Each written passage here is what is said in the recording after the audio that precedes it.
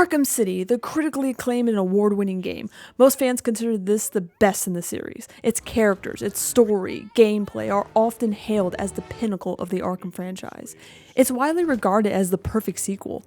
While I do agree that it's a near-perfect follow-up, I can't say it's my personal favorite in the series. There are a few things that hold it back for me, which prevents me from labeling it the best in my book, despite how amazing it is overall. Now that being said, don't get mad or click away. Hear me out. That doesn't mean it's a bad game. I actually consider it to be a fantastic game, and I love replaying it time and time again. Like I said, I do consider this to be a perfect sequel because it does what a sequel should do. It expands the world and its lore, show character growth, introduce new characters, and explore evolving relationships. It also brings in new gameplay mechanics and gadgets to experiment with. They even took the risk of adding a new playable character, Catwoman, which is a gamble sometimes, but it paid off tenfold.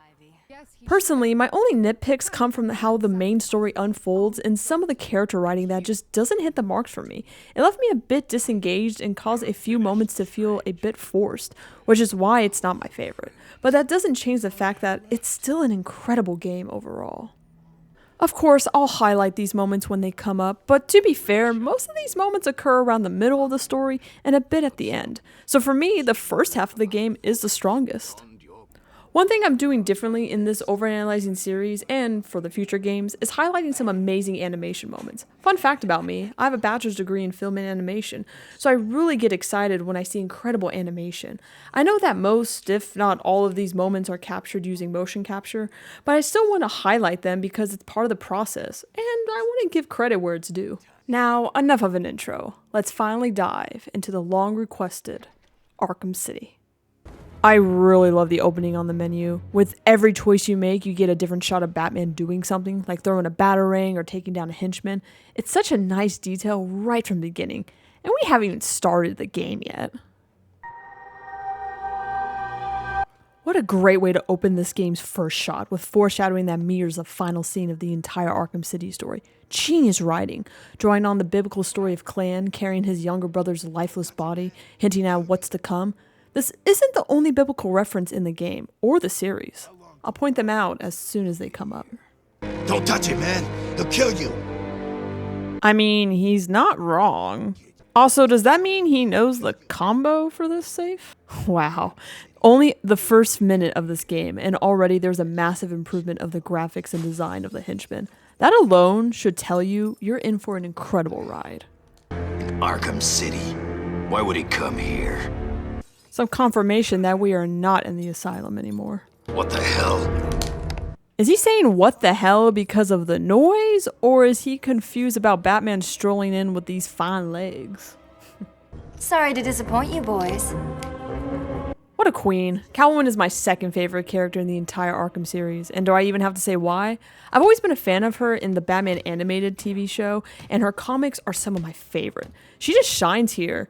And Grey Delisle absolutely kills it with her voice performance. Honestly, it's probably one of the best performances of Catwoman in media. Also, she plays Vicky Vale here too. Nice little bit of trivia for you. She's also one of the best playable characters in the series, at least in my opinion. I just love her fighting style. You can really feel how flexible and fluid she is with her movements. Great attention to detail by Rocksteady with her. A couple of details you might have missed in this room, like the blueprint of Arkham City over here. You can also see the window she broke through with the snow falling in, which is a nice touch. Plus, it looks like when she jumped in, she broke some of the glass off the cabinet doors as well.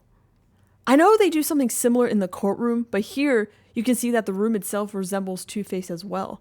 What's really interesting is that the more human side has boarded up windows, while the burnt side has wide open windows with the moon shining in. Maybe this is symbolism on how his darker side shines through more, showing his personal struggle he's going through. Also, the boiler is on the bad side of the room. Funny attention to detail. Also, if you zoom in here, the clock says 5 o'clock, just in case if you were curious. Could be broken, though. Last thing, if you take a closer look at the painting of Clan and Abel, it titles The Duality of Man. The term duality, as hinted by the word dual, refers to having two parts, often with opposite meanings, like the duality of good and evil. This adds even more to the foreshadowing. Who will win the duel at the end of the day?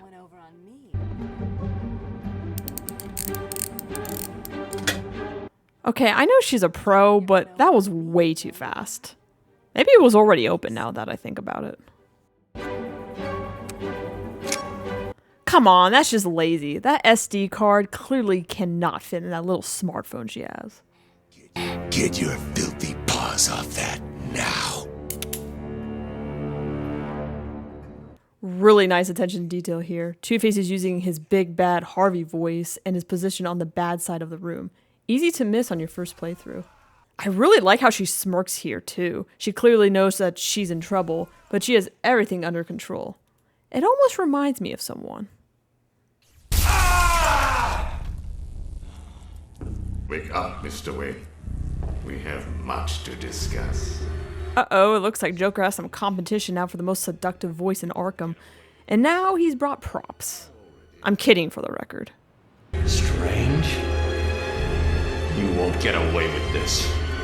I already have. I love how the first word out of Bruce's mouth is strange. It's a great way to introduce the villain before we even see him. Controversial super prison built right here in the heart of Gotham. In a few moments, Bruce Wayne will be live on stage to explain his sudden interest in Gotham politics. The infamous Playboy... That's one way to pull the player in and get us all caught up on what's going on in Arkham City. It's pretty clever, honestly, since we don't have to waste time on boring exposition and just jump straight in. Millionaire has never been one to... Billionaire, Mickey. Millionaires are so last year. Well, they're clearly fudged.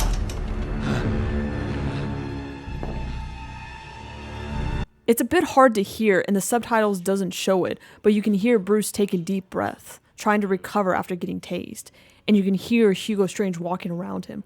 Little moments like this add so much to the scene. And we haven't even started playing Bruce yet. I assume that you thought yourself untouchable. Well, as you can see, no one is untouchable. Except for me, of course. I'm untouchable. I'll remind you later, Batman, at the end of the game. I try to make myself sound so cool, but then I end up becoming a little... Thank you! Thank you, Gotham! Imprisoned behind these walls, gang leaders are fighting a bloody war in the middle of our once great city.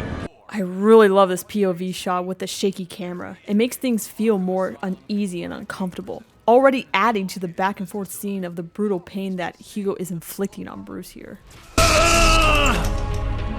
Shut Arkham City down. It's out of control. Shut it down.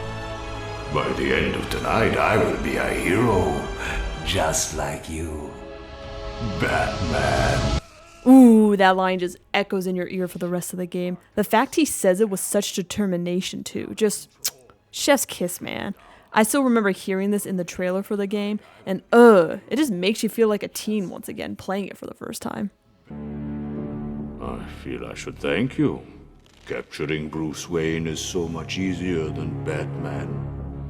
This is how you open a game, having one of the main villains, Hugo Strange, literally right in your face. This is how you write an intimidating villain in a story. It's a fantastic POV shot, and I love how you can barely see his eyes, only seeing Bruce's reflection in them. It's a significant bit of foreshadowing for what's to come later in the game. It's also genius since we already know who he is from Bruce's earlier mention. It's a smart way to introduce him to players who may not know who Strange is. This is by far my favorite opening in the Arkham series games. Also, shout out to Corey Burton for a brilliant performance as Hugo Strange. Every word he says is so captivating and unforgettable. Truly amazing. Also, it's a hard to miss detail, but Strange actually goes through a completely different door than the one Bruce leaves from, so keep that in mind for later. Ooh, I love how we see what Bruce sees with the blurry vision effect when the bright lights come on. It really makes us connect more with him.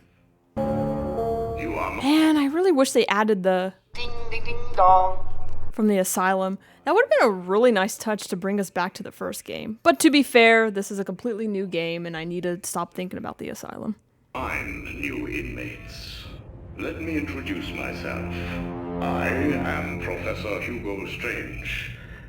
I truly treasure how we can just chill here with Bruce and see the million thoughts running through his head while he's trapped here, and also listening to the man who just threatened him with his biggest secret.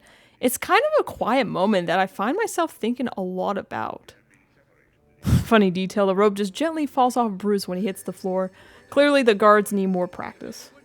Also, you can just let Bruce get kicked as many times as you want. I don't take any pleasure in this. I was just curious to see if in the game would eventually stop you. Kind of like the switch in Arkham Knight that Batman eventually gets impatient about. But I guess not here. Ooh, such a satisfying moment hearing the rip of the walkie-talkie tearing off the guard's vest. Here it is again. As you can see, we go through the door that was behind Bruce, not the one Hugo went through. Even more evidence of this is you can see Hugo walking out a different door if you hurry and look to the left when you leave the room. One of my favorite details here is that if you turn around and look in the room that Bruce was just in, you can see the guard Bruce headbutt holding his nose in agony because he probably just broke it. Okay, there's a lot going on in this scene, and most of you probably already know a lot of the cameos, but I'll go through them since I am the Arkham analyst now. The first one is that we can see Roman Sionis, aka Black Mask, in the corner, trying to fend off the guards. If you do look closely, you can see that the top of his mask on the left side is cracked. A nice little bit of detail. Also, Nolan North voiced his little cameo here. You can go to the group of prisoners over here, and I didn't catch it on film since I was focused on Strange coming out of the door, but if you listen closely, you can hear that one of the guys got shot in the leg, and now is holding it in pain. Wait, I hear penguins put a price on your head. I'm cashing you in. You work for the Penguin? I did. What's it to you? What a great small scene between these two prisoners, not just because it shows there's more happening in the background, but it also gives subtle hints at the gang wars brewing with the other crazies. It's a great story beat, and I also adore the part where the guard bangs on the gate to tell them to break it up. It's such a charming touch to end the scene. Bruce Wayne. And of course, we cannot forget good old Deadshot here. I like how he acts all slick and cool about it. A very fitting character beat for him. And yes, I will do the side missions. I'm going to tackle the main story first, then do all the side missions. And yes, that includes the Riddler. Unfortunately. Lower your weapons. Mr. Wayne will not be any trouble. Will you, Mr. Wayne? I just love the way he says, Mr. Wayne. The writers know we would enjoy it because they made him repeat the exact same line. Superb voice acting here. Mr. Wayne, the cuffs can stay on. We don't want to make things too easy, do we? Even Hugo knows that Bruce is a badass without his suit. Frickin' love it. This guy does come back later on, so remember him. Also, it's nice to put a voice to a face finally, Jack Ryder, who is a pretty fun character in the series, I have to admit. You can see this poor guy freaking out a bit in the elevator. It's an easy miss since you're probably focused on Jack talking. You think I'm taking advice from some guy who's never even been in a fight? Jack, come on, man. You can kind of tell that Bruce is clearly jacked with muscle by his strong posture and how broad his shoulders are. Sure, maybe you haven't seen him in a fight, but if someone told me to stay behind them and they look like Bruce, yeah, I'm gonna listen to him. And now for the final cameo, here is Azrael. Before I get rudely interrupted by these punks, Azrael is by far one of the best designed characters in the entire series. I love how he's just watching Bruce, knowing his identity as Batman. He's already studying him from afar. I remember being creeped out when I first saw this, not knowing who he was and why he was stalking Batman. This is the first time I noticed this unique henchman with this beanie. I don't know if any of the prisoners throughout the game have it, except for Penguin's henchman. I could be wrong, but I'll keep an eye out for it. You can see the guy who will hit Bruce here before he climbs down and strikes him. He's just waiting for the cue for Penguin. Pretty amusing detail. I never heard that before. Jack is pleading for Wayne to help him. Bruce does cut him off, but you can see it in the subtitles. Wakey, wakey, Wayne. That's legit a great line from Penguin. I'll dive more into him when we get to the museum. I love the henchman pointing to Bruce when Penguin does. Definitely not the last time we'll see people sucking up to the Penguin. Zoom in here, you can see a bit of blood stains on his brass knuckles. Get him! I don't know what you thought was going to happen, Penguin. They do say that penguins are some of the dumbest birds in the world, so that might explain it. Open this freaking gate! How do you do that? 'Cause he's Batman.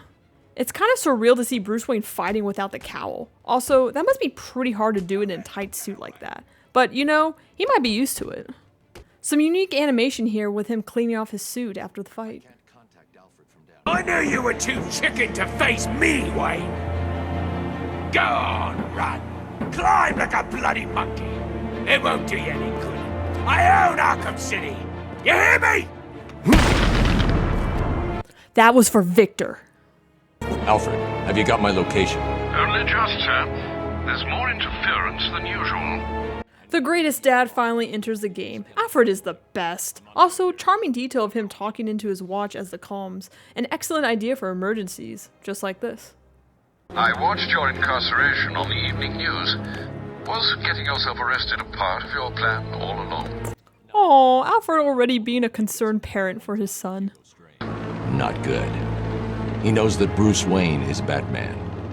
Okay, this line has always bothered me. Why in the hell is he saying this out loud? We just saw a helicopter fly by, and there's cameras everywhere, so they just could have heard him. Not to mention, there's probably someone lurking on the roof. Sure, maybe he's saying it because maybe someone wouldn't realize he's Bruce Wayne, but come on, he's all over the news now. Why didn't he say it like, he knows my secret, or he knows Batman's mysterious? Just, come on, Bruce, you're smarter than this. Just really out of character writing, in my opinion.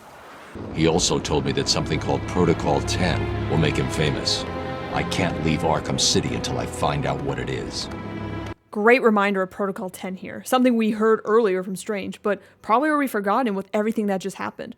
Also, I've always wondered what the other protocols were. Like, was Protocol 9 capturing Bruce Wayne or disrupting the press conference? Something to think about. It arrives, sir.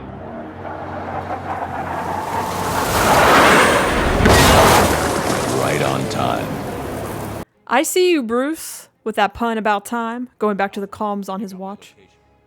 I really like this establishing shot of the city. It truly makes Bruce feel really small. Nice touch that you can see Bruce's bloody hands from his fights earlier.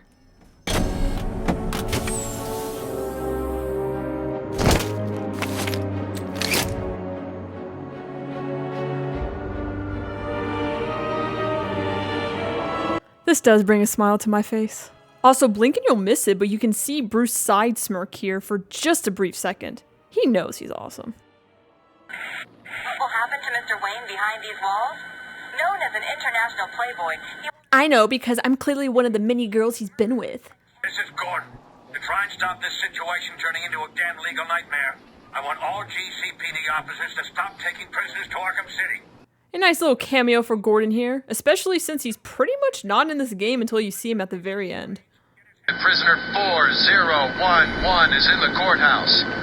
Comic fans should recognize that number. Catwoman's first appearance was in March 1940, in the first issue and the first volume of that comic series. Clever nod there. If there's one person in Arkham City who knows what's really going on, it's her. I mean, she kind of steers you wrong, though. I'll bring this up once we get to that part. Before heading to the courtroom to do Batman's jury duty, I figured we'll fly around and find some unique dialogue that you might have missed. Look at this game, Bat fam. The graphics, the open world, the gliding, the diving down. Oh, it's just so much fun. I completely understand if this is your favorite game from this perspective. Also, legit one of my favorite things to do in these games is just glide around. It's strangely therapeutic. You can spot Jack Ryder getting pounded here. I don't know. Please, if I knew, I'd tell you. Pity. You could have saved yourself a big world of pain. No, please. Oh, God, someone help me. Don't cry, Fish. You just need to learn. We won't kill you. That would be too easy. You're lucky we found you first. How do you think things would have gone down if Penguin got his hands on you? This guy just exits stage right here. But it also shows that some prisoners just don't want to mess with Batman. And they are the smart ones. This place is insane. Man, I even saw Bruce Wayne in here earlier. Poor guy's probably dead by now. Wow, Jack has no faith in Bruce, even though he asked for his help earlier. The name's Ryder. Jack Ryder. The TV reporter? Yeah. You a fan? No. Jack is so full of himself. It's a really great way to show off his character. The official line is he's been out of the country, studying some kind of radical psychiatric therapy technique. I did some digging and found a guy who claims Strange caused his breakdown. Seems that after the professor cured him, he couldn't even remember his name. I wasn't so sure, but I saw some poor guy get dragged off when I was being processed. Strange was picking his victims personally. That's an interesting way to tie Hugo back into Arkham. Great lore for the story. Also, nice touch that he was nervous the whole time talking to Batman, though he could be just calming down from the fight he just had. You have to find us first. We stay hidden, out of sight. Don't get noticed. When the streets are clear, we move. I know, it's just, look, I'm scared. Every day it gets worse. I know I'm going to die in here, and I don't deserve it. I didn't do anything wrong. Hold it together, man. We'll get out, I promise. Ernest Ray. This here's Dave. We didn't do anything wrong. My door was kicked down and I was dragged here on Hugo Strange's orders. What did you do? Nothing. All I did was head up the crew that built the wall around this place. Worked 6 months, day and night, and look where it got me. Such a great story beat from these conversations we hear from the people who are clearly innocent and are just here because Hugo didn't want them to take their story to the press or the police. It really helps build Strange as a stronger villain for this story. They'll take that quiz and toss it in the air, and for a few long seconds you're gonna think long and hard about what could happen next. Welp, that's one way to sum up Two-Face's character. Yeah, Joker's crew got into the church. Joker was at the church? Nah, it was Quinn and a bunch of goons. Some foreshadowing to what's to come next from the henchmen's conversations. Hey, I heard they got married. I already mentioned this in the Asylum Part 1 video, but Harley did say they were going to get married after the events of the Asylum, and here's a confirmation that they did. If you missed the Arkham Asylum series, you can check out the video right here, or I'll put a link down in the description. I adore these little animations of the henchmen just chilling. Like, these two are just sitting and chatting. This guy's doing some push-ups while he's counting, while this guy's just doing his business on the wall and then walking away from it. Earlier, these two were playing some patty cake. It's the little things of these games. I like the fact they blocked the church doors with the ice cream truck so you can't go in without going to the courtroom first. I absolutely love that you can try to start the Riddler challenges before meeting him and he just complains, telling you he's not ready. Frickin' love it, man. Let's take a listen. You're getting ahead of yourself, Batman. Those contraptions are of little use to you. For now. Oh, you are being impatient. I will reveal the purpose of those when I am good and ready. Are you really so stupid that you cannot even understand a simple instruction, Batman? Don't answer that. The childlike gibberish you are bound to spout will just be embarrassing. Let me explain one last time. Ignore those control boxes for now. They are not activated yet, as in they do not work. They will, but only when I am ready. Was that clear enough? Good. Gosh, I swear Wally nails it every time with this character. Man, answer it! Don't do it, man. You know what happens. That's bull. No way answering that phone gets you killed. That's just stupid. It's true. Pick up, you'll be dead before morning. Who told you that? A guy I know. A guy you know? You're talking crap. I'll do it. Nice knowing you. What's that mean? Look, I'm just saying. If you answer the phone and you hear that voice, he'll get you. He'll keep you in a cage for days, cutting little pieces off of you. One of my favorite conversations right here from the henchmen. Not just because of the humor, but also because it plays a key role later in one of the side missions. Hey, we're hungry. Hell, we're all hungry. I haven't eaten for days. We're dying here. We're safer here than out there. I'll get us some food. Don't hurt me! Why are you here? Strange had me arrested. I don't know why. I've been here for weeks. I just want to go home. I'll do my best to keep you safe. I suggest you stay here and keep out of sight. Now that's the Batman I know and love. He kept repeating it over again. 30 days hath September, 30 days hath September, 30 days hath September. It was creepy. Why did you stay? I don't know. He looked at me like I was nothing. You know, the way a kid looks at an ant. Before he kills it. Yeah, but he's stuck behind bars. Is he? Look around you. Why is he the only one locked up? Who is he? No idea, but I'm not going back down there. Wow, some of these henchmen are a bit smarter than last time. Also, I love the clue here about Calendar Man. You're the last person I expected to see in here. What did you do? You don't want to know. Who are you? Who was I, you mean? In here, you're nothing. Out there, I worked at the company handling security for this place. Yeah, me too. Don't tell me. You were sent here by Strange. Yeah, that evil son of a bitch. What the hell did I do wrong? You obviously know something you shouldn't. Try to figure out what that is and stay... There's a reason that Batman has the title World's Greatest Detective. He's slowly putting the pieces together in his mind right here. Yeah, don't let him start tossing that coin. If it comes up bad, you could be dead before you know it. Just like Bailey. Yeah, just like Bailey. Two-Face put him on a big-ass industrial saw and cut him clean in half. You're kidding.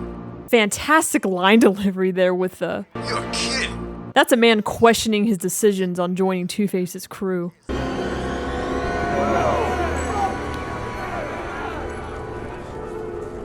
The only way to get by in this place is to get ourselves some respect. Fear. That's how we get respect. Show them all that we do things. Wow, just wow. What a performance from the legendary Troy Baker. Personally, this is my favorite performance from him in the Arkham series, and I'll explain why down the road in Night. But damn, he kills it as Two-Face. His couple minutes of screen time always gives me chills, and it makes me wish he was in the game more. I freaking love the way he looks at Catwoman here. He's clearly pissed, and it's kind of goofy too. I don't know why, but it just makes me laugh every time I see it. I'm sorry I've been a bad kitty. Untie me, and I'll make it up to you. Let's see if the coin thinks you're telling the truth. He thought about it with that pause. Also, you can briefly see his eye rolls at the thought.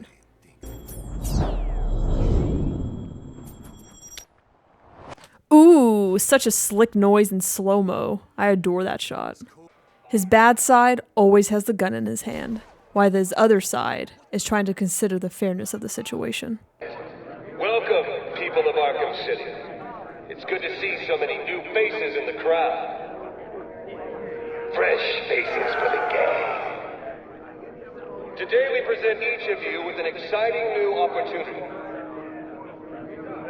2 opportunities. Spectacular animation right here, showcasing his body language as it switches between each personality. Guys, I could literally talk about this stuff all day. Objection. Isn't that a leading question, Harvey? Silence in my court. Hehe, I appreciate how we see Two-Face looks at her when she yells at him. Hurry up and make up your minds, idiots. I haven't got all freaking night, you know.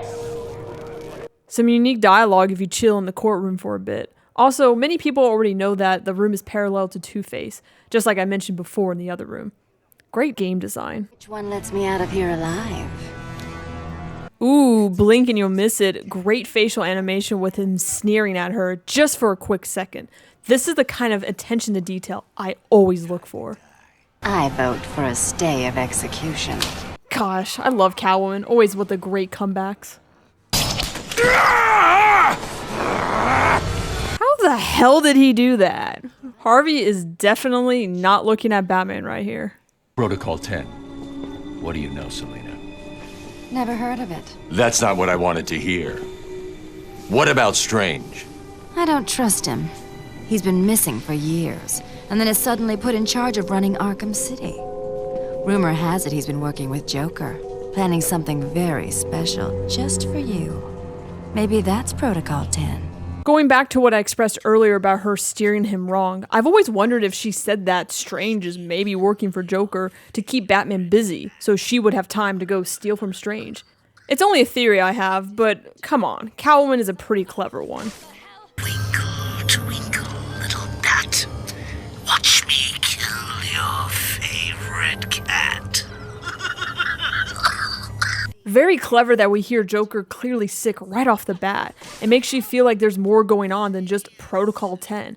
I like how the sight on the gun has a smiley face on it, also indicating to Batman that it's Joker. This place is dangerous. I like it. You expecting a kiss? I love how Batman just gives her a surprised, dumbfounded look, clearly not amused by what she said. Should. Fate is all that stands in our way.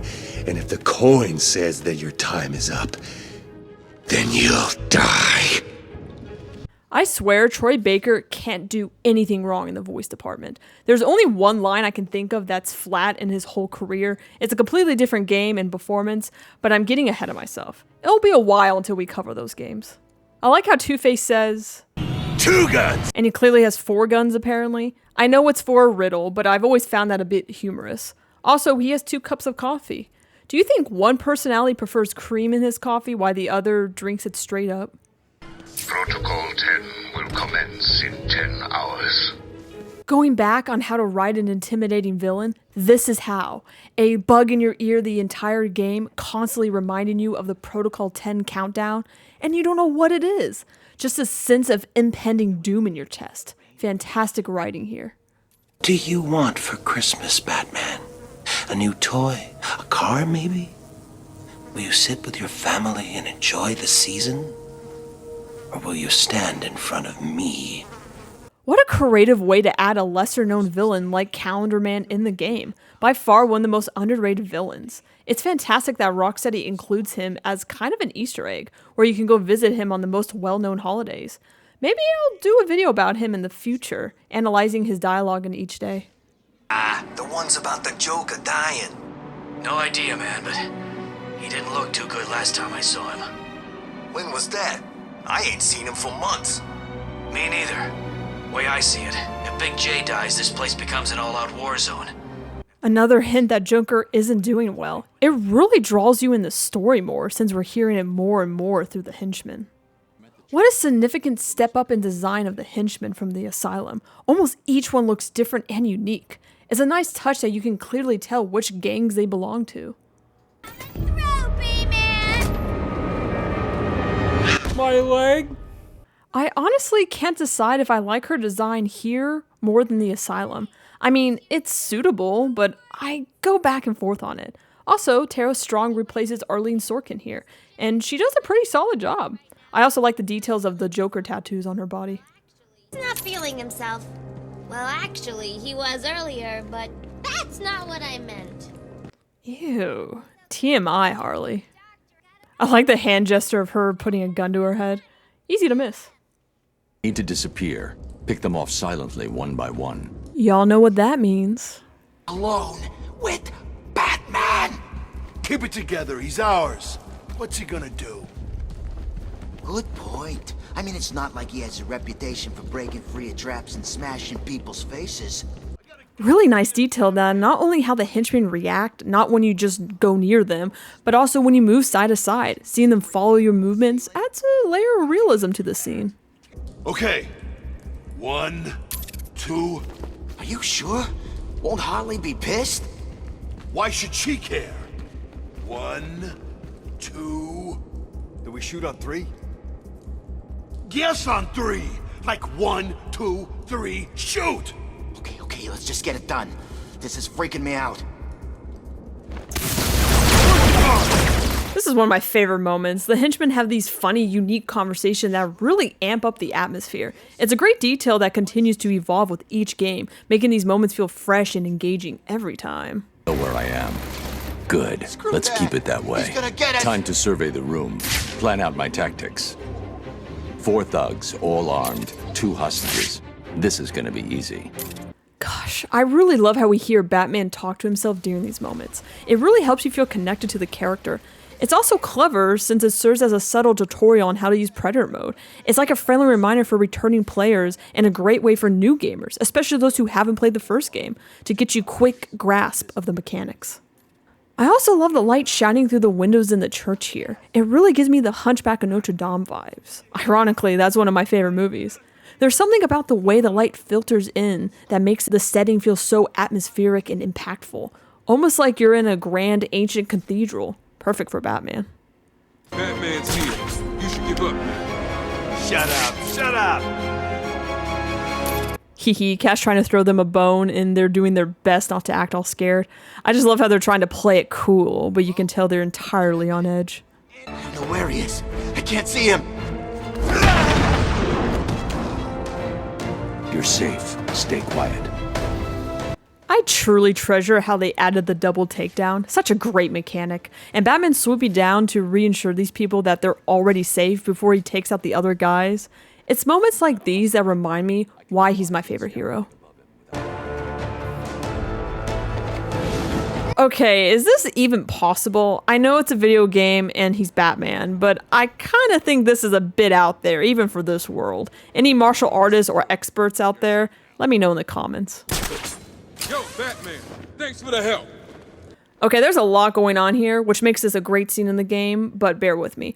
First, we see this guy helping her out with her bonds and assisting her to her feet. Then we watch an officer go pick up a firearm and rushes over to check on the person in the corner. Another officer helps a guy with the bonds on his hands.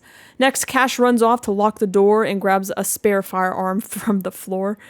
Officer North follows suit, and we quickly see a medical person grab a bag and check on one of the prisoners. It's such a small scene, but really adds a lot of depth and engagement to the game. What about Stacy? Isn't anyone going after her? Like the nod to Stacy, the doctor that Batman's gonna save at Joker's place in a bit. It ties nicely since we heard the henchman talk about the doctor earlier. Okay, does everyone understand? Look after the wounded, keep the bad guys out. We're a team, let's keep it that way. I already talked about Cash in my Arkham Asylum interview tape video, which you can check out here, but in addition to being an incredible leader, I just love how he shows compassion while still holding his ground as a leader. He's such a great, underrated character in this series. I love the fact they brought Officer North back along with some other officers from Arkham Asylum. It's such an incredible detail that many people might miss, but it really adds a nice touch for fans of the first game. We can go ahead and talk to the rest of the team here to meet and greet with them. It's a great opportunity to dive into some interesting, fun lore about Arkham City, and it's a nice way to make us connect with them since they will be seized by Enigma later on. Let's see what they have to say. Are you all right? I am. Well, this poor guy got hurt pretty bad when that crazy woman attacked. This whole place is a melting pot of gangs and violence. If you don't fit in, you tend not to last too long. What the hell made that woman come in here and do all this? Why kill us? Quinn's only priority is to protect Joker. She's dangerous. So I see. Well, thanks, Batman. It's funny. I figured people would be grateful to have us here. I guess I was wrong. Is she going to be all right? I think so. She got hit in the head pretty hard when Harley Quinn came in. We should get a squad together. Hit back. There's too many of them, officer. Stay here with the wounded. What happened to this prisoner? He's not a prisoner. He's a doctor. Was he attacked? No. It's terrible, really. He transferred here, but I think it was too much for him. We didn't realize he was losing it. And we should have noticed. Noticed what? He was stealing supplies. Anesthetics, mostly. He used them when he cut his own face off.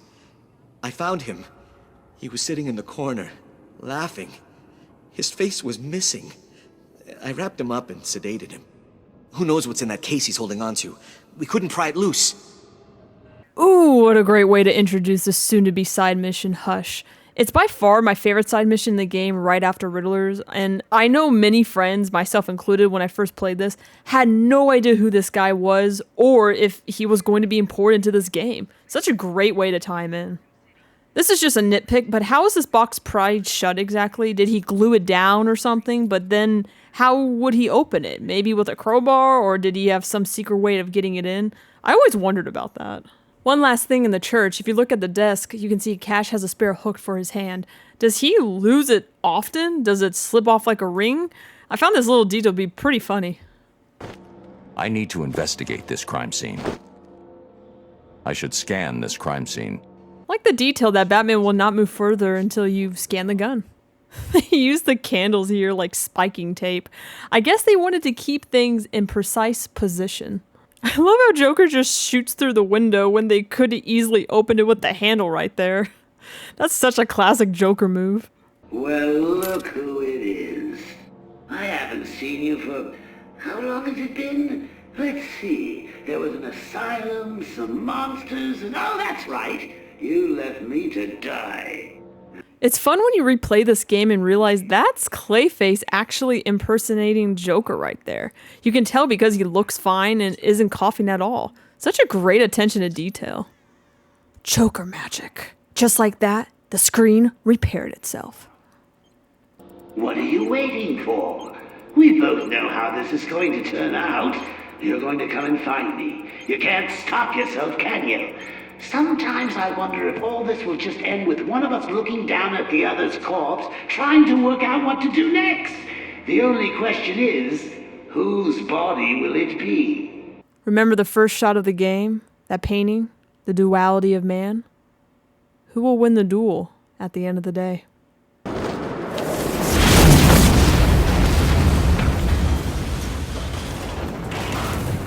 Ooh, what a clean shot right there. Batman gliding with the explosion behind him. Not to mention that Wonder Tower is behind it too. Is that more foreshadowing? Alfred, I've got a lock on the signal used to remotely control the sniper rifle. Joker's behind this. Was there ever any doubt? The radio signal should lead me right to him. Good luck, sir. I love how Batman updates Best Dad. It reminds me of my college days when I called my folks and tell them all about my plans to tackle class projects. I just love their dynamic in the series. Do you really think Batman blew up the church? Yeah. I mean, he was the last one in. Next thing, it's on fire. It doesn't sound like the kind of thing the Bat would do. I adore how they give so much personalities to some of these henchmen. Like this one guy who calls out his friend saying Batman's not crazy or sick enough to blow up the church. It adds such a fun layer to this game. Batman blew up the bell tower. No way. Since when does the Bat do things like that? Since 5 minutes ago. Are you full of crap, man? See what I mean? Even this guy calls out the BS. I saw Joker's girlfriend going in there earlier. If anyone blew up the church, it was her. You mean Harley Quinn? Does he have another? Don't go on Tumblr, man. You don't want to know. I used to play down this way when I was a kid. This hasn't really changed much. See what I mean? Just adding a little hint of personality to these henchmen go a long way in enthralling you in this game. I decided to run back to the courtroom to show you one of my favorite conversations that you might have missed. It's really funny. Who knows? Batman came in here and kicked his ass. No way, man. Two-Face let him. It's a trick. The boss has got a plan. Was the plan to have Batman kick him around the room and leave him hanging over the acid tank? Must have been. Look, we just need to sit tight in here. When Two-Face comes back, he'll have a plan and we can take this place back for ourselves. Yeah, screw Joker. Screw Penguin. All hail Two-Face! Take it easy, man. Sorry. Thought it was one of those high-five moments. It's not. Sorry to say, man, you are in the wrong game for that. High-five moments. Save Catwoman. She's a thief like us, right? She's better looking than you. And who says she's one of us? I hear she plays both sides. I bet she does. No, not like that. I can dream, can't I? It's all you've got left. There's no way she'd look twice at an ugly son of a bitch like you. So I decided to start this thing called the Thirst Jar. Behold. Every time someone mentions something like that, which happens a lot in this game, I will put a bat coin in the jar. We'll see how many there is at the end of the game. Also, I was gonna call it the corny jar. I'll let you read between the lines on that one, but I thought it was a little too inappropriate. So here we are. The first coin in the Thirst Jar. I know I said I was going to save the side missions for after the main story, and I am, but I can't help but mention how Azrael is just chilling, checking out his little flamethrower, making sure it works. I wonder if that's how he warms up a little bit, since he's going to be standing there for a hot... To be fair, that does sound pretty funny. Razor should never have left Joker's gang. Penguin was always going to try to get information out of him. I guess that's confirmation that Razor from the asylum survived, even though it seemed like he clearly died. Maybe Ra's al Ghul took him to the Lazarus pit, feeling sorry for the poor guy, even though Penguin put an end to him. I guess rest in peace, Razor. Eating that crap like pigs. Yeah, the clown's crew's got no class. No way would the boss let them in the iceberg lounge. I don't know. No way, man. He'd rather feed him to his pet. Who, Tiny? Yeah. Suppose. I was thinking he'd let him in the lounge and then let his monster play with him a little. What monster? What do you mean, what monster? The one under the iceberg. You know, don't you? Man, I have no idea what you're talking about. Then I guess you still haven't proved yourself the Cobblepot. You'll find out. Hopefully it won't be firsthand. Really good story beat here with the Penguin's crew talking down to Joker's henchmen. You can tell that they are treated better just by their uniforms they wear. They look much warmer compared to Joker's guys. Also, a nice subtle hint to Solomon Grundy here. Not if you like eating dog food, it don't. What the hell's wrong with you? We ain't eaten for days. If this is dog food, it's not so bad. I don't know why, but I just like how that guy just assumes it's dog food and the other guy just accepts it without questioning it. Again, they just add some fun personalities to these henchmen and it's just adorable to me. What a great nod to Scarecrow here. It's really smart they didn't give him a cameo. Just this little hint, with also the radio signals and where we find his secret lab on the boat later. I'll talk more about it when we get to that at the end of the game. But it just shows that he's still alive. He's lurking around planning something for Batman. I appreciate the details on the balloons and the fact that they gave us more objects to destroy than just the Joker teeth from the asylum. Excuse me while I do my AR training to grab the grapnel boost. My favorite gadget in the whole series. It makes gliding so much more fun. Nice touch that something lights up on his arm when he types, unlike in the asylum where he just presses random buttons. I see you have called in the Batwing, sir. Did I forget to pack something? No, Alfred. I think I need the grapnel boost. But Mr. Fox told you it's not yet ready for field deployment. It's still in the prototype stage. I've done enough training. I'm ready.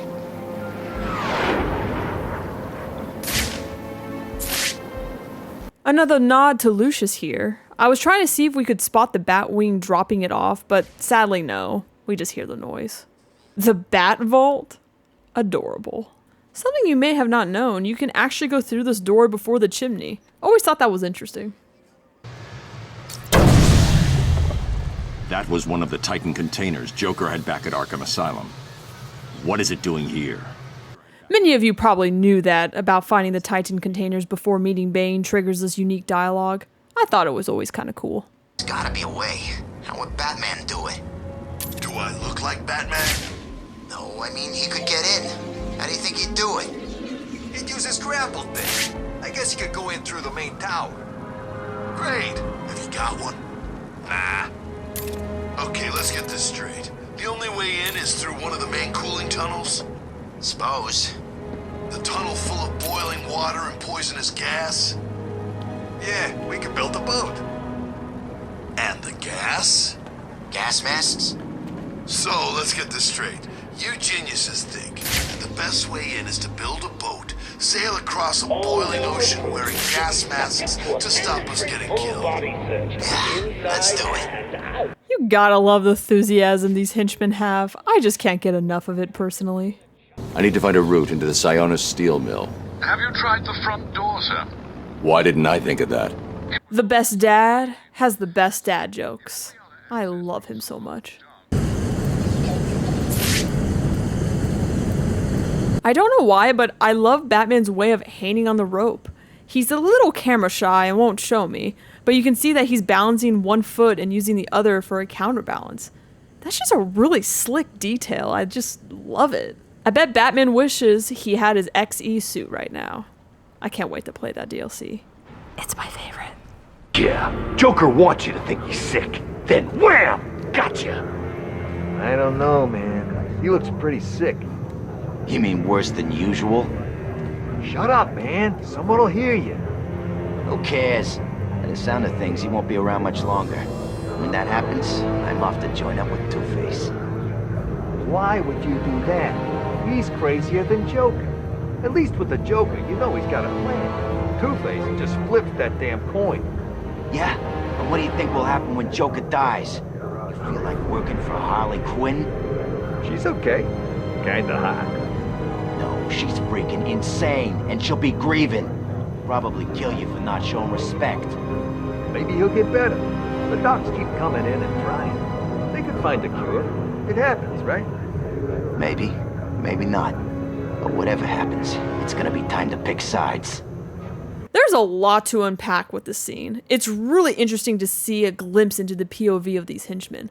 On one hand, some believe that Joker isn't truly sick, that he's just putting on a show, while others are starting to accept that he's probably going to die soon. It's a raw moment for these guys, torn between the reality of the situation and the image they have built of the Joker. Another fascinating detail is the way they talk about splitting off to join other gangs. One mentioned that he's thinking of joining the Penguin, while the other is considering Two-Face. These conversations bring a deeper layer to the henchmen. They're not just some cannon fodder. They have aspirations, fear, and different perspectives. It makes them feel far more fleshed out than the typical NPC in different games. That's the second coin in the thirst jar, with some of these guys talking about Harley. Definitely not the last mention we'll get of her, but it's a fun, cheeky detail that adds, again, more personality to these characters. Promised you some entertainment, right, boys? Please, I did my best. Well, you should have tried harder. That useless quack has failed Mr. J, and you know what that means. Ouch, that fall looked brutal. Honestly, I think she's passed out from it. She's not moving and Mr. Hammer is right there, desperately trying to wake her up. It's generally scary to watch. The tension is palpable. Also, you can spot Harley running back to Joker on the scanner. Okay, this is pretty funny. If you leave the scanner on, you can clearly see Mr. Hammer just banging it on the floor. But here's the kicker. As you slowly move through the tunnel to get closer, he just disappears. You can still hear the banging noise, but he's gone. Then out of nowhere, he magically reappears for the next scene. I guess the devs didn't expect anyone to pick up on that, so they just rushed and repositioned him for the next shot. But again, that's where I come in. I overanalyze everything about this game and what it has to offer. A nice detail here is that Mr. Hammer's eyes are completely locked onto his victim. So much so that he's totally unaware that Batman's presence is right there. It's a clever touch because from that angle, he should have clearly seen Batman sneaking up. But his intentions, his focus on the target makes him blind to the real threat right in front of him. Another great detail is where you can see the henchman dragging the doctor to the room where we're eventually going to save her. Who was Harley talking about? Sounds like she's declared war on Freeze. Yeah, she sounded pissed. How's he connected to Joker in all this mess? How should I know? She's always freaking out these days. Joker really must be sick after all. I guess. I always figured he'd last forever, know what I mean? Maybe it's got something to do with all that crap back at Arkham Island. You saw what happened, right? Only what was on the TV. He was like some kind of freaking monster. He was huge. I thought he was gonna start ripping choppers out of the air. And then next time we see him, he's all normal looking. Yeah, normal. Like he ever looks normal. Okay, whatever. He looked like the Joker. Yeah, it was weird. I don't buy it. This is all part of Joker's plan. It must be. He's gonna be fine. He's just screwing with the bat. Going back to what I said earlier about the POV of the henchmen, it's interesting how some of them believe that Joker is truly sick, while others are still in denial. It adds a layer of complexity to their mindset. I also really like how we start hearing mentions of Freeze here. It's a subtle buildup knowing we'll eventually encounter him. It's moments like these that really pull everything together. And then there's a nod to Arkham Asylum, where all this started. The reference to the past just ties everything up so perfectly, creating a sense of continuity that's both nostalgic and thrilling. I love it. You need a bandage? There's no place to hide, B-Man. My boys will find you and beat the living crap out of you. I was getting hit on purpose because we hear some unique dialogue from Harley here, who's completely appalled from what's going on with Joker from the sound of it. So I heard a rumor that Harley's hair would supposedly disappear if you throw a smoke pellet right at the beginning of the scene here. Of course, nothing happened when I tried it. So it's clear that it was either a joke or something they patched up. It would have been a really fun Easter egg if it would have worked, though. Alfred, Joker's holed up in the manager's office in the steel mill. I'm sure you'll find a way, sir. Of course I will. Some of his goons dragged a doctor away. I'm going to find her first, then deal with Joker. Alfred sounds like an unimpressed father with that line. He's like, bitch, please. You know what to do. It's such a great dad moment where he's not even fazed. He's just calmly expecting Batman to handle his business. And I absolutely love how Batman goes to save the doctor first here. It's a perfect display of what makes him a true hero, putting the innocent first, with no hesitation.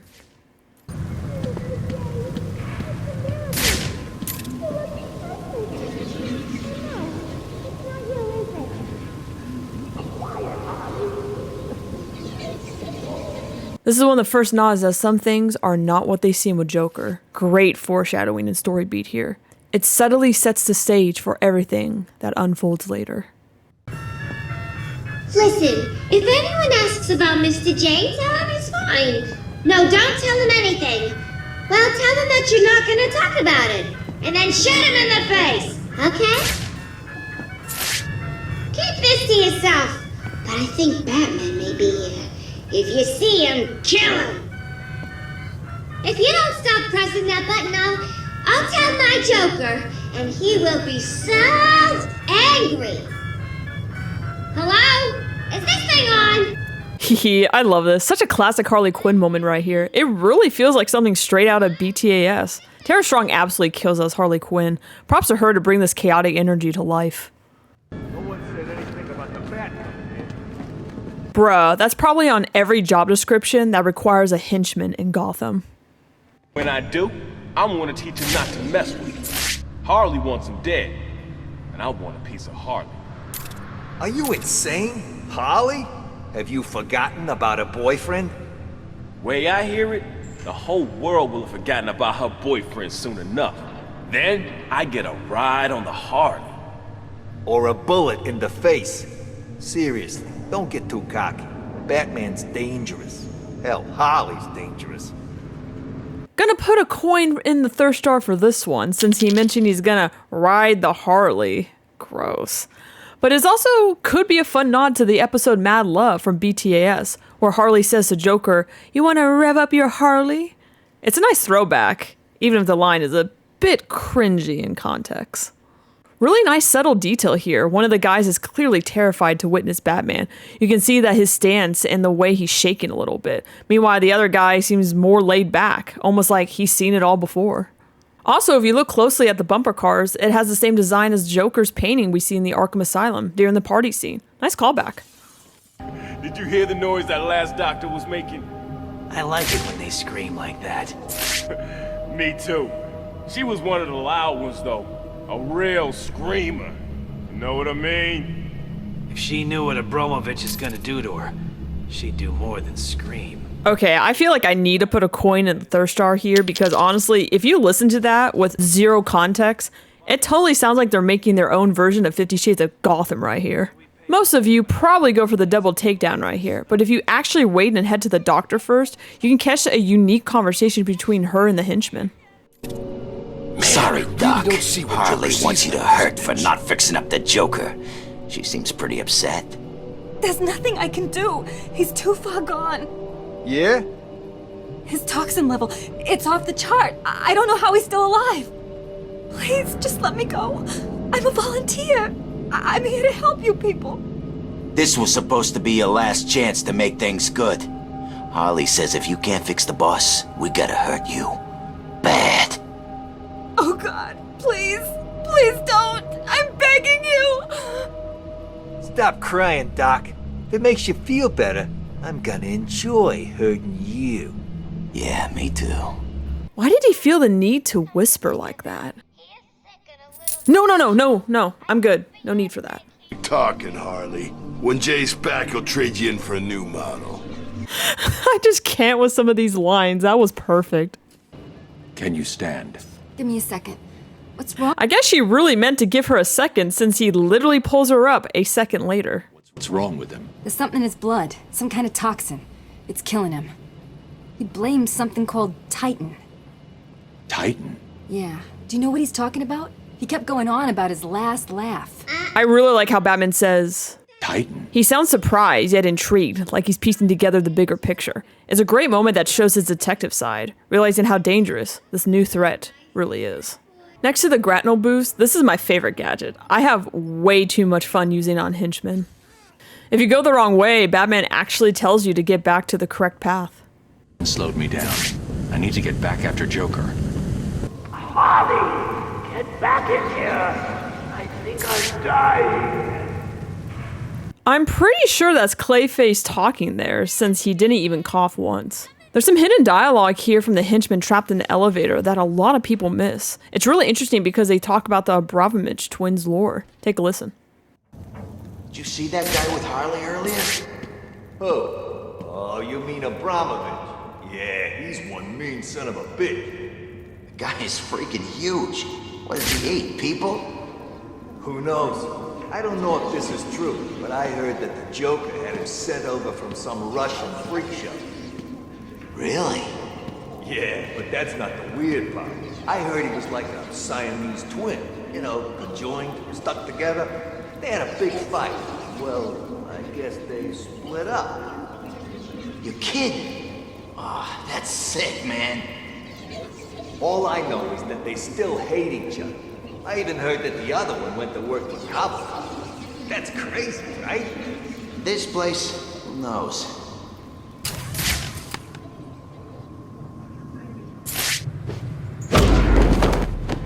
That jump scare still gets me sometimes. I try to see if you could spot him on the scanner, but unfortunately, you can't.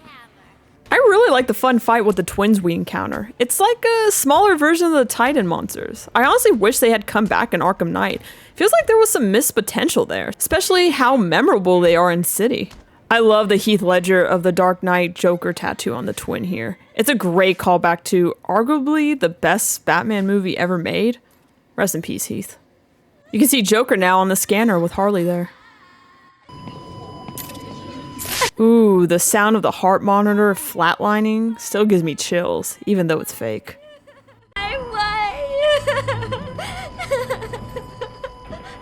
You! Get out of my way, Quinn. Leave us alone, B-Man!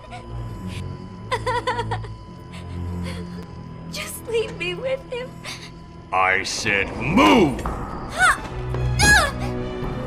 This is all your fault! You've hounded him for years, beat him to a pulp, and for what? Why are you so mean? The way Batman looks at Harley after she says, "Why are you so mean?" is just uncomfortable. I don't know why, but there's something about it. It's just bone-chilling stare that really stands out. He does this a couple times throughout the series, and I'll be sure to point them out. It adds a whole new layer to his character. You can see Joker is a bit unstable when Batman throws him off here. That's a bit of quirky animation right there. Fell for the old fake Joker gag, Batman. Batter up! Well, Batman needs the concussion protocol. Sounds like the detective will be busy with the Joker for a while. Good. It's really clever how, when Batman is passed out, the perspectives switch to Catwoman. It makes the passage of time feel more natural, and we get to see what's going on in the city outside of Batman's POV. It gives us a fresh dynamic to the narrative and adds depth to the world while keeping the tension high. I need to get my kit from my apartment. No way I can face Ivy without my things. I'd be naked without them. I always wondered about this. Do some high-security elite prisoners actually get apartments like Catwoman here? Who makes that decision? Do all the prisoners have apartments, or is this just a special case? It's such an odd story beat that no one really questions, but I can't help but think about it. What the hell? I like how some of these people don't question nor talk with her. Silly little detail. Like I mentioned in my first part of Arkham City, I really love Catwoman's gameplay. It feels really different from Batman, but still keeps the same core idea. Her whip is like the grapple gun, but it adds an extra challenge since you still have to climb for a bit. Her scanner is kind of like a weird looking mirage. That's the best way I can describe that.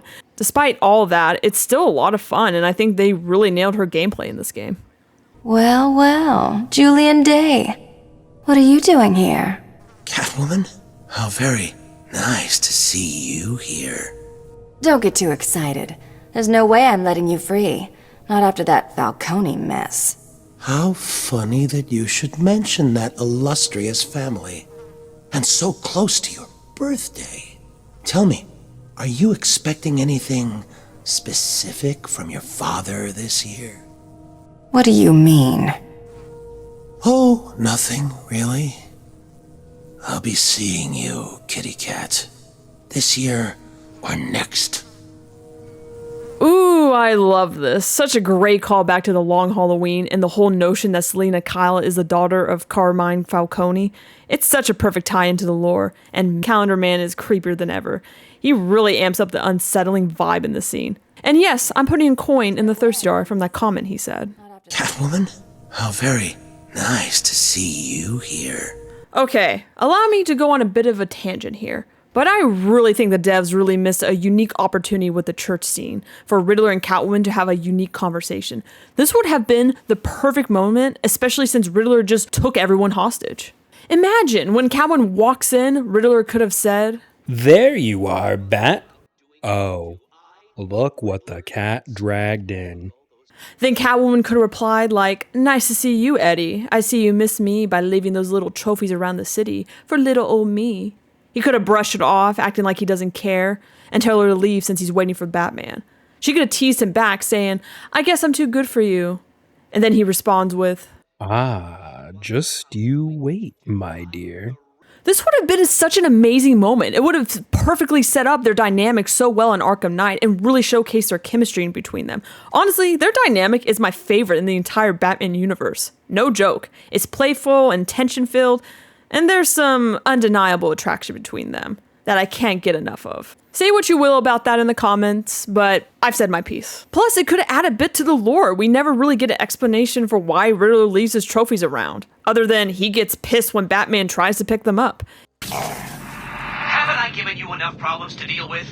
Leave that alone. It's not for you. It's a mystery that could have been explored more with this simple conversation. Not to mention, Wally Wingert and Grey Delisle are best friends in real life, so I think they really could have nailed this quick scene that would have added so much to the relationship to the story. Thank you for coming to my TED Talk. Now back to the game. Well, how are we supposed to find out where she lives anyway? Two-Face said she lives somewhere near here. So what? How does he know? How am I supposed to know? I don't question the boss. You shouldn't either. I know. Well, how come he's so pissed all of a sudden anyway? Isn't he always pissed? Seriously? How come I miss all this stuff? Maybe it's because you spend half your life eating that crap in those tins, and the other half on a crapper. Yeah, there's something wrong with it.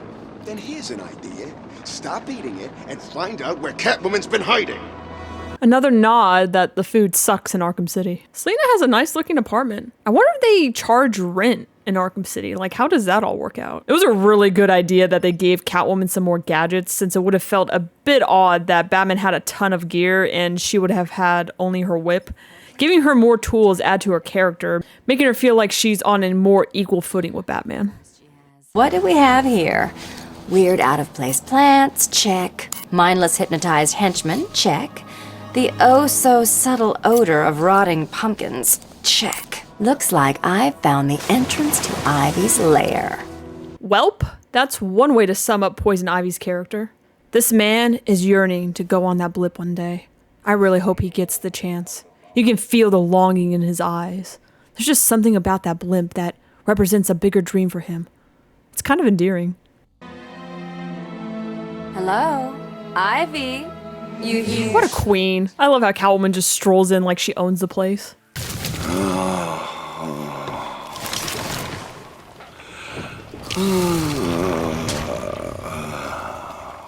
Why do they act like zombies? I know she's mind controlling them, but does she actually tell them to moan and act like the undead? Nice detail that Poison Ivy takes control of all the different henchmen from various gangs, including the Tiger Guards. It's a subtle but impactful touch that shows just how powerful her control is. Look, Red, I just need your help. Never. Not again. I love how we can see Catwoman's arms cross. She's so pissed and just done with this. And looks like Ivy got a brand new Arkham City jacket. Looks nice. Get back here, Harley. But I want to know who he is, sweetie. No one's who you think they are, my dear. Why spoil the fun? It's so interesting what Joker says about Batman's identity. He truly doesn't care. He thinks it would ruin the fun. He confirms this in Arkham Knight, where he expresses that knowing Batman's true identity wouldn't change anything for him. It's all about the game. It was all a lie. There's nothing wrong with you. Nice of you to say, but you of all people should know there's plenty wrong with me. It's fascinating to see on the Arkham Reddit community, when asked for the most memorable quote in the series, it's usually this one. There's plenty wrong with me. I can see why it resonates with people, and I agree on some levels, but personally, I think there are other lines that are much stronger and more memorable. There's just so much depth in the series, and some of the quotes hit harder for me. I'll point them out when we get to them. Why should I care? Because now, there's a teeny little bit of me in you too, Bats. Oh, come on! Ooh, that slow head turn always gets me feeling uneasy. Look, we're running out of time. I need your help. I nearly had a cure. It was so close, and then it was taken from me. So we both die. I'm fine with that. Are you? I mean, Joker's not wrong, but Batman's determination comes through with that line. However, Joker can see right through him. He knows exactly how to push Batman's buttons. It's one of those things that makes their dynamic so compelling. I like how Joker sits on his lap and Batman gives him this go-to-hell look. Frickin' love it. Spent weeks shipping samples of my blood to emergency rooms all over the city. So that's Protocol 10. Poison Gotham. I expected more. Protocol 10? Oh yeah, totally forgot that's why we're here in the first place.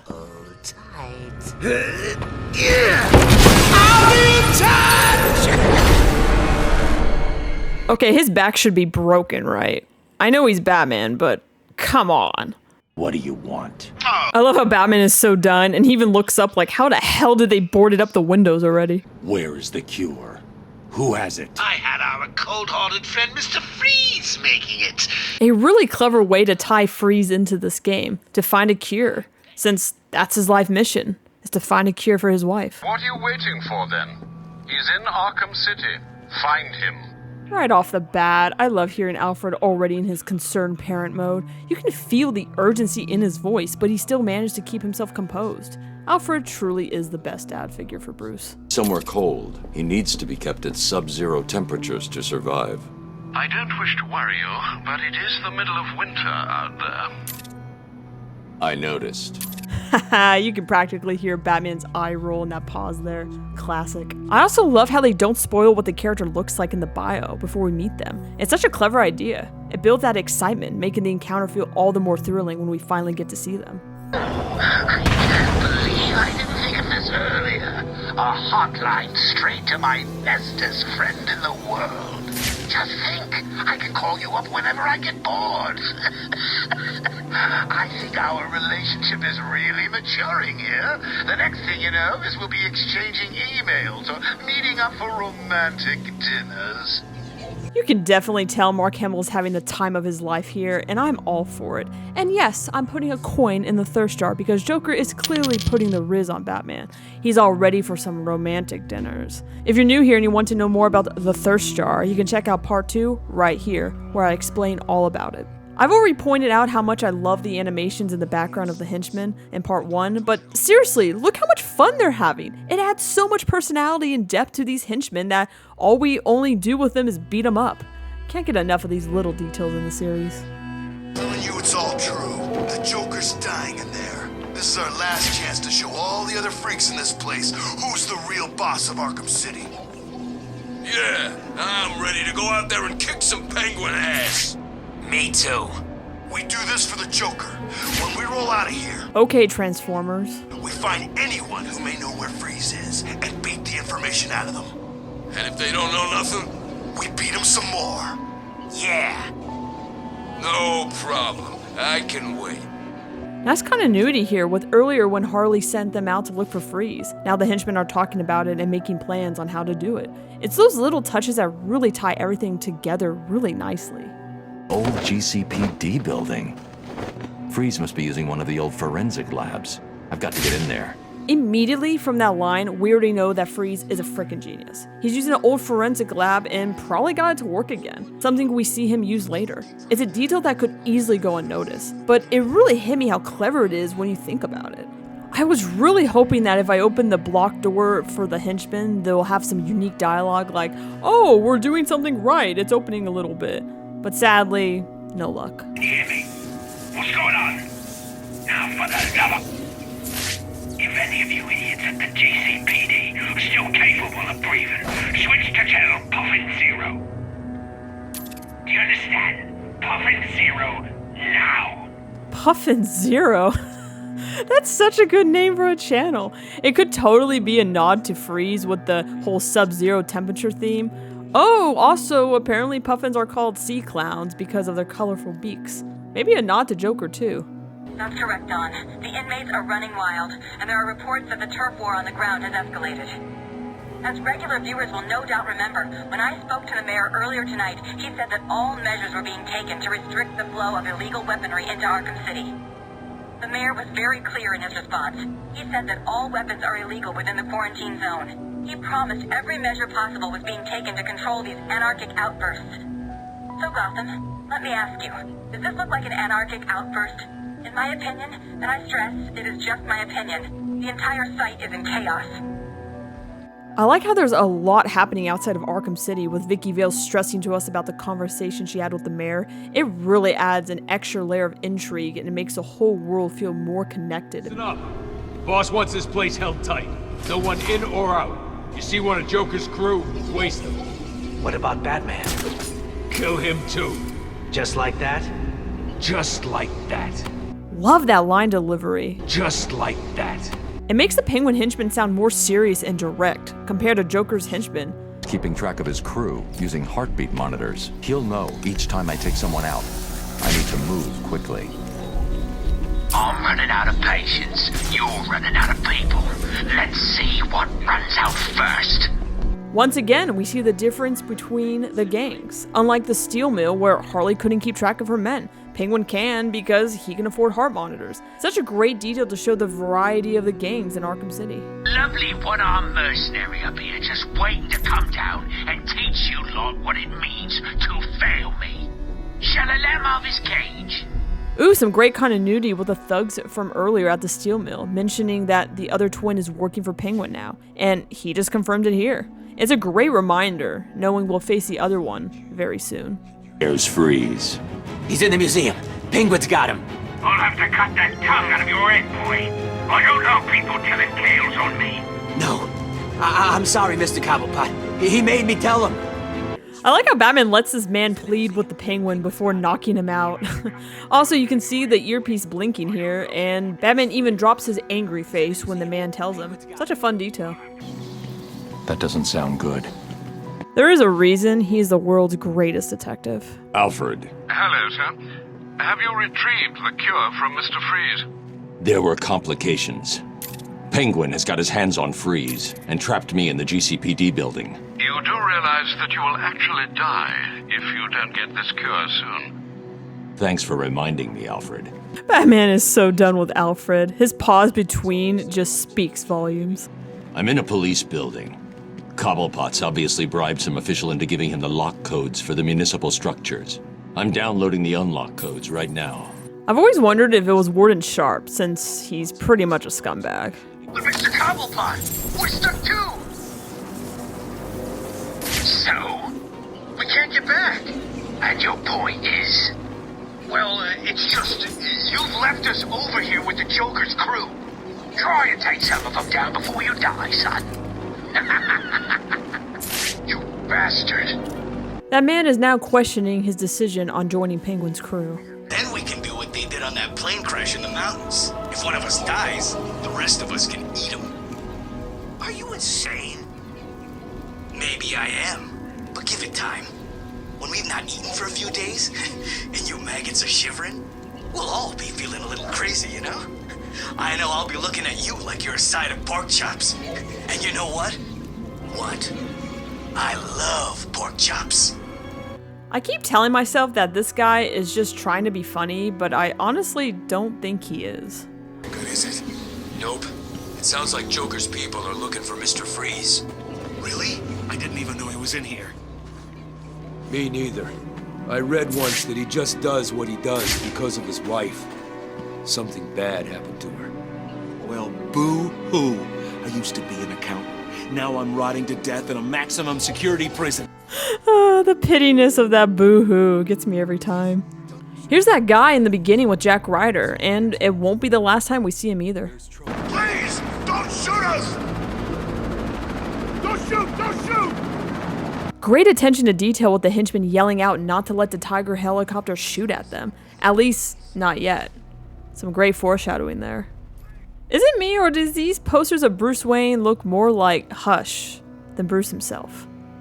I love how the camera follows you everywhere, even when you go right under it. It clearly should break from right here, and even you go above it, it follows you. You can see it just really wants to say hi. I never noticed this henchman's bandana that has a beak on it before. Dang, son. Penguin definitely has some sort of Etsy budget for his men. My world-famous Iceberg Lounge.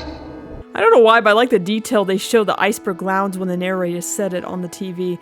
Also, when I first played this, I thought the shark here was throwing up, and it still kind of looks that way. I don't know why that makes me laugh. I don't think I want you breaking into my little home, Batman. Something's blocking communication back to the Batcave. How amazing that would be if it spelled Dork Knight here. I mean, it almost does on the first part at least. Also, the game auto-exits you out of that if you don't do it yourself. Okay, Rocksteady. Can't auto-Bruce to defend himself, but you can make him get impatient about the internet not working? I see how it is. Something's blocking communication back to the Batcave.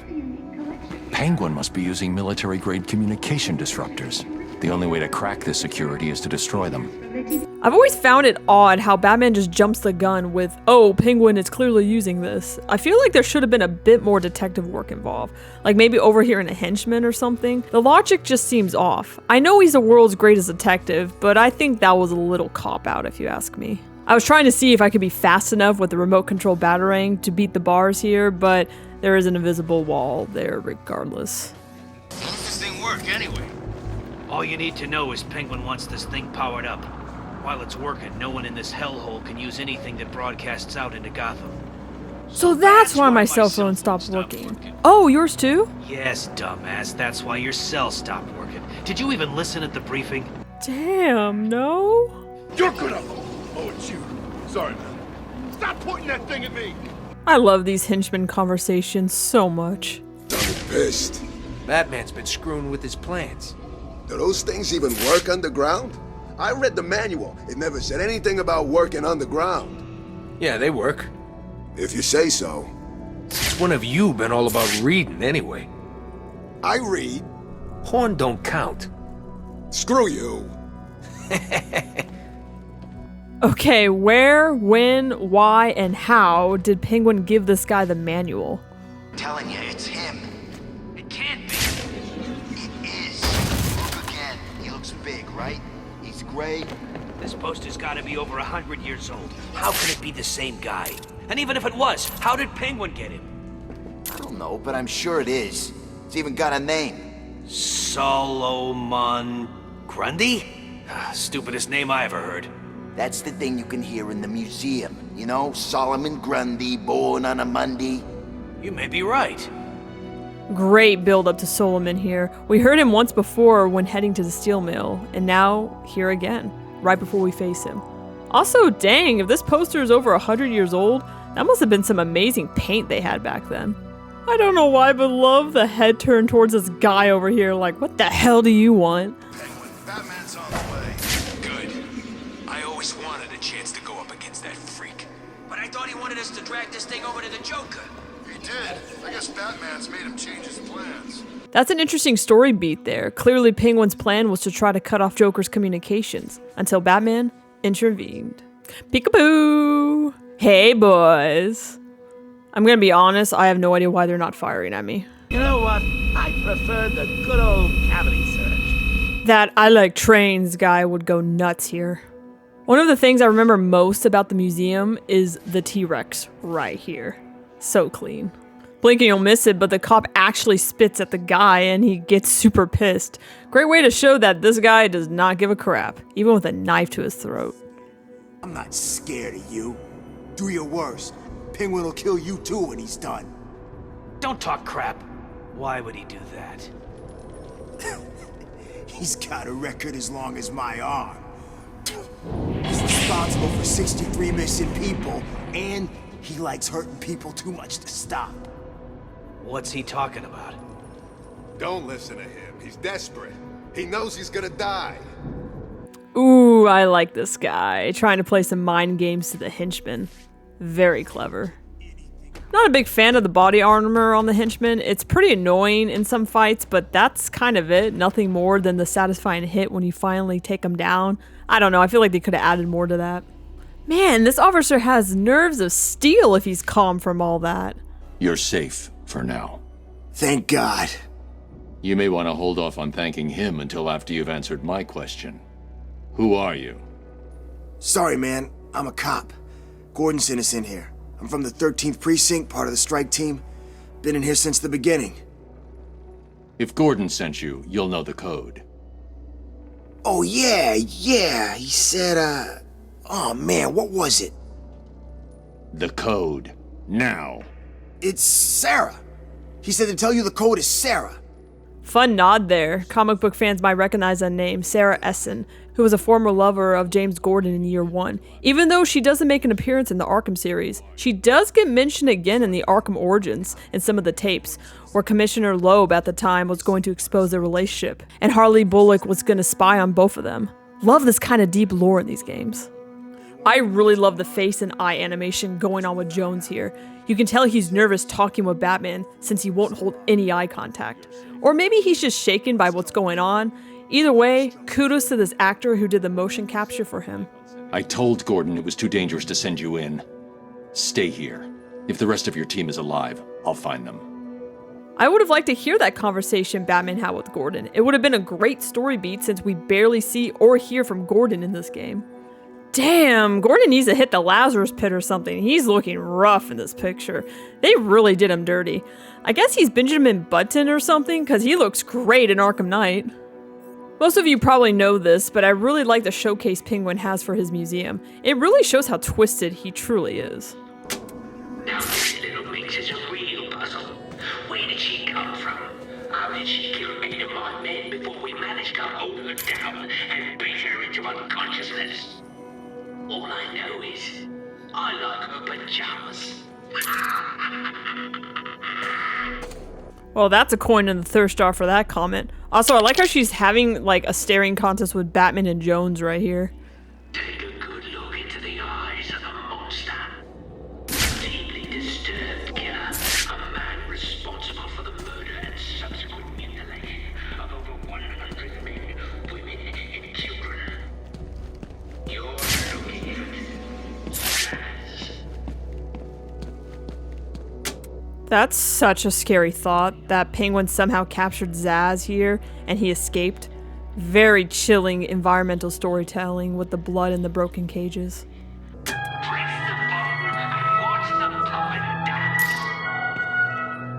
Hehe, I like how they kept the paint job that Joker did from him back in the asylum. Nice callback.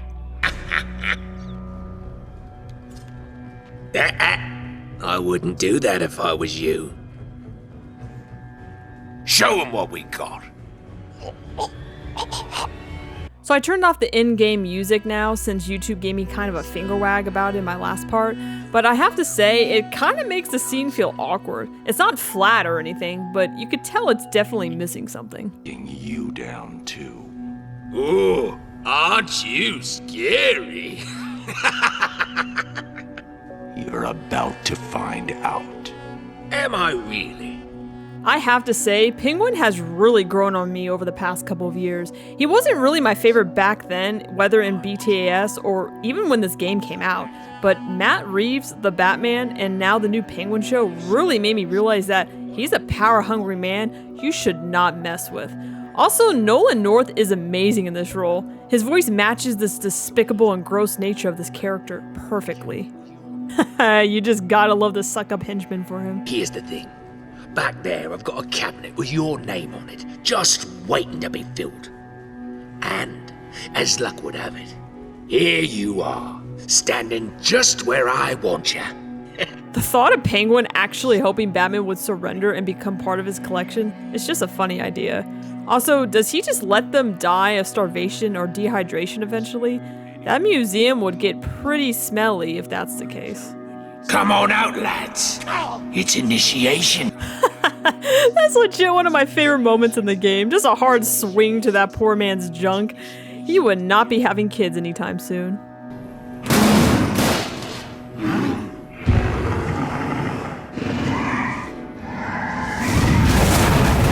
Oh Oh man, I remember my jaw dropping to the floor when I first saw this. What an unexpected twist that he would have the Titan monsters.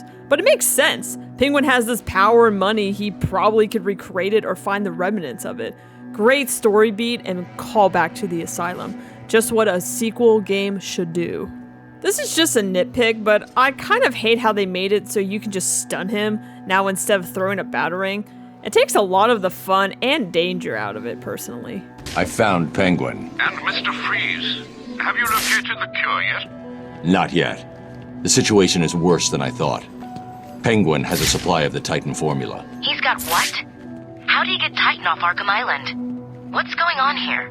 Your suit's bio readings are spiking. Nice of you to join us, Oracle. Alfred, bring Barbara up to speed. Of course. But I'll be in touch.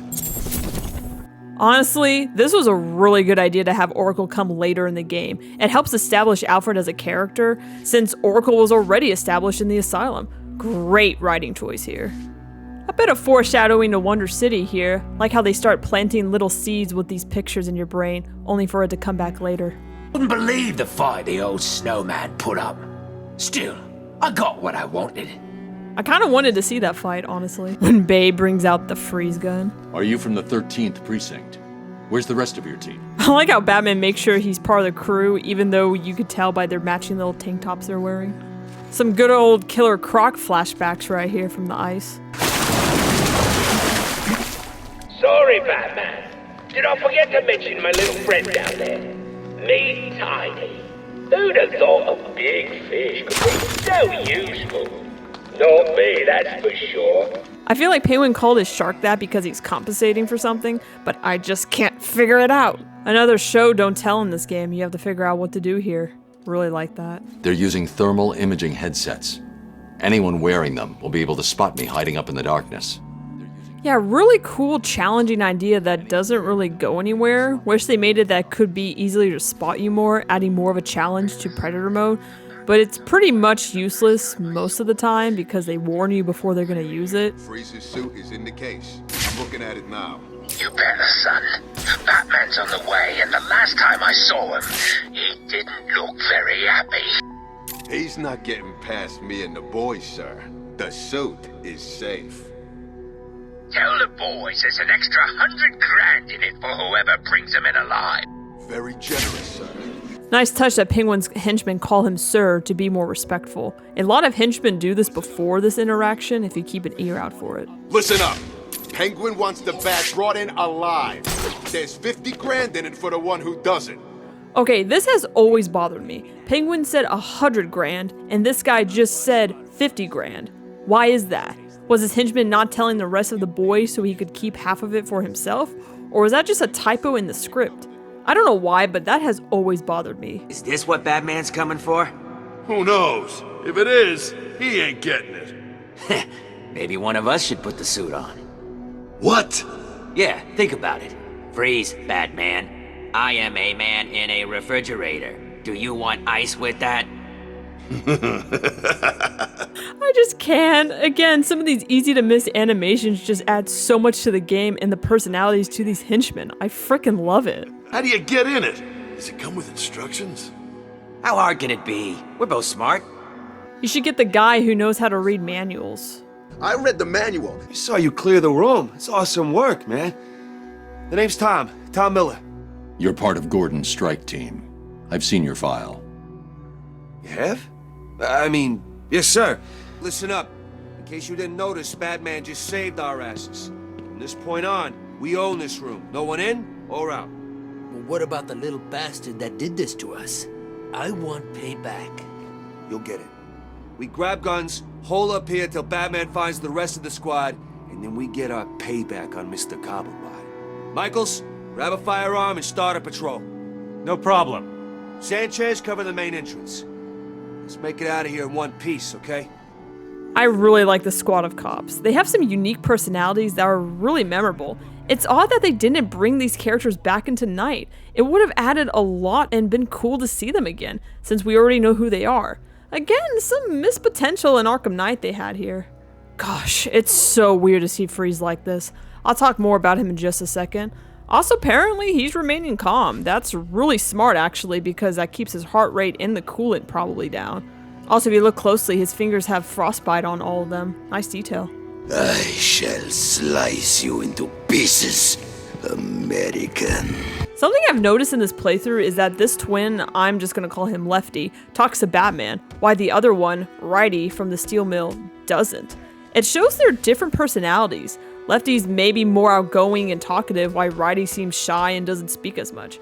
I know we'll eventually see them talk together, but it's just something I've noticed. Maybe I'm reading too much into it, but it's just something to think about. Blink and you'll miss it, but when Freeze is walking, there's a bit of a shaky leg. Probably to show how weak he is from the battle with Penguin he had. Joker's cure. Where is it? Forget the clown. I want Cobblepot. He has my suit, my weapons. I'll end him for what he's done to me. This is such an incredible scene that I feel like nobody talks about, so I'm going to. First, I adore Mr. Freeze. He's the reason I became a Batman fan in the first place. My all-time favorite episode is Heart of Ice, and I may make a video about it in the future, but all you need to know is he's one of my favorite characters of all time. Not just in Batman or Arkham series, but in film, game, TV shows, and books.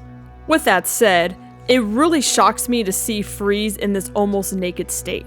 I know he has pants on, but I mean in this vulnerable state. He has nothing on him to pose as a threat. He does surprisingly have some pecs going on, but he clearly is too weak to fight. Without any of his gear, he's pretty much a useless threat. Honestly, I just find that really clever writing because we can see later when we fight him that he's a tremendous opponent against Batman that we can't even face head on. Why would I tell you that? Because if I can't get past it, I won't help you get your suit. Think about it, Victor. You don't look well. If you're gone, what will happen to Nora? Leave my wife out of this, Batman. Don't let this situation fool you. We are not friends. Adding to the scene, we finally hear Nora's name. I bet a lot of people who are new to Batman didn't know much about Freeze's backstory. We hear a little bit about his wife, but no name, and seeing Freeze react when Batman says it just adds so much to his character. I freaking love it. Also, remember that line Freeze says, "We are not friends." Gonna bring that up again when we fight him later. No! Today is not a good day to push me, Victor. Stop! There's a security override chip I built into the suit to stop anyone using my weapons against me. How did that work out for you? Another great show don't tell moment in storytelling. We know that Freeze needs to survive in sub-zero temperature, and here's his workaround, literally putting coolant in his heart. Nobody even comments on it, just showing that he clearly needs it, and Batman takes it out to threaten him. So good. Also love the jab Batman throws here. He's definitely learning from his best dad. Ooh, I love the glow of the coolant here as it runs through his body. That's a cool detail I find really wicked. Okay, I'm coming clean here. I have to add a coin in the thirst jar because when I was replaying this, I couldn't help but just stare at Mr. Freeze's pecs here. Like, damn, Victor, how heavy is that freeze gun of yours to get those? Nora's gonna have a nice cold treat when she thaws out, let me tell you. Freeze Lane here is like, paint me like one of your frozen French girls, Batman. I want a piece of Penguin when you catch him. Promise me. Concentrate on keeping him out of here. He's a dangerous man. You're emotional. You'll make mistakes. Leave him to me. Batman is literally, trust me, bro. I've been there. So that's the famous freeze suit. Unfortunately. Oh, what are you doing? When I leave here, wait 10 minutes. Then get this over to Freeze. He won't be dangerous. No problem, Batman. That's translation to, I poured way too much out and he's gonna die soon, so here you go. I love this guy, just doing his little patrol and wanting to list the Penguin's showcase. It's so unnecessary that they added this, but I'm so happy they did. It's so adorable. We've got this room under control. Do you know who else survived? Did you find a guy called Jones? Yeah, he said his name was Elvis. He was being attacked by Penguin's crew. He's safe. Oh, thank God. Me and him have been partners for 5 years. Man, I love that ugly son of a bitch. He's in the... Okay, I'm putting a coin in the thirst jar for this line, just for comedy purposes, because right at this scene, my boyfriend walked in and said, "Oh, they..." Nice detail that the boat is clearly damaged now, thanks to Tiny. Hello, Pat. That line always gets me. Nolan North is such a treasure. That must be Batman's signature move on Penguin. Oh, don't look so sad. I've got a little surprise for you down there. Ooh, that shot is so cool. They really went all out for Solomon Grundy's design. He looks so damn cool. His boss fight is amazing as well. Probably high up there in the top. It's really intense and fast paced. Also, really nice detail that the scanner doesn't pick up his pulse, only that it says 20 beats per minute somehow, and the condition is unknown. Such a great touch.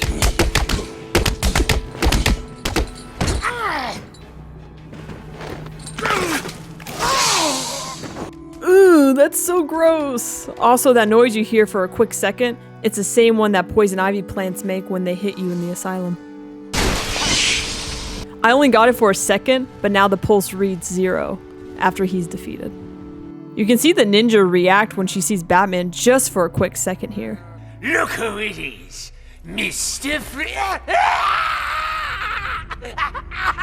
Enough. Freeze! Enough! Of course. I love how Batman gives Freeze a moment of payback until he thinks it's enough. It shows a bit of the relationship here. Regret what you did, Mr. Cobblepot. I always wondered what he did, if anything, since Penguin chills for the rest of the game in the case. He probably punched him a bit, if I had to guess. The cure, Freeze. There isn't one. What? Perhaps I should elaborate. Creating an antidote to the disease that afflicts the clown was easy. Unfortunately, the cure degrades too quickly. It needs a restorative element, some kind of reforming enzyme. Without it, it breaks down before it can help its host. I've seen this before. What does he even mean by that line? I've seen this before. Like with the Titan serum or Ra's al Ghul's DNA?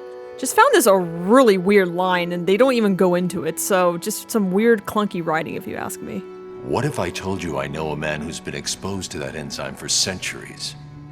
What man? His name is Ra's al Ghul. Oh boy, I'm so excited to go pay him a visit. You and the clown are doomed. Something I picked up over the years is that some of the villains call Joker the Clown, or just Clown, like here with Freeze, and Penguin said it earlier. Bane in Origin calls him payaso, which means clown in Spanish, and Riddler at one point says it in Night too. I just find it really interesting, this trend between other villains in Arkham. Oracle, change of plan. I'm going after the League of Assassins. Why? What have they got to do with all this? Oh, wait a minute. Is this about Ra's or his daughter? Penguin had one of the League's assassins imprisoned in the museum. I recognize the insignia. She's a member of Talia's elite guard. I knew it. What is it about that woman that makes her instantly the most important person in your world? Oh, I hate this. Why does Oracle here sound like a jealous ex-girlfriend? Like, bitch, aren't you dating Tim Drake right now? I can maybe see her being rough on him to stay focused, but it doesn't really come off that way. I hate when she acts like this. It's completely out of her character. I know she had a crush on him and even dated him in the BTAS universe, but it does not work here in my opinion. I don't know what they were trying to do with this conversation other than get me angry. But please stay focused. Don't let her get in the way again. Oh boy, I can't wait to go talk to her. She's my favorite character.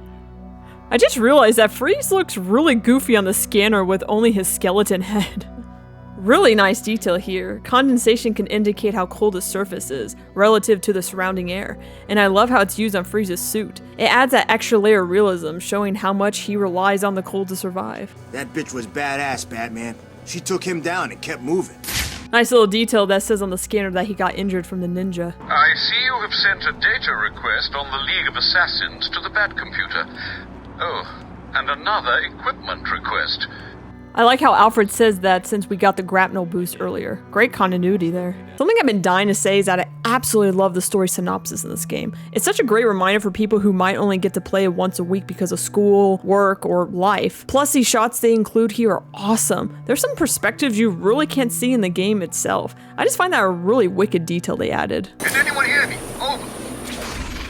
I hear you. It's chaos here. The boss has vanished. What? Where'd Penguin go? No idea. One minute he was all, Batman's going in my trophy case. The next, nothing. Zip. I don't like it. Do you think he's dead? Did Batman kill him? Have you been back to the museum? The museum's locked down. Those undercover bitches have taken over. I knew we should have killed him. So what's the plan? Lay low. See any of Joker's crew? Kill him. Heard from him yet? Penguin? Nah, he's gone dark. That's not good. He's never done that before, has he?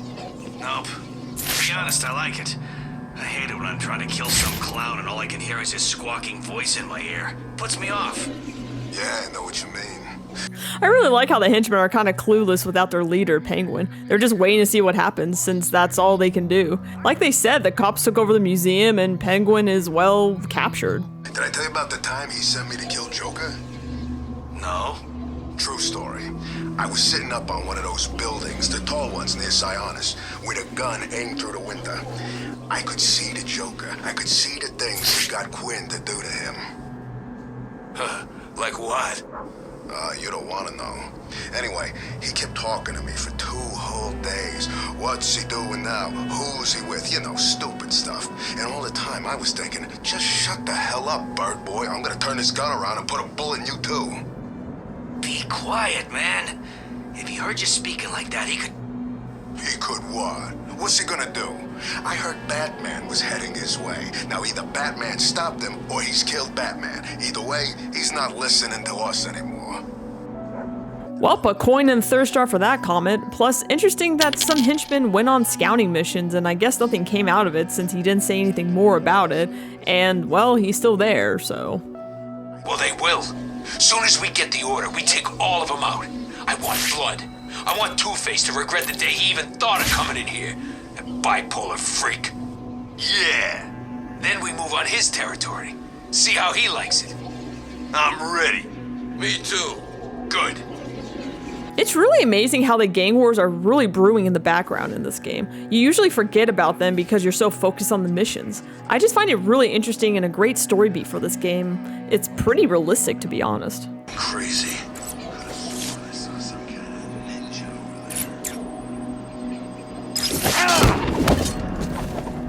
I remember when I first played this, I told myself, yeah, that ninja's going to show up and ambush Batman. And I was right.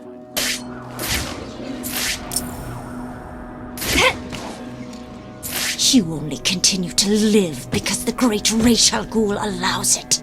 Kind of cool you can keep the scanner on during this, and Batman just refuses to make eye contact here. I don't know why I found that funny.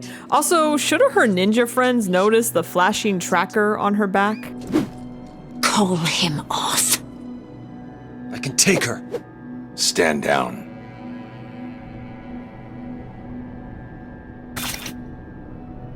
Do not follow us. Now this caught me off guard. I remember squealing for joy during this scene. I wasn't expecting Robin to show up like this, but I was so happy to see him. I didn't need your help. Really? That's not what it looked like from where I was standing. I had it under control. Why did Alfred send you? Blink and you'll miss it. Batman looks away for a second here, like he's either thinking about lying to Robin or struggling to find something to say. He probably is not feeling too good. I just found it very interesting, especially since it's something we don't usually see Bruce do here. You can also start to see the illness creeping in more. We got a glimpse of it at the museum, but now it's becoming more visible. He was worried about you. Take this, get it analyzed, and start searching the hospitals and emergency rooms. Anyone with this blood in them will be dead within 24 hours. Whose blood is it? Oh, it's yours, isn't it? I love the best dad is worried about him. It's so adorable. Also, when and where did Batman draw his own blood? I guess off screen? Kinda weird. I'll get it to the hospitals and come back. You need my help here. I can handle it. You're needed in Gotham. Things could get worse. Much worse. You think? If Strange really knows who you are, what happens if he tells everyone? How will you...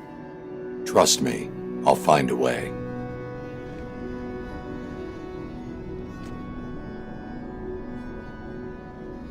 If you need me, you know where I am. I know.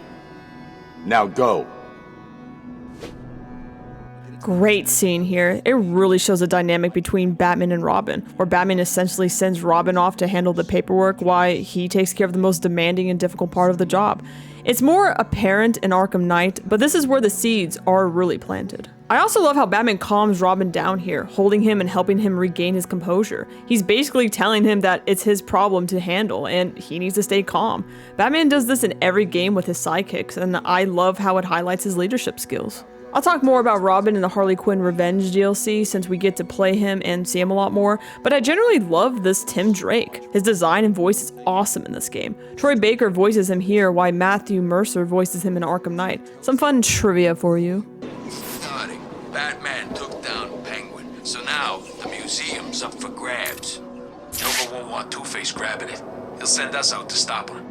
Did you see what he looked like? Man, that guy is seriously not well. He looks like my aunt did. She was like 98 when she died. It's not good. Harley's crazy, Two-Face is angry, Joker's dying, and we're the ones stuck in the middle. I know, man. This is not gonna end good. Not for anyone.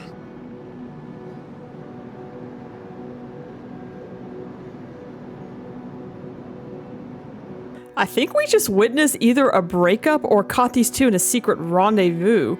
That was such a hilarious AI moment right there. I kind of ship it. And hell, I'll put a coin in the thirst jar for these two. Man, it went down there. You're just seeing things. No way did something get past us and go down there.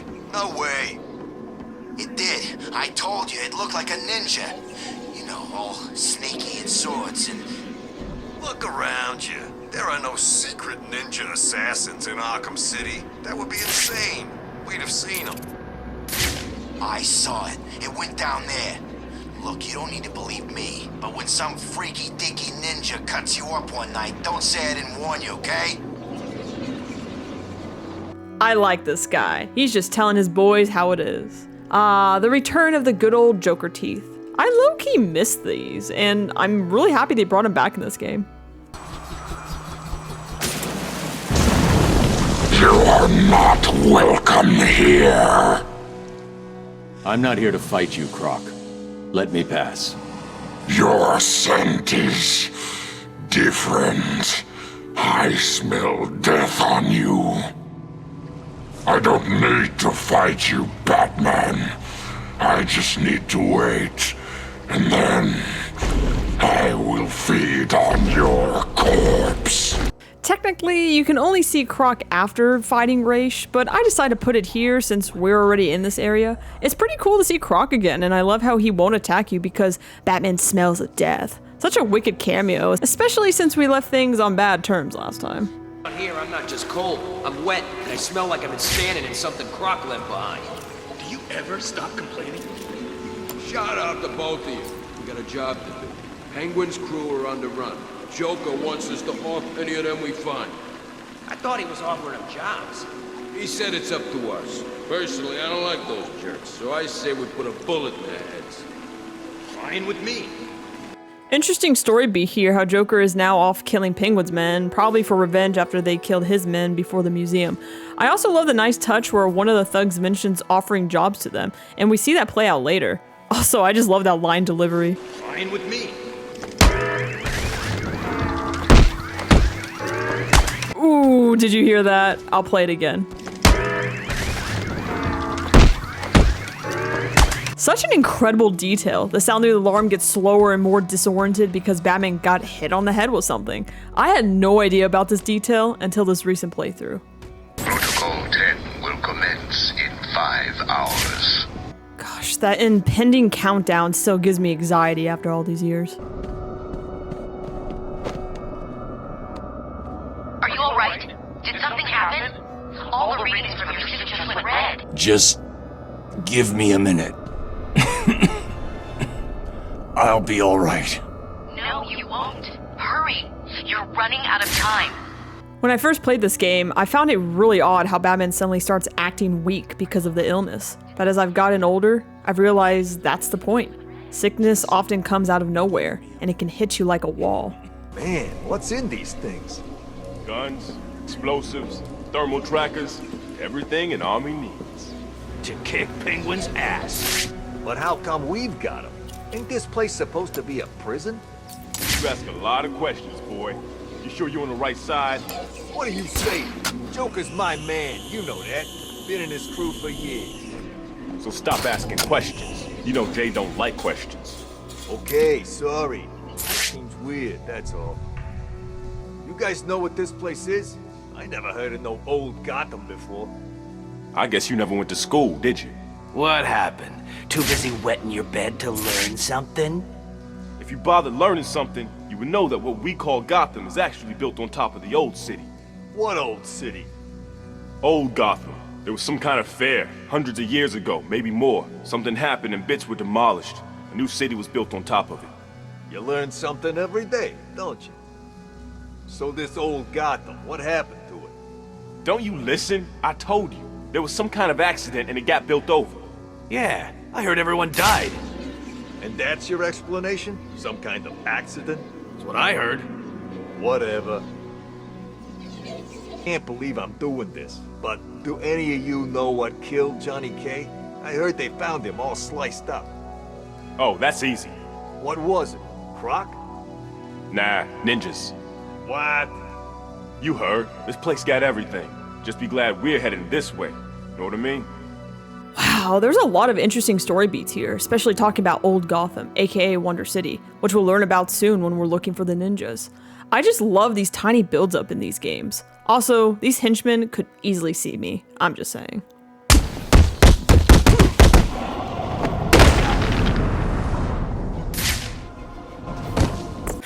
That thunk noise! I guess he totally missed the water somehow. Oh my gosh, that's amazing. Look what we got here. What's up, Doc? Okay, Bugs Bunny. Please don't hurt me. Oh, we ain't gonna hurt you, sweetie. Not a pretty little thing like you. Someone in this room is I'm an using the intern. signal jammer. I don't know what's I'll going need to on here. neutralize him so that I can scan the room for targets. Now we're talking. The signal jammers are such a challenge, and I love it. Scan the room for targets. No, you got the last one. Get the rest of the guns out and stack them up over there. We're on a schedule here. What are these things? Military-grade interference generators. Best money can buy. These babies screw with all electronic equipment in their vicinity. Now stop yapping and get moving. Man, she looks scared. She's all alone down here with us. She should be scared. We're not nice people. Oh, God. Please. I can't fix him. Please let me go. Sorry, Doc. You're ours now. Just do me a favor, huh? Don't try to run. I'd hate to have to punish you. You got such a pretty face. Yeah, you don't want a bullet going through it. Me? I favor the hammer. More personal, you know? You can feel every blow. Understand the complexity of the human body as it's deconstructed into a primordial sludge. That's deep, man. I had you all wrong. I was told you just like hitting people with hammers. Who told you that? No one. Tell me which miserable piece of worthless crap needs a talking to. I don't know, man. I can't remember. Ha! I'm just screwing with you. You okay, Doc? You don't look too good. That's a coin and a thirst jar for these comments, but at least he gets points for honesty about how they're not nice people, and that guy's a poet and he didn't even know it. Boom! One man down. It's looking like a rerun of last time. I'm pretty convinced that's Clayface talking there, especially since we know Hugo gave Joker these weapons and military stuff. Plus, they have heart monitors now, unlike in the steel mill, where his men didn't have them before. Thank you. What are you doing in Arkham City? I'm in Arkham City? What the hell am I doing here? I was grabbed outside the hospital I intern at. They drugged me, and I woke up in a building, up there. The person in charge here has been rounding up doctors to try to fix Joker. Looks like you were unlucky. He's dying, right? It seems that way. Is it wrong not to feel bad about that? What now? You need to stay here. Keep out of sight, and you'll be fine. I'll be back. I find it a little funny that the men took an intern to be the one to cure Joker, not like a licensed doctor. But they tried that before. Maybe they just wanted some young blood or something. I just find it very interesting. Oracle, it's me. Who else would it be? Sure, maybe Robin, but I'm pretty sure she can tell the difference between the two. I guess this guy's heart is in the jammer since it's going up and down for him. I don't know, just a little funny glitch. Also, I appreciate the Joker doodle on this. I've always wondered if Warden Sharp is up there right now, talking with Hugo, since the elevator's closed off. Kinda cool we get to see the Wonder City robots near Wonder Tower. Also, the lights in their eyes flashing always creeps me out. This world is doomed. Ooh, some Asylum flashbacks right here when going to first person, just like in Joker's Funhouse. Structures will grow to blot out the sun, and the people who live in them will... It's so surreal to see Batman like this. I remember gasping in terror when I saw him coughing up blood here and stumbling around with this distorted narrator. So chilling. Everywhere! A glimpse of the future based. Sucks to be that guy. To be fair, one of the henchmen did warn others about the ninjas, but this guy might have not been there. Also, kind of creepy that some of the crazy inmates are hanging here. Pretty alarming detail that you just stand still and the room starts to spin slowly. The tracker's signal continues beyond this door, but the door looks like it's been sealed for decades. The assassins must be using another way to get through. These must be the famous mechanical guardians of Wonder City. It looks like their inner workings were very advanced. I'm detecting a kind of memory tape they used, almost a primitive video. Perhaps I can scan and analyze it. I've always liked this part. It's like a scavenger hunt to find these robots and uncover more of the lore behind Wonder City. Honestly, the only part I like about this section of the main story. Protocol 10 will commence in 4 hours. Great reminder for us, because with so much going on, we probably already forgot about Hugo Strange. But once again, he's just like a bug in your ear, always lurking. Bruce, you can hear me, can't you? You need to step into the light. Your father and I are waiting. We missed you so much. You have to do it. We need you to do it, Bruce. Bruce! Bruce! Can you hear me? Your vitals, they're dropping. It's like they're in free fall. You need to find whatever you're looking for now. How long have I got? Oh, thank God. I'm not going to sugarcoat it. At this rate, I'd say minutes. Seriously, Bruce, you need to tell me what you want me to do. What do I get Robin to do? You know, if you don't... I'll make it. This is such a heart-gripping scene that I don't think a lot of people realize, but this is actually Bruce seeing the light. He's ready to die, but Batman is the part of him that's clinging to life. He doesn't have the demon's blood in him yet, so he's not hallucinating. What we're seeing is his vulnerable side of him, ready to give up this crusade. The inner thoughts of his parents urging him to come into the light is very powerful.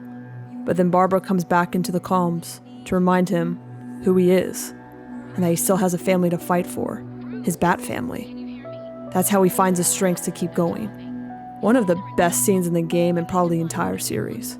Also, that line, I'll make it, still gives me goosebumps. We miss you, Kevin.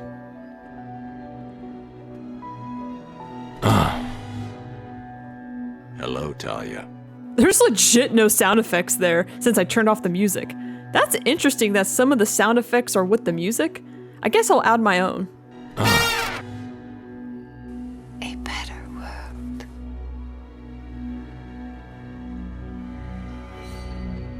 Your face. What happened?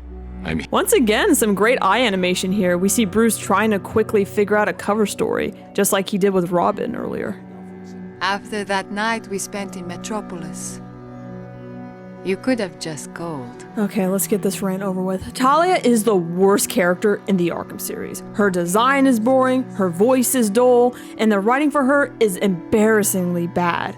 I consider making a whole separate video about this, but honestly, she doesn't deserve it. I have no idea what they were thinking or trying to do with her, but it's just comically bad. To be honest, I've never been a fan of her or Ra's al Ghul or the League of Assassins in the Batman franchise. They have interesting ideas, but their stories and characters never really hooked me. So seeing them here just feels odd to me, and I'll explain what I think they should have done instead of them at the end of the game. That being said, going back to Talia, she's just all around a terrible character that baffles me in terms of why they even wrote her this way. Looking at the list of things I mentioned, her design is a joke. She looks like she's trying to cosplay as some GTA 5 biker chick. There's nothing memorable about it. I remember her sister Nisha having an awesome mask and cool earrings and short hair, making her actually look like an assassin. The Arkham series usually nails killer designs, so I don't know why they butchered Talia's look like this. Not to mention her voice actor shows no emotion, nor even tries to save her character. I know some of it is the writing, which definitely doesn't do her any favors, but I'm sorry, there's just no passion in this performance. And she has zero chemistry between her and Kevin Conroy. I don't want to put the actress down too much, but this is just a half-assed performance that's really noticeable in this game that usually has strong, memorable performances. I think they just wanted an outside celebrity for this role, which they did more of in Arkham Knight. I'll open that can of worms when we get there, but yeah, I don't buy this performance one bit. But honestly, I could let all this go if they didn't force this love story with Bruce that nobody buys into. They really wanted us to believe they were in love for some reason. But real fans know that Bruce is a billionaire playboy, which they told us in the beginning, reminder. He sleeps with half of the women in Gotham, so her saying that they spent the night together is just a typical workday for Bruce. If the game had told us prior that they were talking more, like maybe Alfred could have said, "Sir, Talia was trying to reach you earlier about her feelings and some BS the writers want you to know," then I would have been more willing to forgive this. But no, they just expect to believe they're in love because Bruce crawled up her Batcave. So yeah, if you can tell, I truly dislike Talia, and she's one of the 2 reasons this game isn't my favorite in the franchise. Don't worry, I'll point out more about her down the line. This was just the warm-up, unfortunately. Thousands of warriors have fallen in pursuit of the demon. Would-be successors have proven to be nothing more than children battling the enormity of creation. I've seen worse. Nothing can prepare you for what comes next. Destiny will decide your fate. I won't fail. I have heard these words 100 times. Let us hope you are correct. I guess there's some interesting lore here, but it doesn't really go anywhere in this game. See what I mean? I think the whole League of Assassins is just an interesting idea that ultimately results into nothing in this game. Your journey begins through this door. Let's get started. Are you sure, Bruce? Only one man has passed this ordeal. Are you trying to talk me out of this? Of course not. I just want you to be certain. When the blood of the demon takes hold, you will be on your own. Like always. Then may the spirits be kind. See, right here, this could have been a selling moment that they are in love. Like Talia tries to stop him, but he waves it off. Granted, he is dying and needs to hurry, but this could have been a moment of compassion between them if it had a bit more time. Instead, it doesn't come off that way. Guys, I'm really trying here. Welcome, detective. I am the great Ra's al Ghul. Before you lies your first demon trial. Simply drink from the chalice. It is that simple. I don't know why, but I like the way he said detective. I'll talk more about Ra's in a bit.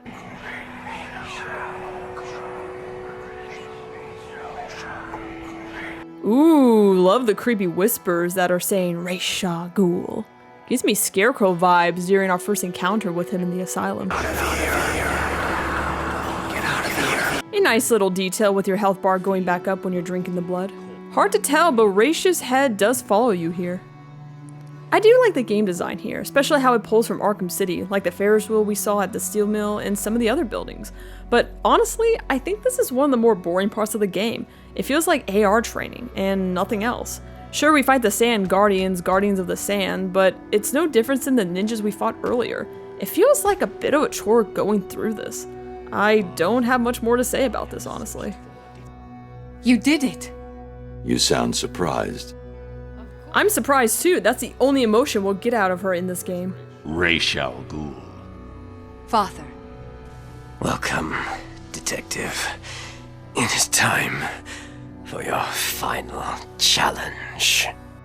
I guess I'll talk about Raish for a minute. Like I said earlier, I've never really been a fan of the Assassins, and I just don't find them entertaining in Batman media. Raish is an interesting character with his connection to Batman, especially what they did in Batman Begins. I enjoyed that. But he still doesn't grab me the way that some of the other grounded threats Batman faces in this franchise. Here in the Arkham series, he's alright, 20 times better than Talia, that's for sure. His design is pretty good, and his voice acting is amazing. D. Bradley Baker does an incredible job with this creepy whisper that makes him memorable in the game. But half the time, I just hear Rex from the Clone Wars or Commander Cody, which honestly is a compliment. I just really wish they did something different here. Though, again, I'll explain that what they should have done towards the end of the game. Not even you. What? You lied to me. Oh my god, this is so stupid. She really believes him just because they slept together? I mean, that's all we know about their relationship in this game. Come on, writers, you could have done better than this. Hugo's up there right now like, what the hell? Only one of us can leave this chamber alive. Okay, I really do like that his voice is different now since he's got his fix. Raish's boss fight is cool, but I honestly forgot about it since it's sandwiched in between some of the great fights with Solomon we just had and the best fight of the series with Freeze coming up soon. So it's kind of forgettable in that regard, but it's just one of the weaker ones in the whole series comparatively, at least in my opinion. We are fated to rule this earth, to wipe it clean of the scum of humanity. Only we can do this. My father is old. His time is over. Ours is just beginning. Take his blade. Kill him. Accept your destiny. Accept our destiny. You know I can't do that, Talia. Then, beloved, you will have to die. This moment right here could have sold me on the idea of the romance story between them. She's tempting him, but they could have used more sweeter words, be more persuasive. Don't you love me? Don't you want to start a beautiful life together? Batman could have paused and thought about it for a few moments, especially since apparently he loves her and would give up innocent lives in Arkham City for her. But no, they once again treat this as a joke. So this is just frustrating writing right here. We are Legion. That's a very thought-provoking line with "We are Legion." It could imply a Bible verse from Mark 5:9, where Jesus asks the name of a man possessed by a demon, and he replies, "My name is Legion, for we are many." I really like how they pull in biblical references in this game. What are you doing? Listen to me, Detective, and listen well. You will kill me. You will lead the League of Assassins, because if you do not join us, I will kill the only person you have ever loved. Don't. Just don't. Thanks, Raish, for not killing her, as I'm just programming something important in my batarang that I'm about to throw at you. This is such lazy writing at this point.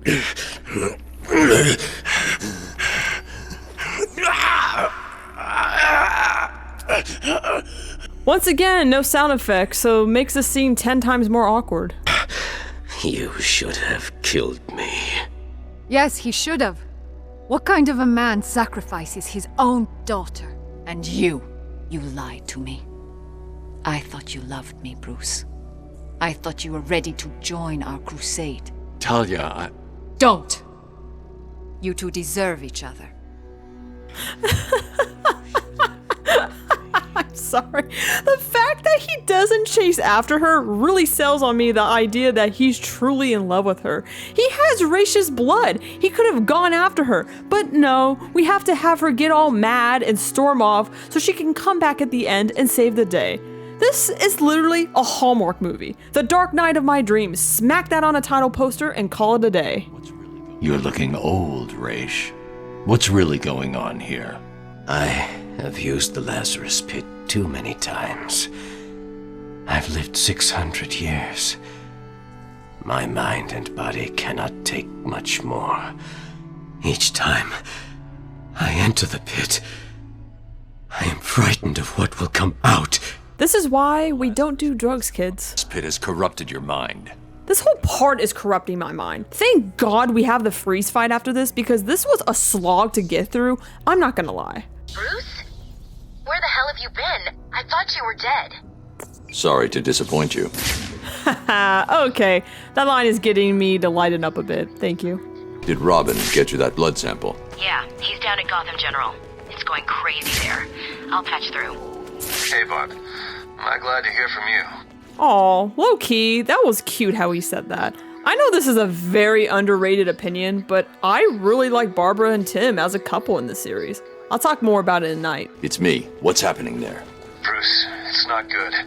Gotham General has at least 30 confirmed cases. There are nearly 50 at Mercy, and it's looking like the pattern repeats all over the city. I've run a simulation. Joker's blood could be in as many as 2,000 people by the morning. The first fatalities are expected soon after that. I'm on my way back to Freeze right now.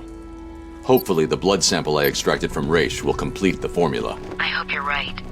This conversation is a bit of a plot hole since they make such a big deal out of it here and barely explain it at night. I always assumed that since the cure worked on Batman, they could just synthesize more from his blood now that had the properly bonded antibodies. At least that's my best guess. They should have said something about it at the end, but I think they just wanted the death of Joker to be the main focus. They at least should have addressed this in the DLC, if you ask me. Before my shift ended back at GC, we had a patient arrive with the same symptoms as Joker. Come to think of it, you don't look too great yourself. I kind of like that this nurse we saved has some story beats from her point of view at the hospital. I hear Cobblepot's got all kinds of crap in that museum of his. When we get there, it can all be ours. No need to tell the boss. You serious? I like to think it's the couple we saw in the beginning trying to start a new life together. It's sad when I'm more interested in this love story I made up in my head than the actual apparent love story we're supposed to buy into this game. Started using shields. They'll block head-on attacks, but that shield can't protect them from above. Here we go. This is a challenge. I hate these shields. Always ruining my combos. I'm in. Yeah, me too. Good. We've got weapons on the way. What? You expect us to join up with you unarmed? Screw that. He said guns are on the way. It won't be long. What part of that did you not understand? Calm down. We're all friends here. Right? I guess. Good. Now, when the weapons arrive, we can all head topside and kill anyone that stands against the Joker. That's not gonna be a problem, is it? Not for me. I always fight for the winning side. Me too. Cool. Joker wants this over nice and fast. No more screwing around. We just gonna stay hiding down here like rats? What's wrong with you guys? Joker's winning. We're on the winning team. It's all good. I really like this conversation between the henchmen. Earlier they mentioned that they could hire Penguin's men instead of killing them, and that's exactly what they're doing. Citizens of Arkham, as I speak, there is a new inmate entering my facility. The more nostalgic among you will recognize him as Quincy Sharp, Mayor of Gotham and failed warden of old Arkham Asylum. Please provide him with the welcome he deserves. Ooh, man, I missed you, Hugo. Love the way he delivers those lines. Well, that's one way to show which gang is winning right now. You're the reason everyone is in here. How does it feel to be hated by everyone? Get away from me, you animals! I remember you from the asylum. You personally ordered a 6-week course of electroshock therapy to cure my more violent tendencies. Well, guess what? It didn't work. You can't do this to me! I'm the mayor, for God's sake! I have nothing to say, just enjoying the view for a bit. I don't need your help, Batman. None of this would have happened if it wasn't for you.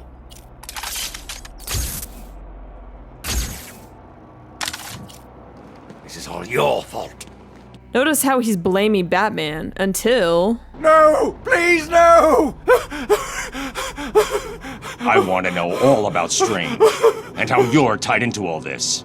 I'll tell you everything! Strange came to me back at the asylum. He told me he had friends. Powerful friends. The sort of people who could make things happen. All I had to do was turn a blind eye to his experiments and work on my campaign. He said his friends would ensure that I won. Who are they? I have no idea. I never met them. They funded everything. Money was no problem. All I had to do was set up Arkham City and put Strange in charge. It made perfect sense. The scum of Gotham needed to be punished. It would be my legacy. Strange has been removing anyone with evidence against him and sending them into Arkham City. Enjoy your legacy. Wow, it really shows how brainwashed the Warden is, since he repeats the same line that Strange says at the beginning of the game. It will be my legacy. Sharp is just another puppet for Strange. Once again, it's meant to show what an incredible villain Hugo is. Until they ruin him at the end, but I'll talk more about that once we get to that part of the game. I'm seeing massive spikes in your suit's biometric analyzer. Your health. It doesn't look good. I just had a chat with our old friend Quincy Sharp. He confirmed that Strange is working with someone else. I'm going to find out who. What are you talking about? You need to get that blood to freeze now. I will. I just need to. No, you don't. You need to go back to the GCPD. Please, Bruce. For me?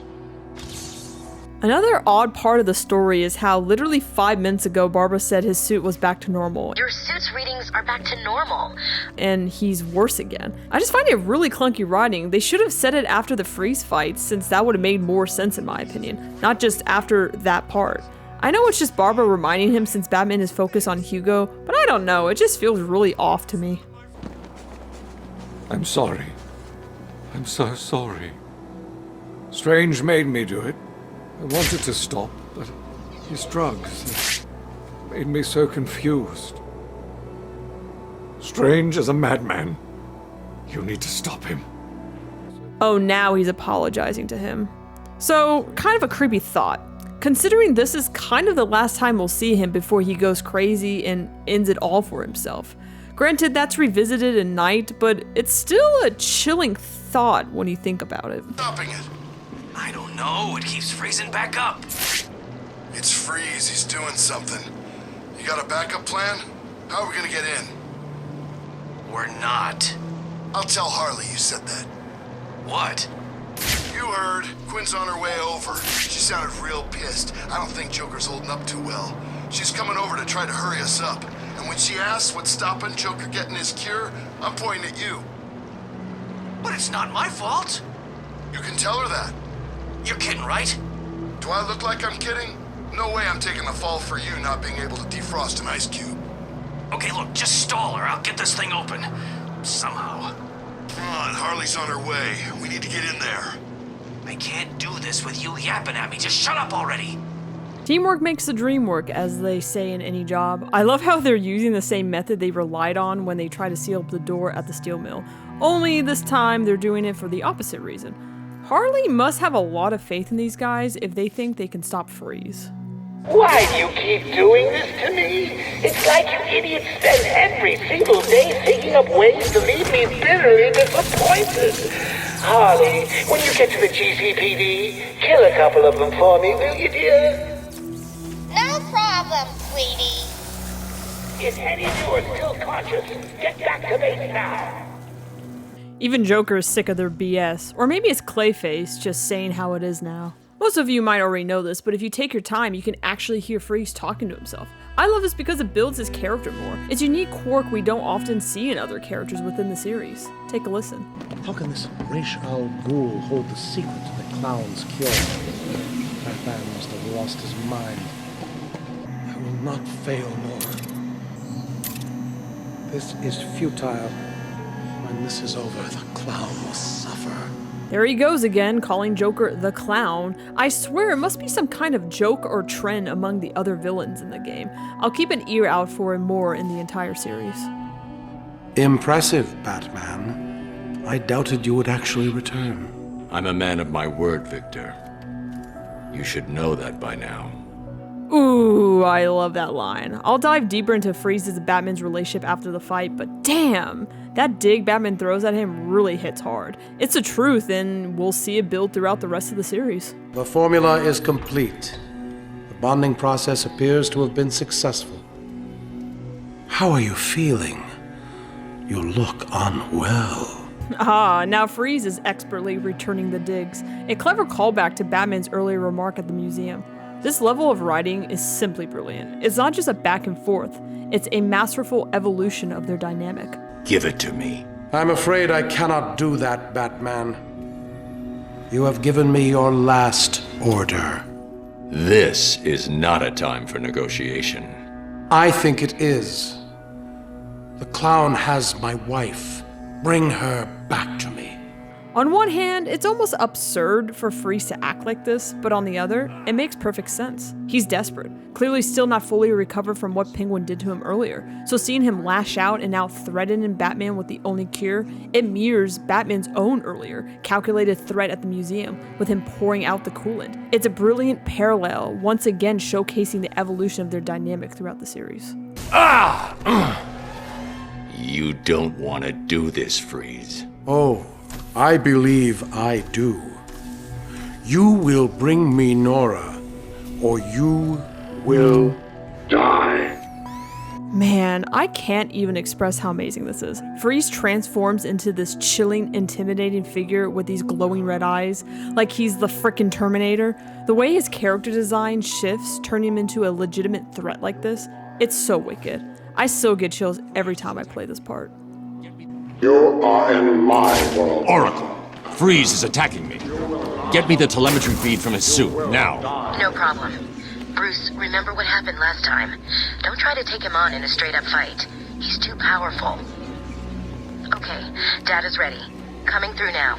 I really wish we got to hear everything Freeze says right here before Batman interrupts, but it makes sense. Batman is in a bit of a panic, needing the info right away and rushing to hide from Freeze, who's an absolute force to be reckoned with. What is there to say about the Freeze's boss fight that there hasn't been said before? It's without a doubt one of the best in the entire Arkham series. The level of intensity is unmatched, especially with how Freeze's intellect and restless pursuit creates such high tension and dynamic challenge. Every move Batman makes is calculated, knowing that one wrong step could mean defeat. What really sets this fight apart is how Freeze adapts to Batman's tactics, making each phase of the battle feels fresh and unpredictable. The environment, the clever use of the gadgets, and Freeze's chilling presence all contribute to an experience that's both thrilling and nerve-wracking. It's not just a boss fight, it's a test of strategy, patience, and skills, showcasing the evolving rivalry between Batman and one of the most calculated adversaries. I can geek out about this more, but we'll be here all day. Yeah, it's a pretty obvious one, but you can destroy Nora's ice sculptures, and let me tell you, Freeze gets super pissed, throwing ice attacks at you in a blind rage. That was not wise, Batman. No! You're just making this worse. I will not allow you to defile my wife's memory. Honestly, I kinda hate myself for doing this because I feel so bad. But hey, it's all for you, Bat fam. Plus, I find it strangely adorable how Freeze makes these ice sculptures for his wife. Who knew that Freeze has such a gift for the arts, right? It really adds a layer of humanity to him, showing that even someone as cold as him has moments of warmth and love. It's these little details that make his character so compelling. One of the great attention to detail moments is how Batman's cape actually starts to freeze after a few moments into the battle. Visual signaling to the player how cold it really is in there. It's such a subtle yet effective way of enhancing the atmosphere, making the player feel the tension and the intense conditions that Batman is fighting through. It's little touches like this that makes this whole encounter feel way more immersive. I'll pay for taking my wife. One of the best line deliveries in this game, Maurice LaMarche is an absolute treasure as Freeze.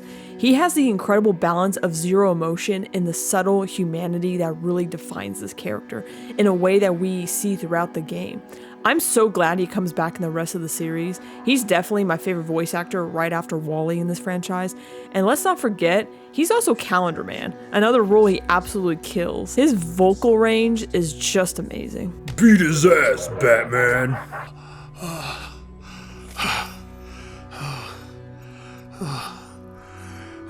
Please, find Nora.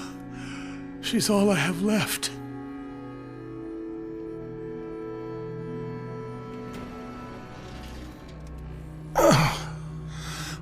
It's over. That was all I could manufacture. Harley Quinn took it. Then what are you waiting for? Go and get it back. The clown must pay for what he has done to us. It's not that simple. Joker's got the steel mill locked down. Getting in will not be easy. Perhaps I can help. I've been working on a new projectile system. Maybe these will provide the edge you need. I promise you, Victor, I will find Nora. I let that whole scene play out because it's hands down my favorite moment in the entire game. Remember that line Freeze said at the museum? The one I said I'll bring up again? We are not friends. Well, I have to disagree. This, what we just witnessed, is friendship. It's one of the most realistic portrayals of a conflict I have ever seen in a video game. Everyone can relate to this kind of argument, whether it's with a friend, a partner, a parent, a guardian, a spouse. I hope no one experienced mirrors the physical fight we just witnessed, but I think we all had those moments of heated words. Batman came back with what he needs from Freeze, and Freeze did what he asked, only to feel that he was owed something in return. They have a disagreement, and in this case, it escalates to a fight. But in most real-life situations, it's a verbal argument, a release of pent-up anger. After it's out there, they calm down and start to reconnect. Freeze understands that he was in the wrong, and maybe he should have just given Batman the cure first instead of asking for something in return. In an act of goodwill, he offers Batman a new gadget to help him get the cure, and in return, Batman promised to get Nora back. That right there, that's friendship. It's not the type of friendship that they will go hang out or go grab a drink later, but it's the understanding each other, helping each other achieve what's needed, even with both sides have flaws.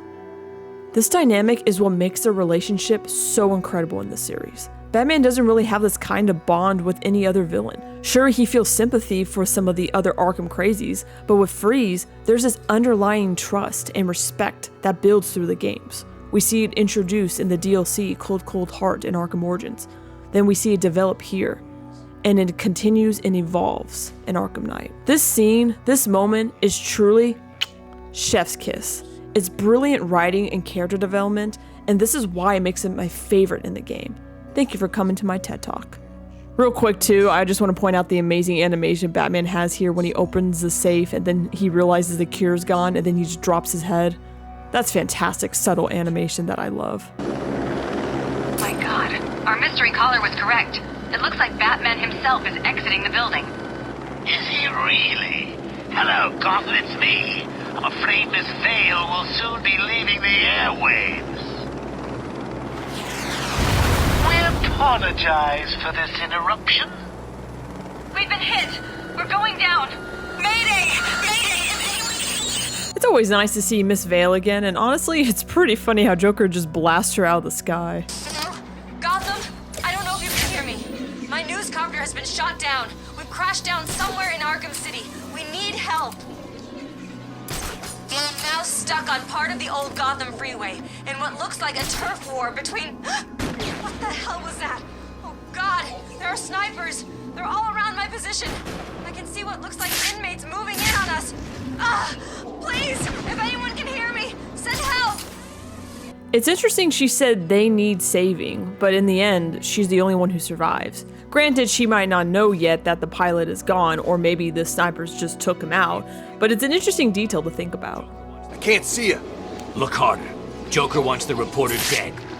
Yeah, okay, I'm trying. I just can't get a clear shot. Just keep pointing your gun over where she was. She'll stick her pretty little head out sooner or later. And when she does, blow it off. This bitch is mine. Don't speak too soon. Joker will be pissed if you screw this up. What are you talking about? No way am I gonna miss a shot at putting a bullet through that annoying reporter's face. I've always wondered if Joker and the inmates find her annoying because they watch her show in prison and maybe the guards always kept it on, which could mean they're completely done with her by this point. It's just a theory I always had. Ooh, did you catch that? Bruce, you sly dog, giving her that look before sweeping off her feet and rescuing her. I think this is one of the only times we see him do that, especially since he didn't do it with the nurse earlier or any of the Riddler hostages we save. It's such a nice detail, especially considering we know they have some kind of thing going on. I'll put a coin in a thirst jar for some good measure. You should be safe here for now. Stay here and keep out of sight. Any chance I could get an exclusive? Care to tell Gotham what's going on with your face? No. Stay there and be quiet. That's such a reporter's attitude. No, thank you, or I'm alright, just straight to the questions for the media. I have a friend in broadcasting, and she said the scene is incredibly realistic. Also, I always forget this is the first time we see Mad Hatter, even if it's just for a brief moment. I play this game over hundreds of times and still have that oh yeah moment. Now, that's no way to talk to the nice reporter, Lady Bats. What do you want? Who are you talking to? Now, see what you've done. The poor woman's all confused. Hardly surprising, I suppose. I mean, she's just been in a terrible accident. That you caused. How dare you? I've never been so... Oh, what the hell. Yes, okay, it was me. I just needed a little time to guarantee that Harley got back to me with my delicious cure. And if you're a good boy, I may even save a little for you. It's unlikely, I know, but I'm really your last hope now, aren't I? Well, a coin and a thirst jar for that comment, but honestly, I can never get enough of Mark Hamill as the Joker in this series. He's just too good for it. I also love how Vicky's peeking over his shoulder like a nosy teenager, like, who are you talking to? Vicky's literally acting like a TikToker right now. Getting bored. I thought we were supposed to have left by now. Chill out, man. It's coming. Joker wants us to move on into Two-Face's territory. Teach that ugly son of a bitch to mess with the boss. It's a miracle, ain't it? Yesterday I figured Joker was a goner. Today he's back better than ever. Yeah, it's good to see the old Joker smile back. It's like there's been this other guy standing in for him, but now the real Joker's back. So, we ready? Soon. We wait for the order, and then this whole town will know the Joker's back. Ooh, some great foreshadowing of what's really going on with the Joker and his copycat. And now Joker's shifting his focus to Two-Face crew, since Penguin's crew is basically non-existent at this point, or has joined Joker's gang. It's such a clever narrative beat for the gang wars, and it's easy to miss, but it really adds depth to the story. It's me! While you were saving Miss Vale, I took the liberty of beefing up security at my steel mill. I'm sorry to have to break it to you, but I don't think that even you will be able to get in here. Oh, this is getting too emotional. I can barely bring myself to think of you dying out there. I keep thinking of you lying dead in the snow. It's the only thing that brings a smile to my face. Many people already know this, and I'll mention it again when we get to the Arkham City tapes, but we know this is the real Joker talking to us. Not only does he cough in there, but he also calls Batman Bats, something Clayface never does. He always sticks to calling him Batman, with no nickname, like Bats or Dork Knight. It's a great attention to detail, and it's one of those things that's easy to miss, but it really adds to the authenticity of the moment. The furnace is generating too much heat. I need to find another way in. Oracle, find me a route into the steel mill. Let's see. I'm assuming you want the most dangerous route possible. Why change things now? Well, you're in luck. The only way in is via the heat exchanges, to the south of the building. I'll mark it on your map. The sass she delivers with that comment is amazing. And honestly, does it kill you to say please or thank you, Bruce? Oh, do I have to do everything myself around here? All I asked was that you stop the stupid Batman. I managed to get a syringe of my blood in his neck, for God's sakes, and I'm half dead. What's your excuse? He's kind of spitting facts, to be honest. Also, this sign really reminds me of Neo from The Matrix when he's dodging all the bullets in slow-mo. I don't know why I found that funny. Whatever. You know anything about Protocol 10? Sounds scary. Yeah, I was on the phone with Professor Strange yesterday, and he told me what it is. Really? What is it? It was as stupid as you look. Why would I be calling the guy who runs this place? I thought he called you. Don't talk to me. Just stand still and try not to fall over. Understand? Damn, some of these henchmen can really be cool to each other, and I freaking love it. Also, the animation with the knife guy flipping around and playing with it, it's pretty fantastic. I never really took a good look at these henchmen tattoos before, but they kind of resemble Harley Quinn, especially with the mask and the cards right there. I just heard from my dad. He's been summoned to City Hall. Strange is requesting that Emergency Protocol 10 is activated. Does Gordon know what Protocol 10 is? Just that it's the worst-case security measure. Strange told the High Council he had failed to stem the use of illegal weapons within the prison. Weapons he provided. This was his plan all along. It certainly looks that way. He made it sound like the inmates were planning a mass escape and attack on Gotham. I'll keep you posted. These are some really great story beats here, especially since we don't really know what's going on outside of Arkham City. Also, the mention of Gordon is a really nice touch, considering we don't see him until the very end. Good evening, troops. This is General J with a quick update on what's going down here in Arkham City. As you can see, I'm looking much better. In fact, I think I'm looking better than ever. Oh, I can hear you all now. How did this happen? Can I get me some of that crazy cure? I want answers, damn it, now! Well, here's the thing. Answers don't give you everlasting satisfaction. Sometimes you need to brace yourself for disappointment. Now think about it. Imagine your favorite TV show. You've been through it all. The ups, the downs, the crazy coincidences. And then bang! They tell you what it's all about. Would you be happy? Does it make sense? How come it all ended in a church? You guys just need to know one simple thing. I'm back. Back for good. Now arm yourselves, boys. We've got a prison break to plan. No hostages. No surrender. I know, it sounds like suicide, but listen. Whatever happens, I'll be right behind you. Oh, wow, there's a lot to unpack here. First, did you catch that cough? It's a really nice touch for new players who might not realize it's Clayface yet, but it starts to hint that something more is going on with Joker. Plus, it shows that the actual real Joker is holding the camera. Also, there's some great foreshadowing when he says, "Why does it all end in a church?" It's interesting because we first started hunting Joker in a church in Arkham City. Then in Arkham Origins, the final battle with him takes place at church. Well, the Blackgate Prison Church, to be specific. And then in Arkham Knight, one of the last scenes of the main story features you playing Joker when Harley is having a wake for him, and it seems like it could be in a church. It's not 100% clear, to be fair, but the thematic connection is fantastic. It's really strong foreshadowing, to say the least. Let me explain to you what's going on. The Joker is winning. You and your boss are losing. Now, we want the Joker to keep winning, so you're gonna tell us everything we need to know about Two-Face's plans. You probably don't want to, I get that. So we're gonna have to convince you. Screw you!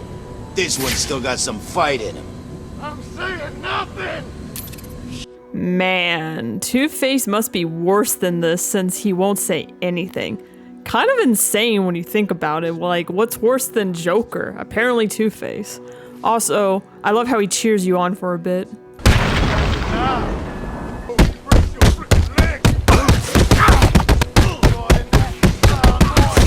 It's all right. You're safe. You're lucky. I could have killed you with this thing. Believe me, Doctor. When someone takes a swing at me with a pipe, they don't get the chance to apologize. What's been happening? I did what you said. I stayed out of sight and kept an eye on what they were up to. They've been placing things on the floor in the next room. I don't know what they are. Sounds like Joker's trying to stop me with mines. Will it work? Do I look worried? Worried? No. Sick? Very. You look terrible. Are you sure you're all right? I'm a doctor, you know. And you look terrible. I feel like this chick has no faith in Batman. Also, she just comments without asking if he needs help, since Batman looks terrible. And then she said, not even with yours. That's funny, man. That thug's armed with proximity mines. Do it? Of course she did. I mean, look at me. I'm gorgeous. So what's the deal with Jay? He looks better, right? It's a freaking miracle. Yesterday he looked like crap. Today, the real Joker's back. Thank God, man. I mean, who the hell wants Harley in charge? Between you and me, she's nuttier than he is. Oh, Mr. J, please hug me some more. Okay, my dear. Why don't you go and fight Batman while I make a daring escape. You guys better hope she didn't hear that. Enough screwing around. Get these minds spread out. This is probably my favorite henchman dialogue in Arkham City. The impressions they did are legitimately really on point, and it always makes me laugh out loud. Really fantastic stuff they did here. I hear you, buddy. How's it going in there anyway? It's all good. I'm in position. The room's mine. If I see Batman, boom! Hope you're right. The Joker looks like he's getting ready for a war. If Batman's out of the picture, we may actually win it. I worked out how to beat the back. He uses the gargoyles, right? I just need to take them out too. Boom! Batman's on the ground, and I'm putting a bullet through his brain. Nice. Let me know when he's dead. I want to come down there and have a little fun with the corpse. Get in line. I'm having the match. You can have what's left. That guy on the radio sounded a bit too excited about his fun time with the supposed corpse. It feels really gross, so I'm not gonna put one in the third star for that comment. What? Did you have fun beating up a defenseless girl? Don't you dare!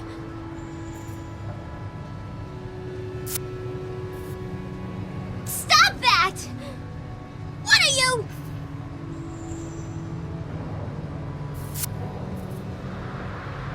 If you don't stop doing that, I'm gonna tell Mr. J, and he's gonna... well, he's gonna be mad! Don't you dare! I can't be the only one who kept doing this, right? Also, I'm assuming Talia tied her up and took the cure from Harley. That makes the most sense in my head, at least. Also, really nice touch on her condition on the scanner being listed as agitated. All that Protocol 10 bull that Strange has been spouting? What the hell's his problem? Didn't he give us these guns in the first place? Yeah, I thought he wanted the Joker to win. Me too, but don't you think that's kind of crazy? Who spends billions of dollars building a prison and then gives everyone guns? You got a point. Hey, you weren't at the asylum, were you? Well, I was, man. Old Sharpie was weird, too. Just like Strange. Yeah, I heard a bunch of patients died under his supervision. You shouldn't listen to gossip, man. No way is Quincy some kind of avenging psychiatric angel. Have you seen him? He looks like an idiot. Sure, he's an idiot. But he convinced an entire city to build this place, didn't he? And he hired Strange, who gave us military-grade weapons. So what are you saying? I'm saying I didn't trust Sharp. I don't trust Strange. And I don't like this. Not one bit. Wow, some really interesting insight from the henchmen. Even they're calling BS on Strange and Sharp here. I know they're not the brightest, but they're actually making some good points, questioning legitimate things that are happening. It's just more clever writing that really adds depth to the main story. How are we gonna find Harley stuck in this elevator? Thought she went off to get something from Freeze. She did, then she came back. Then why are we searching for her? She probably just got lost. You know what she's like. Still, at least Jay's looking better. Yeah, man. For weeks he's been locked up in that little room, killing all the doctors who can't fix him. And then suddenly, he's all good. Jimmy said he just saw him heading out somewhere. Jimmy's full of crap. I just saw him over in the funhouse. Really? Weird. Guess Jimmy needs to stop drinking that stuff he found down in the storage rooms. He must be screwing with his head. Even some more foreshadowing that there are two Jokers walking around here. Also, I love how these guys are stuck in the elevator the entire game if you don't interact with them. It's a clever little detail that adds to the atmosphere. Going up. Why are we going up? It's not me. I ain't doing it. Also, some nice little detail animation of the henchmen trying to get the elevator to start working again. What happened next? Not much. She choked to death. Man, you must have really hated your mother. Like you wouldn't believe. And she ate it all? Didn't give her much choice. Killing your own mother with a poisoned birthday cake. Jeez. And I thought Joker was bad. Yeah, Cobblepot. That guy's a freaking psycho. I heard he fed someone to a shark just for talking back. That's just a...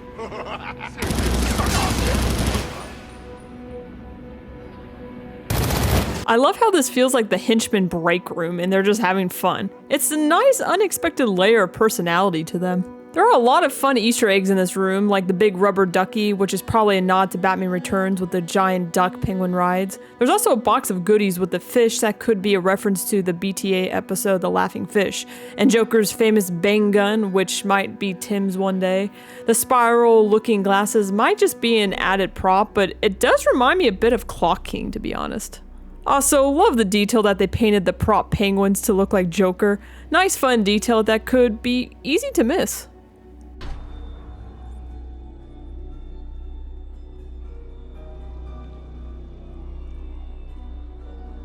Where is it? I don't know what it is, but there's something about the look Joker gives Clayface in this shot. It's almost like he's saying, you better not disappoint me, or you know what's coming. I don't know, I'm probably overanalyzing again, but it's just always tickled my brain a bit. Manners cost nothing, Batman. A please wouldn't go amiss. I mean, if you wanted to be cured so badly, you only had to ask. It looks like I need to teach you some respect. There's nothing you can teach me, Joker. Oh, come on. There's always something to learn. Let's start with getting your ass kicked 101. Seconds out. I mean, he's not wrong about the manners part. I've actually noticed recently that people have been complimenting me on saying please and thank you in public places, like when I'm getting food or just some coffee. It's a weird thing I've been noticing. Also, that line, getting your ass kicked 101. Albert King says it again at night. Nice little tie-in detail there. Just you and me, Batman. Give me your best shot. Right away, we know something's off. On the scanner, we can't see any bones or heartbeat. It's such a great build-up for the story. Let's literally freeze Joker right here and take a moment to look around the place. A couple more ducks scattered around, and I love how it's called the Ghost Train, especially since we're essentially fighting a ghost of Joker here. The setting also really reminds me of the Royal Hotel from Arkham Origins. This little boss fight is a blast. I really enjoy it because it reminds me of the fight we have with Joker in the Asylum, fighting the two Titan monsters and just the sheer chaos surrounding you, plus a rematch with Mr. Hammer. It's just a great all-around fight. Any last requests? How about a joke? How about a trade? I just love the look at both of their faces when they turn to look at Talia. It's almost like a perfect meme template. Let him go. Take me in his place. I'll handle the jokes around here. Talia, what are you doing? I represent the great Ra's al Ghul. It was going so well until this happened. Like I said, it's like a Hallmark movie. She comes back and saves the day. To be fair, I think it is a noble move on her part. But again, it really falls flat in the next part. I'll cover it when we switch back to Batman. Head of the demon, master of the League of Assassins. Well, bully for you. Free Batman, and we will give you the secret of immortality. Don't do it, Talia. He'll be unstoppable. What? That what and sudden head jerk is amazing. It just brings a smile to my face. Joker always puts me in a better move, even though I know this is Clayface. My dear. We offered you this chance, Batman. Now follow your heart. Okay, I'll give her this. That's a really sneaky way she put the tracker on her to show Batman. She can be clever when she wants to. I just wish they did this more with her character in the game. Clayface is definitely not looking ahead of him right here. You know what I'm saying? You get a coin in the thirst jar for that one, Clayface. You know what you did. What? I told you that thing with the flowers wasn't my fault. You know it, I know it. You should have watered them. You said you would water them. Can you ever take anything Selina says seriously? I like how Selina's necklace can't make up its mind here if it wants to be up or down. If you get me in there, I'll get your plant.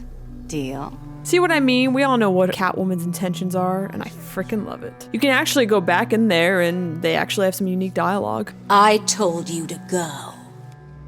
Come on, Pam. It's me. I told you I'd find your plants. You're lucky I haven't expanded the spores in your lungs to choke you to death. Leave. Now.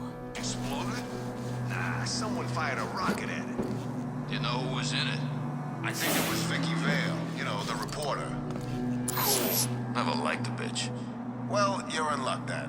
If she crashed down in Arkham City, she's either dead or soon to be dead. You got anything to eat? Sorry, man. I'm out. This place is turning to hell. Wow. Lots of these inmates really don't like Vicky Vale. Also, I just love that line read there. Well, you're in luck then. Rumor is Batman's sick, just like the Joker. Yeah, one of the guys saw him earlier and said his face looked like crap. Batman's? Do you think it's catching? Are we all gonna get it too? Nah. At least, I don't think so. You sure about that? You don't look too good either. I'm fine. I've always looked like this. My mom says that's what makes me special. Sure, buddy. Whatever makes you sleep at night. It is interesting, though, how the henchmen are starting to catch that Batman's not at his 100% like he usually is. Some of these guys are smarter than we give them credit for. You'll think they're just mindless muscle, but clearly they're picking up things others might miss. Affirmative. Set up a perimeter. Protect the entrance. I love how the entrance is literally just a manhole. Yeah, definitely not suspicious at all, right? Really?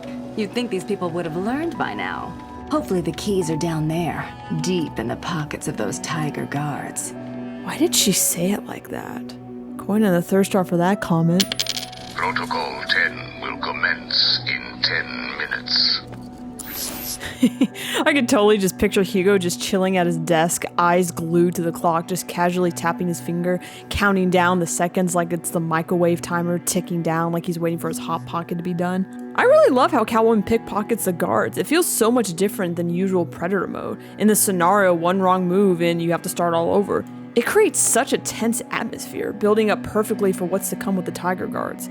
The anticipation really adds to the thrill of the moment. If you take a little too long, Catwoman will eventually nag the player to get moving. What are you waiting for, Selina? You've got the keys. Get your ass to the control room and open that vault. What's wrong with you, Selina? Trying to leave without retrieving your precious loot from Strange's vault. I've got the key cards. Next stop, open the vault from the control room. What's going on? Someone's opening the vault. Is this a drill? Catwoman was so excited that she T-posed just for a quick second. Nice little detail that the cameras are in real time and we can see the guards moving around in them. I don't like this. You think it's Batman? I hope not. We've got special orders for him. With any luck, it's just some Arkham scum trying to get rich. We can have a little fun with them. What kind of fun? You can totally tell he smiled when he said that line. Not gonna put in a coin since that was just pure creepy.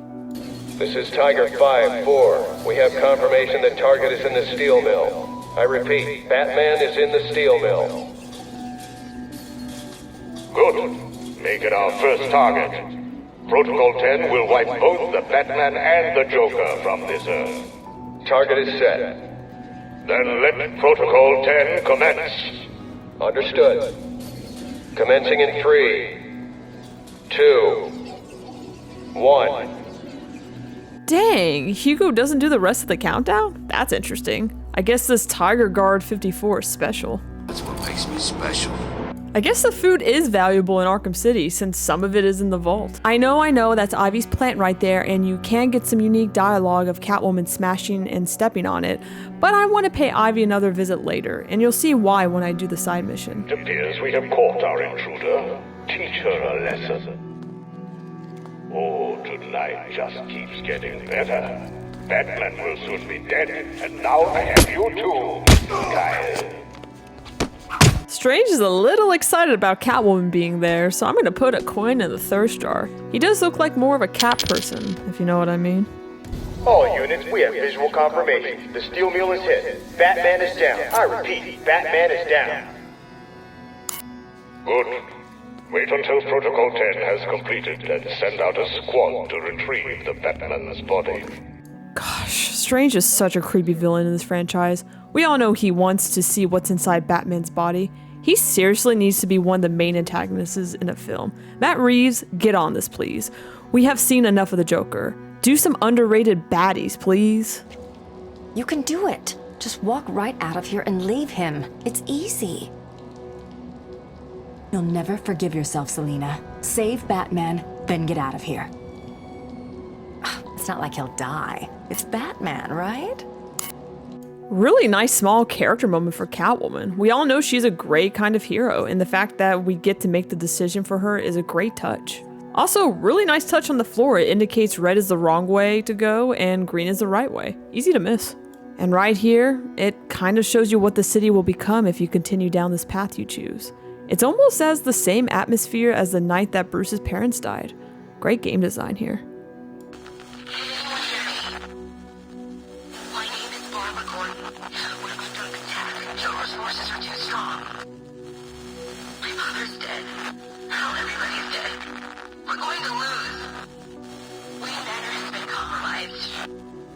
Joker's won. I can't believe I'm saying that, but he's won.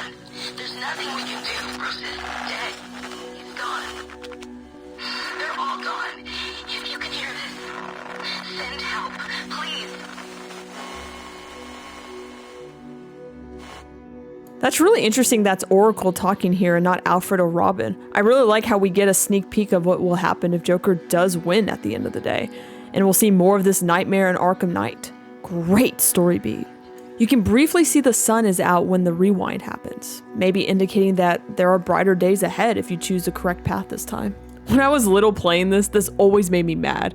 Can't she just kick the door open like she did before, or throw them in the vent, then hide them in the sewer after the plants close the vault? I know it's a game, but I always think about this when I play this part. Really nice of Rocksteady to let us fast travel here, since it would probably be a bit hard for Catwoman to travel during Protocol 10. It could have been cool to see it from her perspective, but I think they wanted us to have the shock factor while being Batman, so that's understandable. Figured you could use my help. You're right. I think I chipped a nail back there.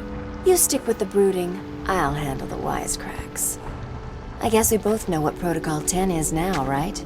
If you're planning on stopping it, you need to hurry. It's really sad when this couple has so much more chemistry in this little scene than the other chick does in the entire game. Some unique dialogue when you try to open the door here. Talia needs my help. I need to find her now. Oracle. Strange is launching missile strikes on Arkham City from Wonder Tower. You shut this place down. Joker's taken Talia. I'm going after them. You can't. Hundreds will be killed. I need your help to stop the attack. He'll kill Talia. You need to think this through. Batman can't let all these people die. My tracker's not activating. Reroute all Wayne Tech satellites to boost the signal. I can't do that. I realize it is difficult, Sam. But you need to decide if one life is worth sacrificing to save 1,000. Don't do this, Alfred. Batman must save Gotham. I'm sorry, but deep down, you know I'm right. Oracle, do not lose Talia's signal. Okay, the tower's locked down. No way in with other codes. One of the choppers will be carrying the master control program. I just need to find that chopper. This is just a cherry on top of my frustrations with this forced love story. Batman is trying to save Talia over the thousands of lives in Arkham City, and yet it feels so flat and forced. As I mentioned in part 4, which you can watch right here, their love story feels like a joke. We don't see any build-up between them, and we don't really understand what they mean to each other in this game. I know a lot of you comment and pointed to the comics and the Batman animated series and say, well, they're clearly in love there, and sure, depending on your point of view, I get that. But from an outside perspective, the writing in this game is just flat. This realization hit me when one of my roommates played this game for the first time years ago, and more recently, my fiance finally played this a few weeks back. Both of them had the same reaction. Who the hell is this chick? They both have the same knowledge of Batman, but for a lot of new players, this is their first experience with these characters in this world. From that point of view, yeah, this writing doesn't work here. And once again, if this game had given us more of this relationship before moments, like maybe showing us Talia left us some voicemails, kind of like what Joker does, or showing us the more emotional depth early on, like I talked about in part 4, it would have made the scene far more impactful. We understand why Bruce is willing to risk everything for her, but no, we don't get any of that. And honestly, that's what makes the scene feel so forced. It's just frustrating because this could have really been a powerful moment for Bruce. A moment where we could truly feel torn, where we could have empathized with his internal struggle between his love for Talia and Alfred's reminder that Batman needs to save Gotham. But alas, it's all wishful thinking. I do want to stress that this is purely my opinion. If you buy into their love story, that's totally fine. But I wanted to offer a perspective that lots of fans may overlook. That's my job as an overanalyzer. I have to take perspectives from both an inside and outside perspective to make these points. Pretty scary to see Protocol 10 take place and witness all the devastation happening. Trying your best not to get noticed by the helicopters is pretty intense, and I find it a bit fun and stressful during this part. I was trying to see if any of the inmates, like Freeze or people in the church, would comment on Protocol 10, but unfortunately, they don't. Freeze does, however, comment that if you haven't found Nora yet, he just gets pissed. I knew you were lying. My wife will die. You will be to blame. You said you would find my beautiful Nora. I should not have trusted you. You can find, however, some of the inmates hiding underground in the tunnels, with some endearing comments for Batman. Sorry, station's closed. What are you gonna do now? Hey, here's an idea. Why don't you go back up top? Targets are all hit. Casualties in Sector 1 are topping 100. You're not welcome down here. Hell, you're not welcome anywhere. I've got the code. I'm heading to Wonder Tower. Good. You're doing the right thing. The code should let you enter via the guard room near the main gate. Don't lose Talia's signal. When I'm finished in the tower, I'm going after her. She doesn't know Joker. She's out of her depth. I need to save her. Am I the only one who wishes Batman was a bit more focused on this mission? I feel like he treats stopping Protocol 10 as more of a chore, so his dad will let him go hang out with his girlfriend sooner. I know he's worried about her, and that's fair, and I honestly get that, but this just doesn't feel like the real Batman we know and love, in my opinion at least. Also, nice little detail that his cape is going crazy with the helicopter's airflow going on. Please don't do it again! Escaped new inmates. They were headed for the underground tunnel system. Excellent work. Hold them in processing. We will let you know when we are ready to move them down to the execution chamber. Affirmative, Command. Help us! Please! Someone! My stomach just drops to my feet when Hugo says execution chamber, and the innocent prisoners are screaming for someone to help them. It just makes you feel so uncomfortable. They did a really great job setting up Hugo as such a lunatic in this game, until they ruin it. Stop right there, Batman. We need to talk. And I know you wouldn't be able to live with yourself if your actions caused this poor man to die. I have a question for you. Before my arrival, this city was drowning under a tidal flood. Have you ever considered that all this is your fault? Your presence creates these animals. Like germs, they spread. You created the environment that allowed the germ to mutate, to become stronger. Look at the Joker. Would he even exist if not for you? It must be depressing. All your sacrifices, and yet you are the one to blame. Oh, this is beautiful. We have at long last defeated the great Batman. Soon, I will take my rightful place at my master's side. We will rule over this world. So thank you, Batman, for all your help. Now, kill him. Stop it. Ah, Hugo, my sweet, sweet Hugo. You were truly the perfect villain, and honestly, probably the best antagonist in the series until you said, my master. Why couldn't they just leave you as the crazy man you are and make you succumb to your madness? I'll talk more about this later when we get to that scene, but nevertheless, great monologue that he gives. It has a lot of truth in it and really makes you think. Freaking love it. So, you failed to live up to his expectations. How predictable. Don't ruin this for me, Hugo. Let me enjoy this, damn it. Did you see that? He took them all down. A pointless effort, Dark Knight. You cannot stop the inevitable. I will rain down fire and brimstone on these animals.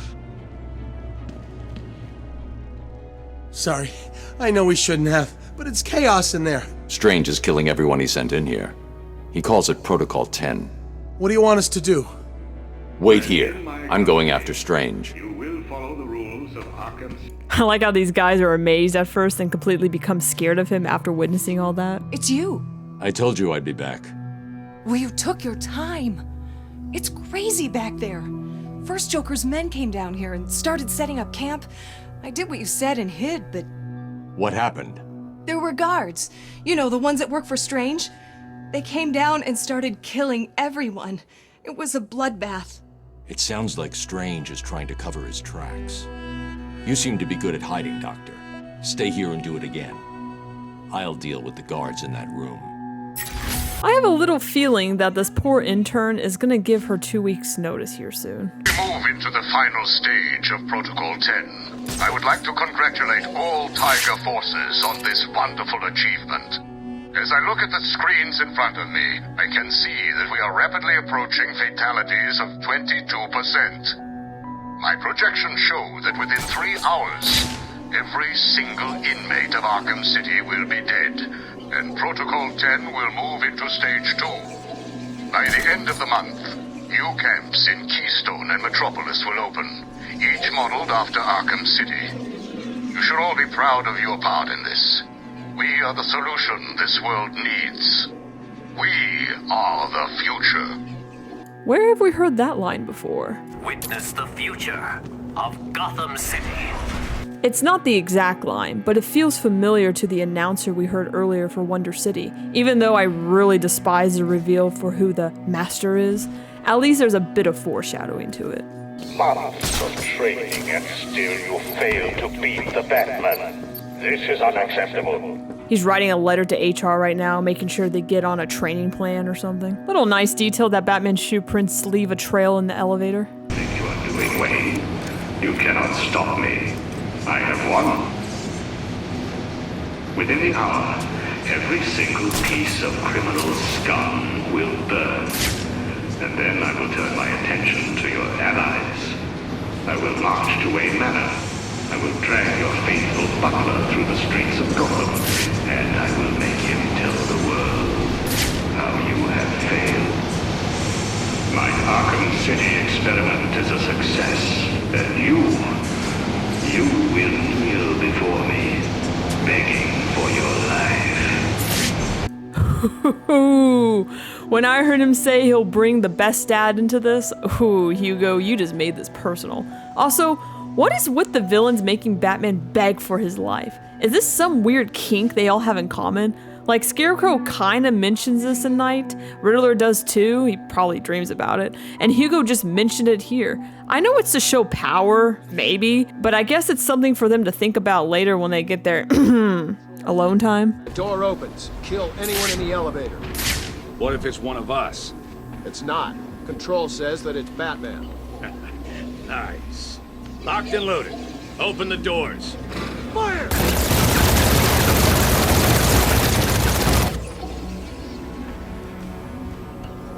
Elevator clear. You sure? Check again. It's empty. We're good. Understood.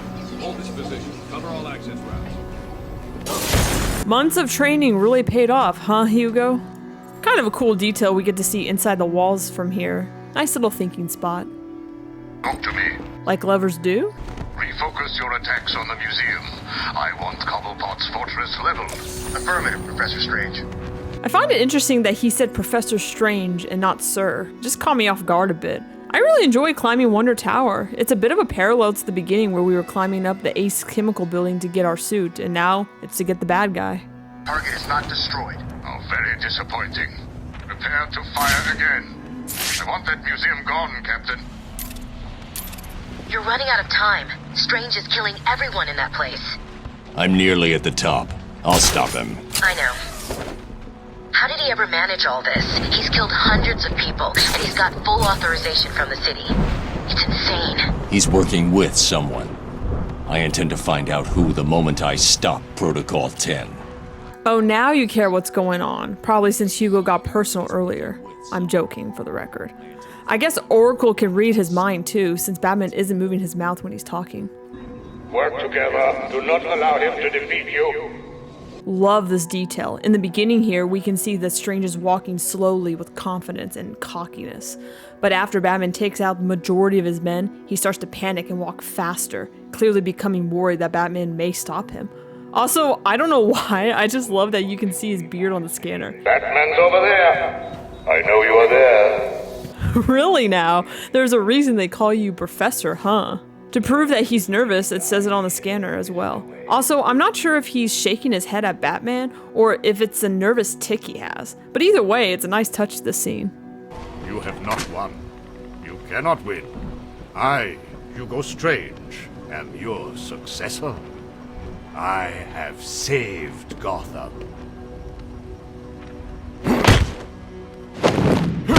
Yeah, that's the most appropriate way to reply to that, I have to say. I just love how he becomes a ragdoll here. Oh yes, more like that, Bat Daddy. You're finished, Strange. I have powerful friends, Batman. This is just the beginning. You cannot stop me. Soon I will command forces beyond your comprehension. I have achieved what the great Batman could never do. Gotham will forever thank Hugo. Strange! Oh. Your part in this is over, Professor Strange. Why? Yes, why did it have to come to this? Alright, so this is the second reason why this game is not my favorite to me. The reveal that Hugo was just a puppet for Ra's. I really hate how they did this. Like I said in part 1 of this series, they set Hugo Strange up perfectly in this game. He was the perfect madman, carrying a lot of the first part of the game and being that bug in your ear, constantly reminding you about the impending doom of Protocol 10. So why in the hell did they have to reveal that he was just Ra's little puppet here? It completely flattens this climax. Ra's presence felt unnecessary, especially considering we already defeated him earlier in the story. It completely takes away the build-up and the threat of Hugo entirely, at least in my opinion. So I'm going to go on a little tangent about what I think they should have done differently in this game. Once again, I'm going to stress that this is just my opinion and what I feel they should have done differently in this story. First, I think they should have completely cut the assassins out of this game. Talia, Ra's, the whole enchilada. Like I've said, Talia and Bruce's relationship is utterly pointless and stupid. Ra's is just a whatever character in this game that I could care less about, and doesn't bring much to the story, other than this part and his blood. I know you're all going to say that Bruce needs his blood to make the cure. Well, they had a lot they could have utilized in this game. Maybe Bruce needed to go to the original source of Titan, so he had to go back to Bane and use his blood. That could have been a cool tie-in to Arkham Asylum. Or maybe he needed animal protein in his blood, so a rematch with Croc. That could have been awesome. Or maybe, just maybe, hear me out, they could use a character that they introduced in the beginning and they barely utilize him. Yeah, Two-Face.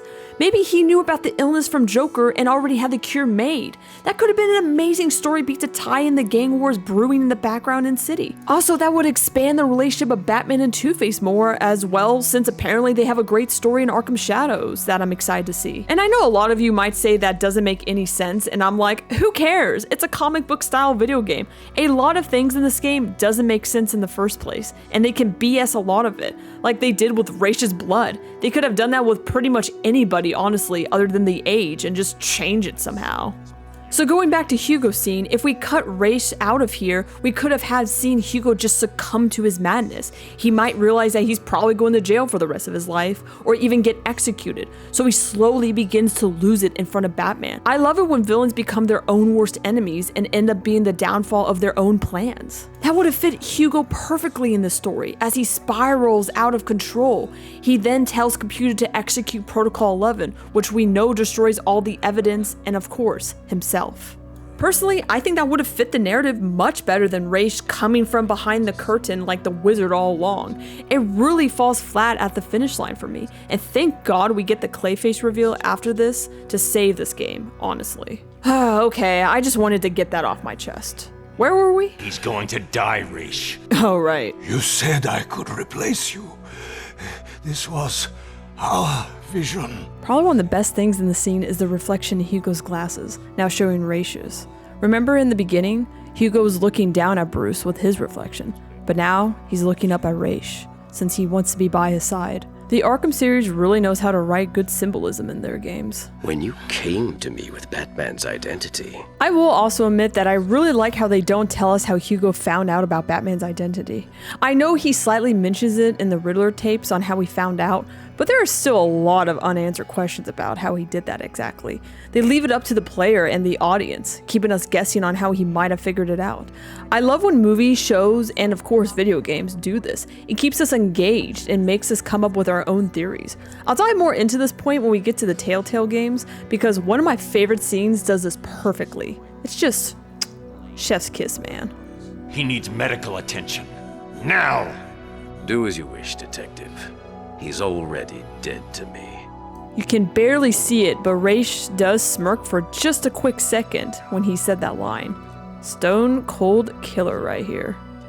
Computer, activate Protocol 11. What are you doing? Passcode Wayne. That password was really onto something here. No! Get out of there! No! No!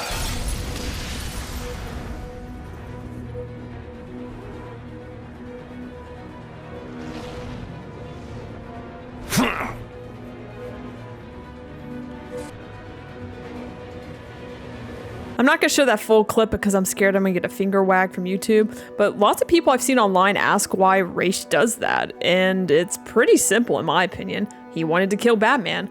Another reason my fiance came up with is maybe he knew he wasn't going to survive the fall, so he just took the risk hoping to bring Batman down with him. I thought that was an interesting take. Bruce, are you okay? The tower just exploded. I noticed. He still has a sense of humor after all that. Hello? Is anyone there? I'll get back to you. Something's come up. Literally me when I'm pulling up to the drive-thru window to order food when I'm on the phone. A little nice detail that Raish is dead on the scanner, but could have been interesting if it said unknown. I need to find her now. You don't seem to be coming to the movie theater, and I'd hate for... Oh, Bats, if you only knew what I have planned, you'd just die. That's interesting that the game makes you go to the last boss fight, and if you ignore it, you just go straight to the death scene. It's the big opening night, Batman! What's keeping you? Get your cute little ass to the movie theater, now! Some confirmation here that Clayface is an ass man, since with that comment and the fact that he was just checking out Talia's butt earlier too. Getting a coin and a third star for that one. See you soon! Bye! That bye always gets me. Why are you taking so long, Batman? Oh, hold on. I get it. You want me to off this annoying woman, right? I mean, she does go on a bit with all that I am the great blah blah mystical mumbo jumbo. I'll tell you what, I'll do it. But you owe me, okay? I'm happy to see someone is catching on to my hints. Hey, Batman, got any hand warmers? It's kind of cold out here. I really like the detail that the movie on the screen is the 1963 film The Terror that actually had Jack Nicholson in it, who we all know played the Joker in the 1989's Batman. So fun little trivia there. Also a little hint at the terror we'll witness here soon. Too late, Batman. I do like Talia's facial expressions. She is so done with this man. Give me the cure. But you've already got the cure. Wait, what? I'm sorry, where did that gun go? She really knocked it out of his hands with her elbow, but we don't see it flying since it cuts to the next shot. Bit of clunky editing there, if you ask me. Talia, no!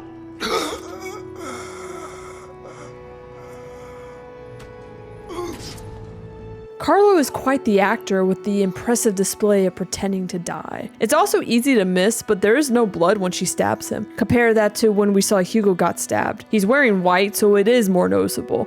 But even with that, you're still expecting some blood. It's just a great way to show that this isn't who we expect. I find this really interesting, that longing look Batman gives to Joker's corpse here. It's like he's in denial, struggling to accept that Talia just killed him. You didn't need to. Why? You would never do it. You left me no choice. There's always a choice. Love that line. It reminds me of the back in the asylum when he says, Always. What? It's over. Surprise! Oh, Mr. J, you look perfect. Ring, ring. So how do you keep a secret from the world's greatest detective? Well, do you know? You stick it right in front of him, right under his long, pointy nose, and wait. Joker wants you to think he's sick. Then wham! Gotcha. You fell for the old fake Joker gag, Batman. Such a great scene. We can just see a million thoughts running through Batman's head, trying to understand, since nothing is adding up. I feel like most players are in the same boat right here, putting together the pieces, trying to make sense of all of it, wondering if Joker really is dead, until they slowly pull back the curtain to reveal the truth. Talia! I'm sorry, beloved. I didn't know. Encore! I guess Joker didn't buy into the Hallmark love story either. Happy I'm not the only one. More! Bravo! It was never you. Not always. Well, sometimes. Confusing, isn't it? I know I'd want to know just what the hell is going on if I were you. Let's just say, at times like these, it's important to keep up appearances. But first, if you would be so kind, hand over my jaw. Damn, it's rare when we see Joker turn super serious like this. It's legitimately scary. Also, kudos to Mark Hamill. That coughing sounds real, and it actually makes you feel like he's really sick. It makes my throat hurt just listening to it. Ladies and gentlemen, for one night only, standing in for yours truly, I'm doing a damn fine job of it. I give you Clayface. You weren't even supposed to be in here, Carlo. Why sign up with Joker? Easy. The role of a lifetime!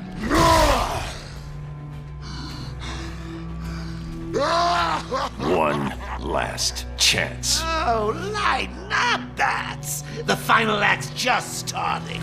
I have no words to say, but this is an incredible reveal, and I think this is one of the best things they did in this game. This is peak writing, in my opinion. It's a doozy.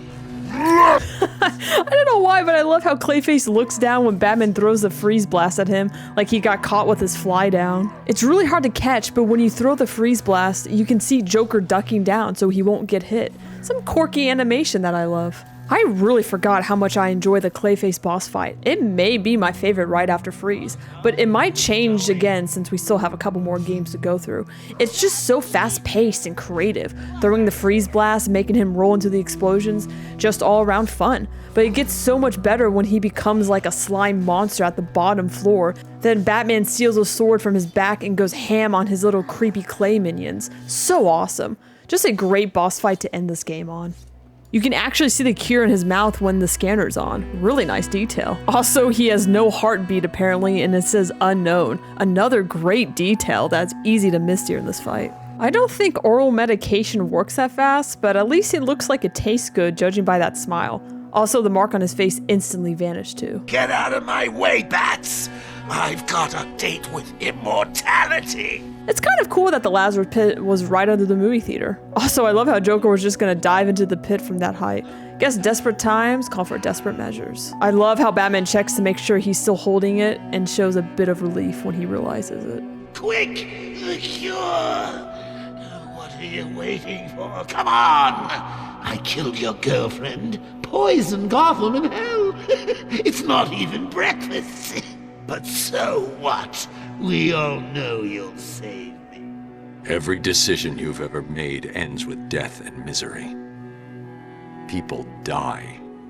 I stop you. You'll just break out and do it again. Think of it as a running gag! No!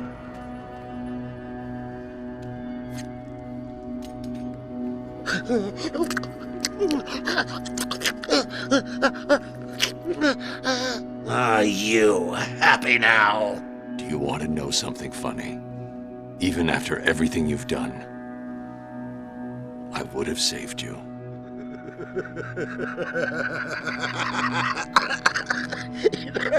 That actually is pretty funny. I've seen many people online saying that Joker pretty much killed himself by doing that, and I agree. But we have to look at it from Joker's perspective. He was literally about to die, and it was in extreme desperation. So he probably was on instinct and tried to forcefully take the cure by stabbing Batman. But that's his downfall. As Batman said, he would have saved him. But we also have to remember, Joker is insane. So there's that argument too. But whatever you think, I believe this is one of the best scenes in the series. Not just because of Joker's death, but because Batman stays true to his morals and doesn't kill. He would have saved him. And that's what I love about Batman. He never kills, no matter what. The famous Joker smile. He died with the knowledge that even after all the bad things he's done, Batman still would have saved him. As he said, it was funny to him. He wanted to die smiling, so he forced himself to smile shortly before dying in order to have that expression permanently printed on his face until the very end. Okay, I'm sorry, but I find it really funny that he carries Joker's body out instead of Talia's. Like bros before hoes, am I right? But on a serious note, why is that? Many people say that she got blown up when the Joker blew up the theater, and fair enough, but we don't see her body when that happens. I guess the thugs would have probably attacked Batman if he did so, since they have no idea who she is, so that makes sense. But this is the final nail in the coffin for me in their relationship in the story. They never showed us that they were in love at all. They could have done that right here or at another scene where he went back for her or something.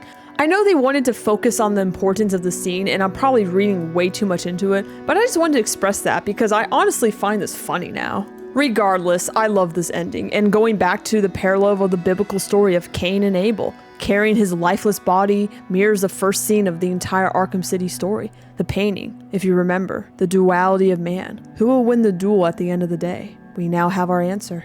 Oh, hey, Gordon, I totally forgot you're in this game, but you do appear a lot in Arkham Origins, so we'll let it slide. I know that Joker sings that song, Only You, during the credits, but I can't play it cause you know why.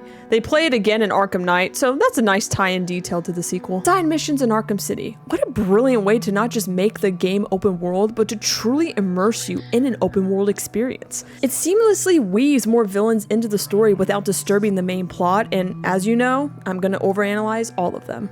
At first, I debated how I wanted to talk about each side mission. I considered doing the wheel again like I did in the Arkham Asylum tapes, but that felt like it was special format for those, and I didn't want to take the fun out of it. So instead, I decided to do kind of a tier list ranking each one. I'll start with the weakest ones, and I'll work my way up to the best of the best ones. Now, I just want to make it clear that these are just my personal opinions. Just because I rank it lower doesn't mean they're bad or not fun. They're just not as quite as strong compared to the other side missions in this game. I'll analyze the mission first, then after, I'll give my thoughts about each one. Also, I'll be doing a mentions list for the side missions that are more in the background elements, like the AR training or the gadget upgrades. There's not much to analyze there, so I'll briefly touch on them once we get closer to the top. So with that said, let's dive in and start breaking these down. The bane of my existence. This little bear stuffed animal, or bunny, really reminds me of the teddy bear we see in the asylum, Osito, the one he had in the comics when he was a child. It's a subtle reminder that there's still a bit of that inner child in him, which is a great way to make him feel more human. It adds a layer of vulnerability to his character that we don't see at all, in my opinion. Surprised to see me, Batman? A little. Last time I saw you, you were wrapped around the hood of my car. Love when Batman does an offhand remark like this. I wasn't trying to. I'm in no mood for a fight. What are you doing here? Dr. Young's Titan formula. The Payaso managed to send some off Arkham Island before you stopped him. The mention of Dr. Young is really nice touch here. It's a great way to tie in Arkham Asylum. And then, of course, there's the way he calls Joker Payaso again, just like he did, or will, in Arkham Origins. I know. Penguin had his own Titan guards. How much more did Joker send out? I I really like this detail that if you find Bane after the museum, Batman mentions that Penguin had some of the Titan, referencing the fight we had with him earlier. Really love that. Too much. That is why I am here. I will not allow the basura of this city to abuse the Titan. Dr. Young used me to create it. It is my duty to destroy what remains. I'll help you, but understand this. If you try anything, I'm taking you down too. We find Titan containers, we destroy them. Deal? Of course. Each container has a radio beacon built in. There were 12 containers left in this city. We take 6 each, then we meet back here. I'm ahead of you, Bane. You find your 6. I'll take care of what's left. You've got some catching up to do. And remember, I'm trusting you. Don't make me regret that. If you remember in part 2 of the Arkham series, I talked about how you can get some of the unique dialogue if you destroy the Titan container first, before meeting Bane. And you also get this dialogue too. Great continuity here. Oh, and I forgot to mention, I decided to switch up the skins throughout the playthrough just to keep things interesting. Let me just take a sneak peek under here to see where they are all at. But damn, I'm trying to, but your massive forearms are in the way, Bane. Fake's in it anyway. Titan. Seriously? You mean that stuff that the Joker was using back at the asylum? Yep, that's the stuff. But that crap turns people into monsters. What would happen if, the other psychos got their hands on it? Why do you think the boss wants us to keep this stuff safe? Stop anyone else screwing with it. It's pretty cool that most of the henchmen know exactly what it is and what it does. It adds an interesting layer to the world building and shows that these guys are more familiar with the situation than you might expect. A thought crossed my mind when destroying these. I always wondered if Dr. Young would be pissed or proud of us for destroying these. Always just a thought in the back of my head. Not gonna lie, it's pretty creepy how Bane just stands there mean mugging you. Plus the fact that he follows you when you move around adds an unsettling touch to the scene. I've destroyed the containers, Bane. Good. Give us the Titan, Bane! Help me, Batman! We must not allow these puppets to take the Titan!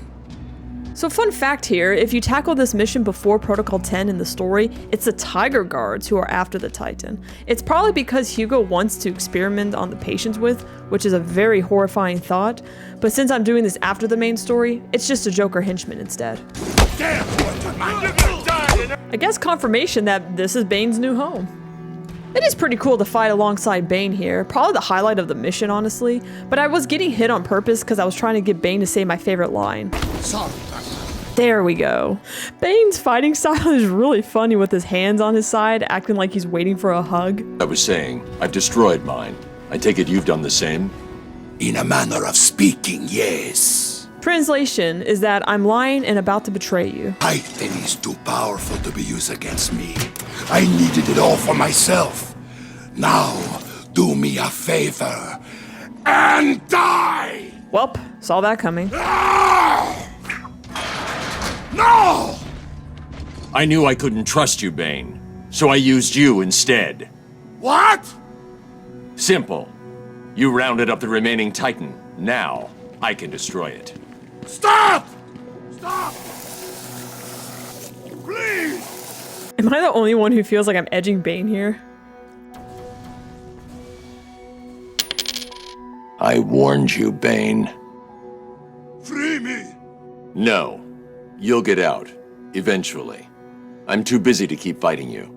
No! Isn't this your house, Bane? Don't you have a key or remote access to get out? Get me out of here. It's that kind of attitude that gets you in these kind of situations. If you don't open this door, I'll kill you too. Will you really? See you later, Bane. Hopefully next time you'll know how to talk to a lady. There's a reason she's one of my favorite characters all in Arkham. I don't think people are going to get mad at me for putting this at the bottom of the tier list since honestly, it is the weakest one in the game. Most of the time, I forget he's even in this game until I stumble upon the first Titan container. There just isn't a whole lot going on here. I do enjoy the conversation we have with him in the beginning, and the fighting alongside him is a standout moment, but that's pretty much it. Again, I'm not saying it's a bad side mission, just the weakest one in the game in my opinion. There's always two sides to every story. Sweet home. Wow, she's lucky to be alive from that.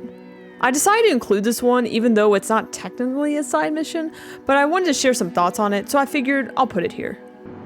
Is she dead? Hey, hang on. She's waking up.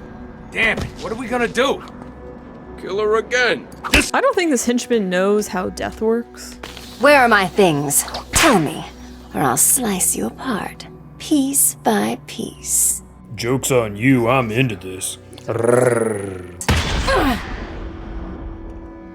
So, you decided to come crawling back then, Harv. Pity. Oh well, time for this kitten to teach you some manners, once and for all. Oh yeah, totally forgot Two-Face is in this game. What the hell are you supposed to be?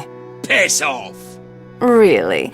Okay, if you insist. Oh, I forgot to say, speak to me like that again, Penguin, and I'll show you just what it feels like for a poor little bird to be torn apart by a cat. Please, don't hurt me! I didn't mean it!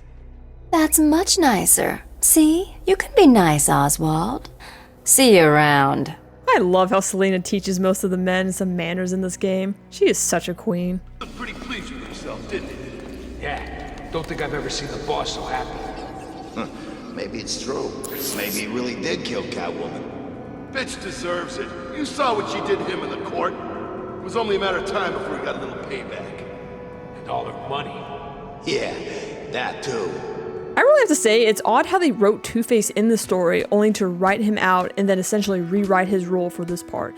It's some bizarre writing, and I feel they could have done more with him, especially when we switch back to Catwoman throughout the game. Could have just become a constant game of cat and mouse. That could have been a really interesting dynamic in this story. Deep enough to hold one big-ass shark. Still can't believe Penguin's got a shark in here. That's nothing. He also had some kind of monster under the Iceberg Lounge. Monster? Yeah, some giant, dead-looking thing. That is bull. It's all true. Jimmy saw it. Now I know you're making this crap up. Jimmy's a liar. Well, I believe him. He used to roll with Cobblepot before switching sides and joining up with Two-Face. He said he saw it. And where's Jimmy now? The shark ate him. How convenient. Next time you feel like wasting my time telling me about some fantasy crap, make sure the only guy who can back you isn't dead, okay? Nice callback to Solomon here. She won't dare come back here. She'll come straight back here for her pretty little things, and when she does, I want you guys to blow that bitch apart! For the longest time, I thought he was talking to his henchman the entire time until I just realized it's his two sides bickering. Also, his health bar is two different colors. Nice touch. This is our chance for glory. Word is Joker's dead, and we all saw what happened to the runt that used to run this place. Wow, word does spread fast around here. I was hoping for a better boss fight here, but after thinking about it, I honestly have no idea what else they could have done. I guess it kind of makes sense to make Two-Face feel like a joke in this scenario, but at the same time, it kind of sucks since he was such an incredible character from the start. A lot of missed potential with this character in my opinion. But apparently they fix him a lot in Arkham Shadows, so I'm excited to see where they go from there. Oh! Sorry, Harv. This really isn't your night, is it? Now tell me where you've hidden the rest of my stuff, or I'll even out the other side of your face. I only took half. The rest I gave away. I win, bitch! He really likes calling her that, doesn't he? Like I said, I just wanted to add this since I didn't talk about it in the main story. It's nice to see Two-Face again, but that's pretty much it. Plus it wraps up Catwoman's story in the game, so I guess it's just a decent ending for her arc. And not much more to say about it, so let's keep moving on. I'm as cold as ice. I will admit that the first time playing this, it was pretty tricky to find where Nora was. How are we gonna decide who keeps the ice cube? I wanna. It's my turn. You always get your turn. How about rock, paper, scissors? Can you even play that with 3 people? Sure you can. Come on, let's do it. 1, 2, 3. All paper. What are the odds? Do I look like I went to school? 1, 2, 3. Gun beats paper. No, gun doesn't beat paper. Stick to the rules. 1, 2, 3. What the hell is that? Dynamite. For the love of it. Again. 1, 2, 3. You sure this works with 3 players? Yeah, go again. 1, 2, 3. I thought I told you, no dynamite. What was this, best of 3? This is gonna be a long night. This This is just some amazing dialogue from the henchman, man. I can't get enough of this stuff. Also, I do really like the detail when he says dynamite that he sticks his thumb up. Easy to miss. I feel that they need to make this Predator mode or something other than just a simple combat to make it a bit more memorable, in my opinion. Freeze's wife is safe. I should tell him. Freeze's wife? Did that just sound odd to anybody else? Like, you know her name, Batman. Just some odd writing, if you ask me. Really great touch that she does have a heartbeat and tells us that she's in cryogenic suspension. Also, her hair does seem like it's pulled back, which is a nice continuity because in Arkham Knight, her hair is still like that. Victor must have pulled it back at some point since in Cold Cold Heart DLC, it's down completely. I found her, Freeze. She's safe. Nora, where is she? She was locked up in Warehouse 5B in the Falcone shipping yard. She's safe, Victor. You can go to her. Thank you, Batman. I doubted you. I am sorry. I love this. Not only that he thanks Batman, but also apologizes to him since he had doubts. Again, this is just super important going forward to their relationship in Night, and we'll see why when we get there. A beautiful wife. I am so sorry for all that has happened.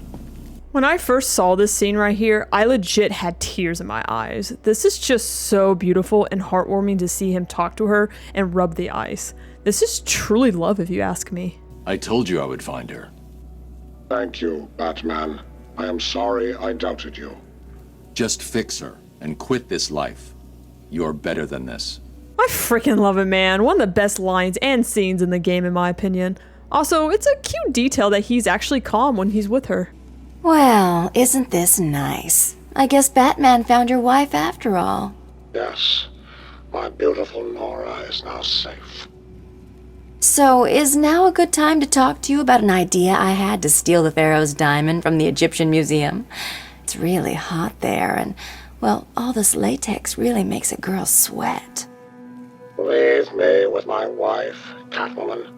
Just asking, Freeze. Just asking. She was totally testing him for loyalty, and he passed. I was debating to put one in the thirst jar here, but I feel like it was more of teasing than she actually meant it, so I'm just not going to. I have to admit, it's heartbreaking to put this towards the bottom, but at the end of the day, it really is a weak one. There's not much to do other than finding and beating up the henchmen. I really wish they added a Predator mode, like I mentioned, to make it a bit more memorable as a side mission, but honestly, outside of the conversation between Batman and Freeze, there's not much to it. I get it, they had limited time to make this game, so it is what it is. But this does have a special place in my heart because I talked about how Heart of Ice is my favorite episode of BTAS. So if you want to check out the video, go ahead, click right here or after the video. But I do still love this mission, and let's keep moving on. Let me mark that phone number down real quick. Speak. Oh, Batman, you sound impatient. That is good. That is very good. You'll need that to solve my little game. You may have heard that I have been providing salvation to the mindless drones lucky enough to answer my calls. Hardly salvation. You've been killing them. That's a question of perspective. Gosh, I always forget how creepy and disturbing Zsasz is. He's just so uncomfortable and just a downright insane human being. For example, from where I'm standing, I can see 3 little piggies just waiting for me to cure them of life. From their perspective, I'd imagine they see things differently. If you hurt them, Zsasz, I will hunt you down. I bet you will. But first, a little game. Right now, somewhere in Arkham City, there's a phone ringing. I know it's a big place, but you need to find it. Take too long, and I kill these piggies. And don't try anything clever. I had a friend help me bounce the signal through every relay from here to Bloodhaven. You'll never find me. I've always wondered if this friend of his was actually the Riddler, especially since we find riddles and trophies in Zsasz's hideout. It makes sense too, considering we all know Riddler has eyes everywhere. Just something to think about. Now hang up that phone and start running. Ring, ring, ring, ring. I have to give them credit for how creative this side mission is. It fits Zsasz perfectly. Did I ever tell you about my first kill, Batman? No? As I am sure you are aware, My parents were dead and I was rich. So rich I could have anything I wanted, but of course, all I wanted was them back. I now know that that was impossible, of course, that their death served a higher purpose. But back then, I had yet to experience the joy of cold steel cutting through warm flesh. I had no idea how I could save these people from the relentless misery of their existence. You should have stayed that way. Really? Then I'll stop now. Find another telephone, Batman. Really interesting that Batman and Zsasz has a lot in common when it comes to their upbringing. Both experienced the loss of their families at a young age. Yet, here they are. Both of them with all the wealth in the world, and they both using their trauma in completely different ways. It shows they could have that unique understanding of what that loss could do to a person. Just great writing here. I wish they put the ding ding ding dong as the ringtone at least once. That would have been amazing. Find my phone, Batman, or the killing starts. You can at least say hello, Zsasz. You made it. I think I will continue my story. I feel the need to talk. To confess, maybe. This isn't a confession hotline, buddy. This is Batman trying to track down your creepy ass. I was rich and alone, but not for long, of course. I took to gambling. Or maybe it took to me. Something an addict would say, but come on, Zsasz. Don't you know that 99% of all gamblers quit before they hit it big? If only I had been good at it. I may not be where I am today. So if you were better at gambling, you wouldn't be a serial killer? Did you ever try other hobbies like poetry or video games? I would have said art, but well, you're already into that in your own twisted ways. As my life spiraled out of control, I desperately formed a plan. A plan to win back my parents' money and be happy again. It didn't work, of course. Plans like that never do. But as I stood outside the Iceberg Lounge on that hot summer night, I remember feeling something. Hope, maybe. This reminds me of that saying, money can't buy you happiness. I used to disagree with that for many years, until I heard this. Money is necessary, but not significant for happiness. As I've grown older, I've found this to be incredibly true. Money makes things easier, but it doesn't necessarily make things happier. Take that with what you will. Please hold for Mr. Zsasz. I'm sorry, he's not available right now. You need to find the phone. You can tell he's been waiting all day to say that. The Iceberg Lounge was crawling with the disgusting flesh of humanity. You could find anything there. If you had the money, of course. At the beginning, I seemed to be winning. The cards all went my way, and I found myself at the owner's table. Some reason I thought I would win, that he would play fair. I looked around the table. I saw the people I was against. Card sharks, thugs, princes, and the disgusting midget who ran the place. One by one, they all lost or folded. The chips were piling up, and it was just him and me. Kind of cool to hear mention of the Iceberg Lounge from someone else's perspective. Also, quit while you're ahead, Zsasz. You are kind of stupid if you think someone like the Penguin is gonna play fair. Zsasz calling for Batman. Find my phone or I'll bleed this piggy. Remember that line, because I think he does kill one of them. I'll prove it later soon. They called him the Penguin, even back then. He had both eyes, of course. That little accident hadn't happened yet. And both of them were looking at me when I put down my cards. 6 of clubs. 6 of diamonds. He looked scared. He leaned forward and I could smell the cigar stench on his breath. Kinky. 6 of spades and finally the 6 of hearts. I felt good.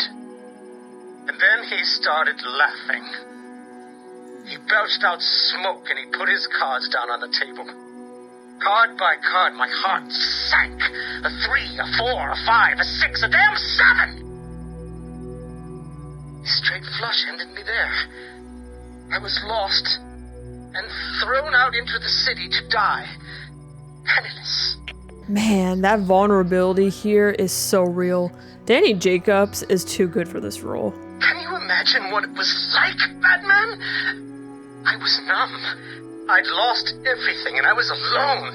You will be surprised, Zaz, how Batman relates to that more than you will ever know. Crying like a baby staggering through the streets of this city until I found the answer that I had been looking for.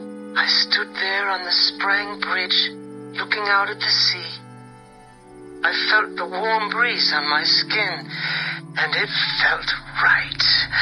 I looked down and imagined myself falling into the blissful arms of my mother. And then he appeared.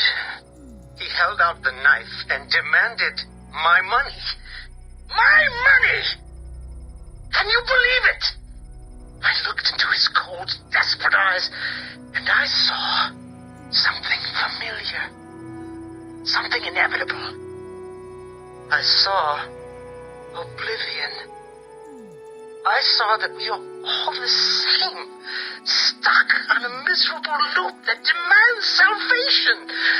So I gave it to him. Aw, you gave him a hug?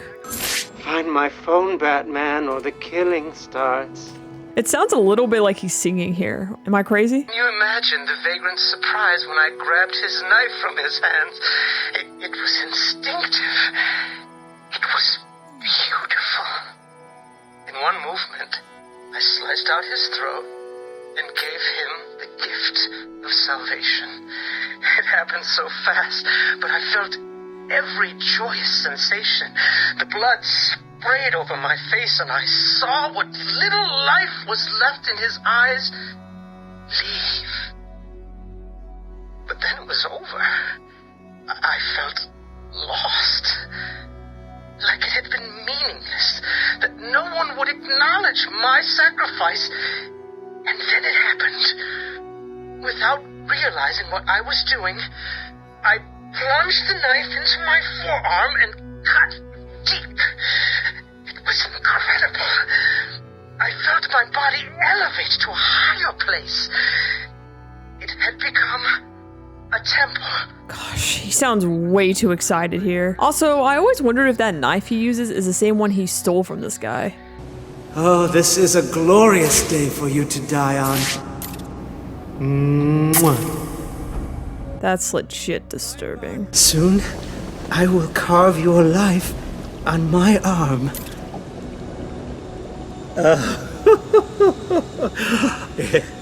Well, these poor guys are probably going to need therapy forever after this experience. I'm enjoying myself so much. I nearly forgot to give Batman another call. Come on, Batman. Where are you? Don't worry. He'll fail. Maybe this time, maybe the next. I can see it now. He's running for that phone. Desperately trying. Don't tell me you can't hear the phone. You're making me angry. I really like how we see him start to lose it gradually as we get closer to him. It makes the takedown feel that more satisfying. This is not over. It cannot be over. My blade will bathe in the crimson rivers of blood that will pour from the holes I cut into your body. You cannot deny me the mark. I need to make the mark. It's all I have left. I've saved a special place for you, Batman. A place to symbolize your death. Do you want to see? You are going to be mine. When you least expect it, I will be there, cutting flesh from your body, watching as your life slips away. That being said, it's a bit disappointing that Batman doesn't have any final words to say to Zsasz. I was really hoping to hear Zsasz's final words, especially since we don't see him come back in the series. And considering Batman talks to everybody else he captures or after the mission, it feels odd that there's no conversation between him and Zsasz. I guess except for Deadshot too, to be fair. Remember how he said there are 3 of them in the beginning? So here's the body of the 3rd one. Pretty dark detail, I have to say. So I'm a bit curious to see how people might feel about me placing this mission in the middle. On one hand, it's a very creative way to incorporate Zsasz, but my fiance played this game for the first time a couple weeks ago and made a very good point. It's just so repetitive, and that's a fair critique, to be honest. There's nothing really different or challenging in this mission aside from the fact that you get less time with each turn. While that's tough for some players, they could have added a bit more variety, like henchmen guarding the phone or maybe a sniper to make it more engaging. I do really enjoy the backstory of Zsasz. It's a nice touch and a highlight of the mission, especially since he's barely featured in media nowadays, and the Asylum was my first introduction to him. For big Batman fans like myself, who care deeply about the lore, it's a really good story. But for just the average fans like my fiance, it might feel like a slog to get through, and I can totally understand that. I still think it's a good mission, not bad by any means, just repetitive. It's a fitting way for Zsasz to go out too, especially considering he was cut from Arkham Knight. But that's a story for another day. This might be a long shot, but it's worth a try. What are you doing up here? More importantly, how the hell did you get up here? There's someone after me. He's trying to kill me. Who? I think he works for Strange. That bastard has me working on his damn tower for 6 months. And no sooner is it all operational, he has me thrown in here. What were you working on? There are a number of signal relay points around the top of the tower. The specifications...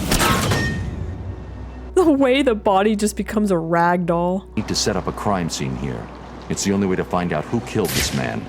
I love doing these investigation-style missions. There's a reason he's called the world's greatest detective.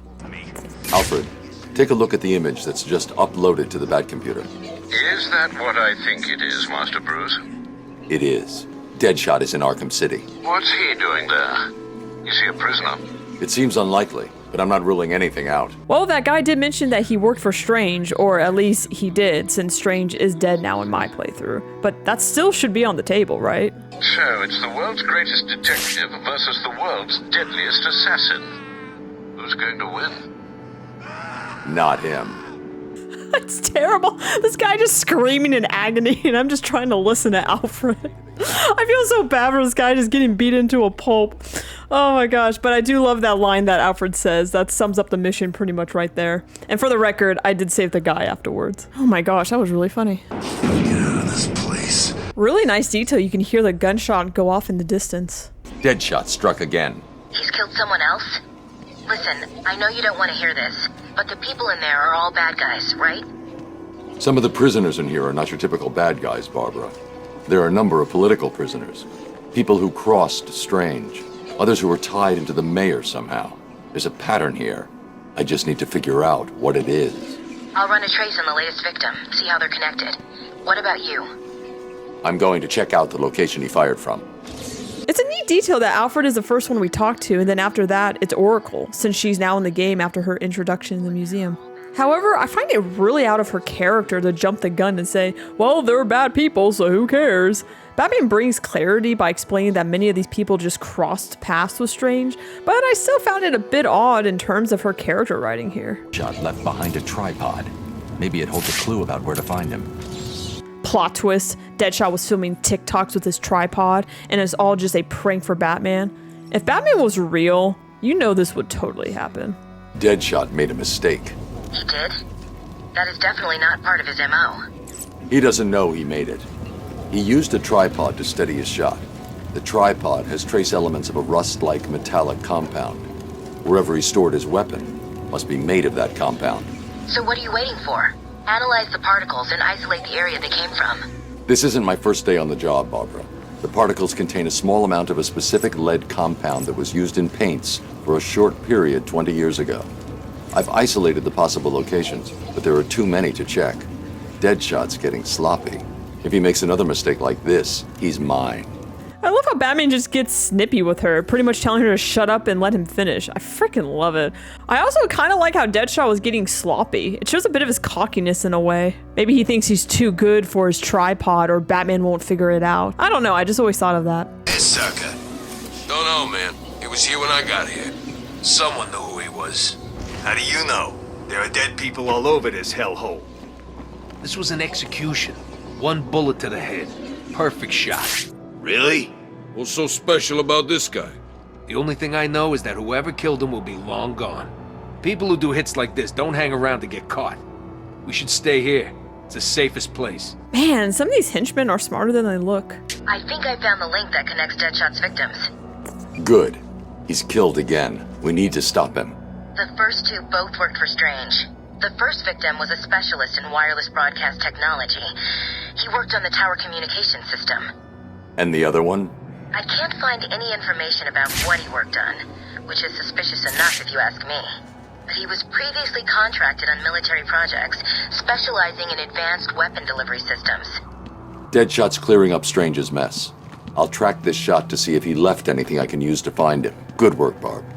Once again, this shows how smart Strange was and how an incredible villain he pretty much was in this game, until they ruined him. To make the shot, Deadshot would have been lying down. His body heat melted the snow there. So he pretty much made a snow angel unintentionally. We've got him, Oracle. I've isolated a number of very distinctive plastic-based particles and identified items that use this material in their construction. So I see. Looking at the possible choices, I assume you've decided on the power substations, right? Exactly. Cross-referencing this against locations that would definitely contain the metallic particles from the second crime scene gives us 3 locations. You've done it. You're actually gonna catch the son of a bitch. I guess that's everybody's favorite cuss word in this game. Substation to store his equipment and a PDA. It's heavily encrypted. I'll need to bypass the security if I'm going to find out any more about Deadshot and what he's doing here. Why would he leave his PDA in there? Probably the dumbest move he could have done here. This PDA was definitely given to Deadshot by Hugo Strange. It looks like he was smuggled into Arkham in order to take out a specific list of threats to Strange's position. Let's see. Deadshot only has 3 targets left. Jack Ryder, Bruce Wayne, and Batman. Damn! He's working to a schedule. Ryder's his next hit. He's marked his current location.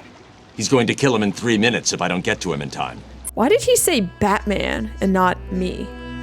It's interesting that there's a time listed here since we really never know what the game time is. They don't mention it except for here. Kind of funny how Batman just tackles him like a lineman in a football game. He missed my target, Batman. I love how Deadshot throws his gun down like a spoiled little kid who's sick of this toy. There's not too much to say about this one since I'm not even sure if this counts as a boss fight. It only takes 1 hit, but I think it's fine and I think it's pretty fun for the most part. Think you can get to me? Many have tried. None have managed it. Well, they must not have tried because this was such an easy takedown. This isn't over, Batman. I swear. Did you find Deadshot? He's not a problem anymore. I'll let Gordon know where he is and come back for him later. Overall, there's not much to say, but this is just a fun side mission. Simple yet keeps my interest with the detective work. It wasn't anything bad, nor was it anything incredible either, like some of the others we're gonna get into. If anything, I wish we saw Deadshot more, but we do see him in Origins, so I guess that's a fair trade-off. And I'm not even going to mention him in the other game we don't talk about, and Catwoman doesn't say anything to him. I tried, but no luck. Let's go pay a visit to the Stranger of the Night. Like I mentioned in the first part of the series, you can see him as early as when you walk into Arkham City as Bruce Wayne, which is a great detail lots of people may have missed. He remains calm the entire time if you were ever curious. I've been watching you, Batman, to see if you are ready. Ooh, I love it. Right from the start, he's so mysterious and intriguing. He really makes you wonder who the hell is this guy and why is he watching me? It's so simple, yet it pulls you in from the start. We have been watching you for a long time, Batman. It's like, who's they and why are they watching Batman? It's just so thought-provoking because all he's doing is giving us more questions the more we search for him. Are you the one the prophecy spoke of? Like there's a prophecy now? Just so mysterious. All you want is answers from this man. The moment is close. The truth will soon be shown. They wrote this character perfectly in this game. Sorry, I'm just fangirling over here. I'll explain why at the end. The Riddler wishes he can have cool puzzles like these. I knew you would find me. It wasn't hard. You left me a map. Who are you and what do you want? Why are you watching me? We have been given many names, but you will come to know me as Azrael, loyal servant to the Order of Saint Dumas. You're not the one from the comic book Nightfall, but I'm still game. Bring a message. Dark days are coming, Batman. The prophecy is coming true. You are the warrior who will close the gates of hell. You are the one who will save this day. And in doing so, events will occur that you cannot stop. From the ashes of Arkham, the fires will rage and Gotham will burn. And you will burn too. That's a pretty accurate description of what happens in Arkham Knight, I have to say. I don't believe in fairy tales. Believe what you will. The message has been delivered. We will meet again. And it will not be in the best of effort. That's what the prophecy said too.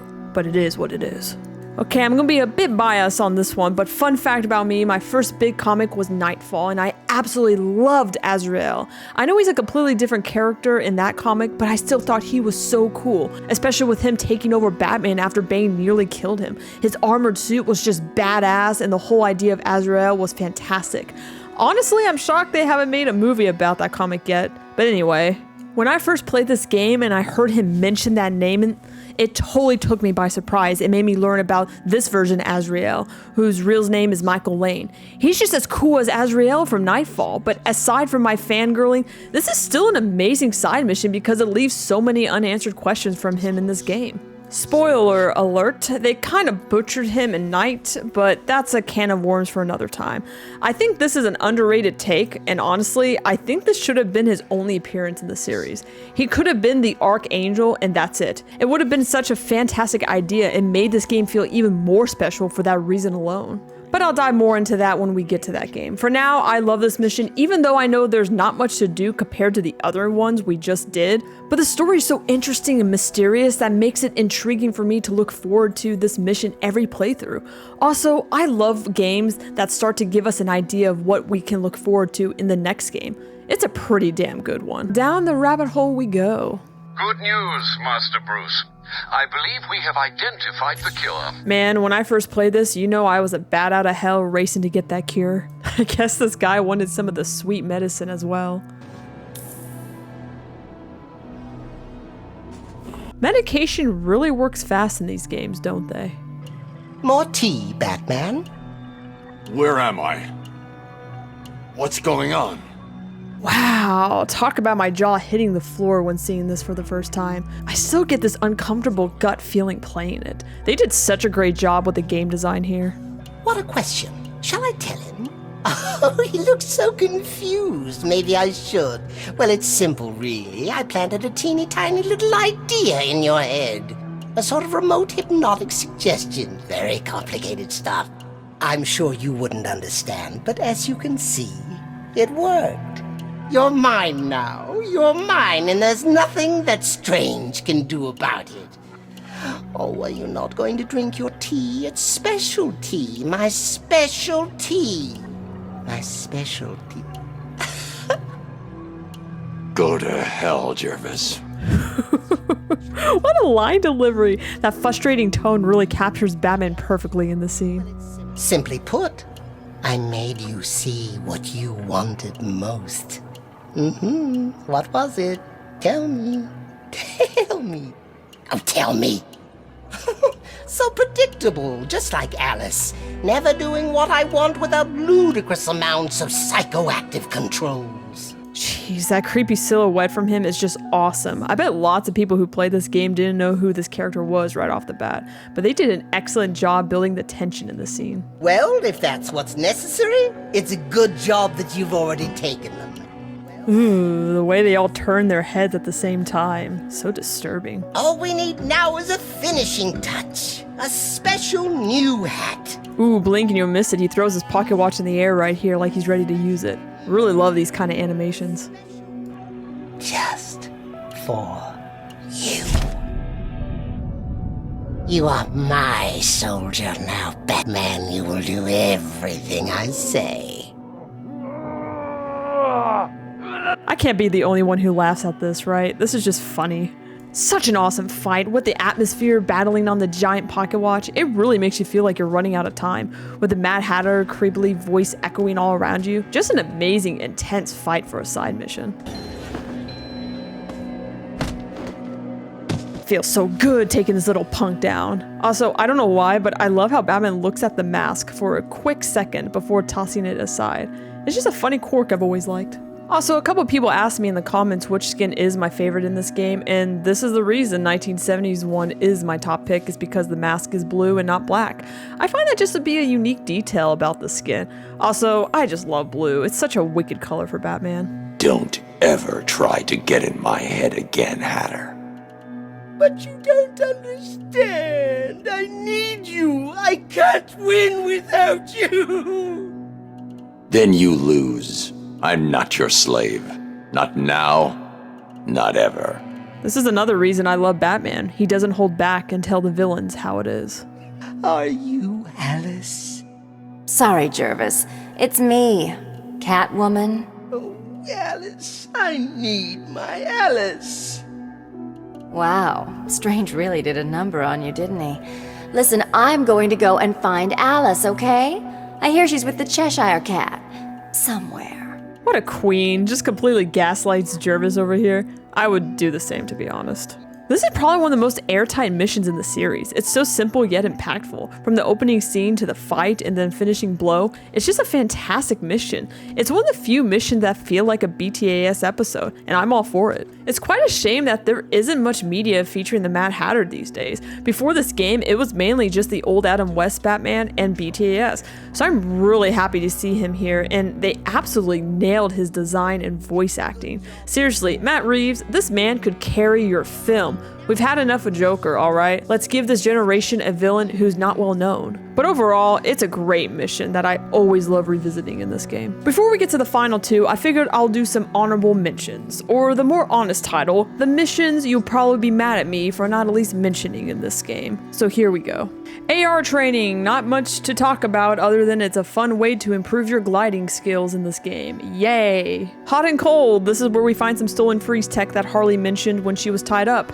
Honestly, the best part of this mission is probably constantly ripping the tape off of her mouth. Remote hideaway, we visit the cops we saved earlier at the Iceberg Lounge and they give us a mine detonator upgrade. You can walk around and talk to them if you want. One of the guys keeps setting off Penguin's umbrella and he constantly gets scared by it. It's pretty funny, to be honest. Catwoman's epilogue mission, or her side mission, or whatever you want to call it. You track down Two-Face's men and you get her stuff back by defeating them. Not much to say, but you hear a cool sound when you reclaim the item.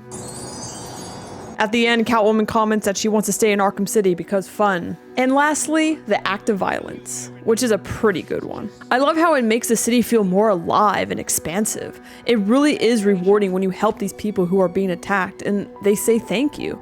Something I also noticed in this playthrough is that there's quite a bit of different dialogue for most of these encounters. They do repeat some lines here and there, but there are one or two lines I don't remember, so it's a nice detail that they keep it feeling fresh. For what essentially is a random side mission in the background, I think this is a pretty solid one. Now hush, children. We have a thief to catch. I should scan the crime scene to determine the cause of death. Right off the bat, when you look at the body and then you see the head wrap, it looks a bit familiar. But you can't quite put your finger on it just yet. If you recall, we first see Hush in the church when we track down Joker. So it makes you wonder if this is somehow connected. The victim's face has been removed and the head wrapped in bandages. There have been 3 murders in Gotham over the last month with the same MO. The press have nicknamed the killer the Identity Thief. If he's now in Arkham City, I need to track him down and stop him. It's kind of nice to give us a bit of a backstory that there's a serial killer going around and this has been happening. And it's a good way to avoid pointless rhetoric. Also, the identity thief angle is just a wicked disturbing concept. It fits the Batman universe so well. The attack left the victim bleeding profusely. The murderer is likely to have trace elements of the blood on them without realizing. I'll filter the scanner to track the victim's blood particles. That should lead me to the last person to see the victim alive. Maybe even the killer himself. I can't get enough of this detective work, man. It's so much fun. Why did you kill him? It wasn't me. I'm not a killer. I'm a plumber, for God's sake. You've got to believe me. I don't have to believe anything. Tell me what you saw. There was this guy. He dropped the body there. He was weird looking. You won't believe me, but, well, he looked like Bruce Wayne. What? I know. Someone must have got to him. He was covered in cuts and bruises, but I'm sure it was him. The poor guy must have had a target the size of Gotham City painted on him. Looked like he'd been attacked by pretty much everyone in Arkham. I still get chills hearing him say that. It looks like Bruce Wayne. It's just such great writing because as the viewer/player, we know it can't be. So the question is, how is this possible? It's just awesome. It's like another victim of the identity thief. I need to scan the area to see if there are any more clues to his identity and whereabouts.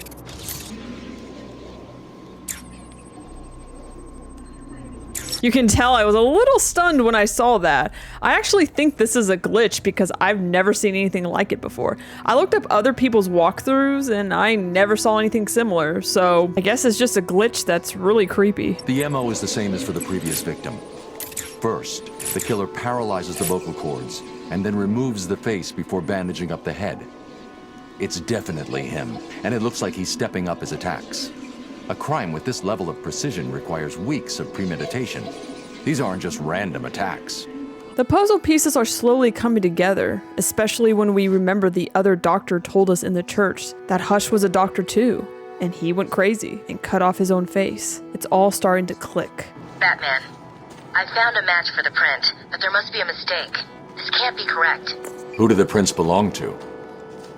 You. These are Bruce Wayne's fingerprints. How's that possible? I have no idea. You really can hear that surprise and confusion in that delivery. So good. Bruce, I don't know how to say this, but...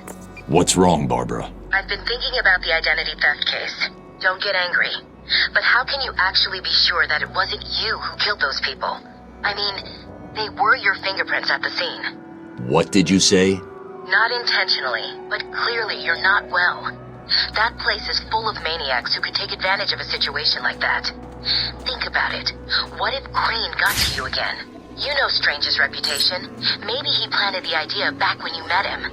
I don't like it, but... It wasn't me. I'm sure it wasn't. Yeah, of course. I'm sorry. I just, well, you know... What the hell is going on with Barbara's writing in these side missions? She sounds like a completely different character here than she usually is in the asylum. I get that proof is there, but really? Are we really supposed to believe this is all true?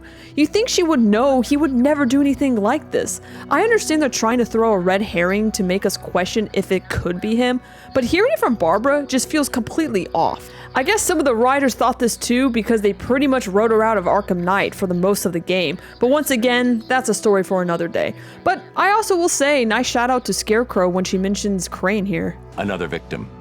Sooner or later the killer will slip up. Let's hope it's this time. As with the others, the victim's face was removed pre-mortem with surgical precision. The care taken suggests the killer is more concerned with the parts he's taking than what he leaves behind. Someone has taken a lot of care to cover their tracks. They used bleach to destroy any forensic evidence at the crime scene. Sometimes the lack of evidence is all you need. I'll filter for particles of the bleach and see who was so determined to cover their tracks. Such a badass how he figures this out. You can tell I was excited with my spins. You killed that man and dumped his body back there. Why did you take his face? It wasn't me. I just dumped the body. He told me to use bleach to clean it up. Who told you? Wayne, you know, the rich guy. You're lying to me. I'm not. There's an alley near the courtroom. That's where he is. He's crazy, man. You don't want to go in there. You can just hear the fear in this guy's voice. Just the mentioning of the room that Hush is in just sends him into a bigger panic. Even telling Batman not to go in there is just great build-up for this scene. I always get this terrible gut feeling when going into this room. Like you really don't want to be in here and you should get the hell out while you can. They did a great job with the game design and the tension in this scene is just, gives me chills down my spine every time. This is the journal of Dr. Thomas Elliot. My work is complete. The pain, though still present, has been worth it. He will suffer for what he did to me. He will suffer the way I have suffered. As I look in the mirror, I understand how Leonardo felt when he finished the Mona Lisa, how Michelangelo felt when David was complete, My work has taken too long. But now it's time for my masterpiece to be unveiled. My new face is ready.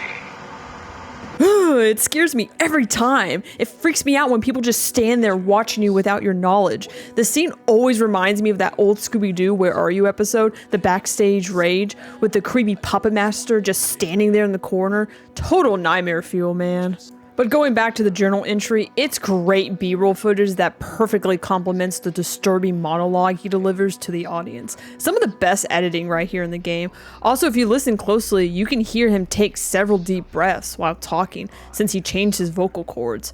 It probably hurts for him to speak. Great attention to detail here. I take it you're here to stop me? What do you think? I think you're too late. You're a killer, a psychopath. I will stop you. Really? But you look just like Bruce Wayne. I love how Batman takes a step back in disbelief here. He rarely gets scared or surprised, but this totally caught him off guard. It's a great character beat that reminds us he's still human. It took time, of course, to find the perfect donors, to graft on the flesh, and finally to lose myself in order to create this. This entire scene gets even creepier when you realize that's Kevin Conroy voicing Hush right here. I had no idea for the longest time, but a few years ago, it slowly hit me. Such an incredible, memorable performance. Rest in peace, Kevin. 6 people died. Unfortunate, but necessary to complete my plan. Why would you believe good old-fashioned revenge? To be honest, I don't care if you do. Wayne will suffer, and you will not stop me. I can see you have your hands full with Arkham City, but it's time for me to leave now. Pray we do not meet again. Next time, I will not be in such a generous mood. The way he walks out is so cocky too, and it really highlights his insane personality in my opinion. Also, the nice touch with the passcode being Mockingbird, while the lullaby, Hush Little Baby, plays in the background. Such an eerie, fitting detail in this scene. Close the file on the identity thief, Oracle. Have you caught him? No. Prepare a new file on Dr. Thomas Elliot. I'm uploading all the details from his surgery. Elliot? The famous surgeon? Didn't you used to be friends? We were. A long time ago. So he was the identity thief? Hang on. This says he used the faces he collected to make a new one that looked like yours. I mean, Bruce Wayne's. Is he crazy? No offense. Are you going after him? He's gone. He's left Arkham City. I'll hunt him down tomorrow. I really like that he actually got away. It shows that Batman can't catch them all, and it leaves a door open for him to return. But not in the best way possible. At this point, you all know I'm just gonna say that it's a can of worms for another day. Other than the Riddler, this is hands down my favorite side mission in Arkham City. The pacing and writing is just fantastic, with top-notch voice acting and creepy game design that fits this game so well. It's just perfect. I don't have much more to say except that Barbara's writing could feel a bit off at times, but that's really a nitpick. I can replay this one countless times and still get creeped out. Hi diddle diddle, off to finish these gosh damn riddles. Fun fact, you can actually hit the bottom of the question mark on top of the church and he has a recorded message. I'm waiting for you at the church, Dark Knight. Waiting to prove that I am better than you. Come and see me, if you dare. Oh no! Where have they gone? Could it be that while you were out doing what you do, I, the Riddler, snuck in and took all those poor, stupid fools? Doing what you do. I don't know why, that line just got me a little bit. Like, the Riddler doesn't know what he does. Come on, man. Where have you taken them? Questions, Dark Knight. It's not you who needs answers here, it's me. You answer my riddles and I tell you where they are. You answer my riddles and they don't die. Just like in the asylum, you can ignore him and he gets really impatient and he just blurts out the answer for you. Oh, I can't believe I've beaten you so soon. Oh, this is embarrassing. I'm an instrument? I've got something to do with the heart? Oh, for the love... I'm a thing that pumps blood. I'm an instrument that sounds like that thing. I'm at the back of the room. I'm covered in pipes. Like a door, I have keys. Well done. See, you can do it. Don't get too comfortable, Dark Knight. All through Arkham City, deep undercover, are people working to ensure that I am informed of what the other so-called super criminals are planning. Right now, one of them is arranging a little welcoming committee for you outside. I cannot get enough of Wally, man. He's literally the best Riddler ever, and you cannot change my mind. See, I told you, Batman's here! I don't get it. How'd you know? That's not important. Kill him! What an incredible idea, incorporating the riddles onto the map. Having some of the henchmen scatter around Arkham City, making sure you don't knock them out before you interrogate them, is such a clever writing choice, instead of just having you find the map like they did before in the Asylum. Just fantastic writing choice here. I didn't want to do it, but he made me. He had my friend. He stuck a knife in his leg. It means it's all my fault, but he was gonna kill him. Where is he? He's insane. He told me to get everyone out of the church. He said they'd all die if I didn't. I was scared. He kept blaming you. You're safe now. It might be hard to recognize this guy named Eddie without his face mask, but this is the same guard we see at the Asylum. Again, I love how they bring back characters from that game. It makes really good continuity.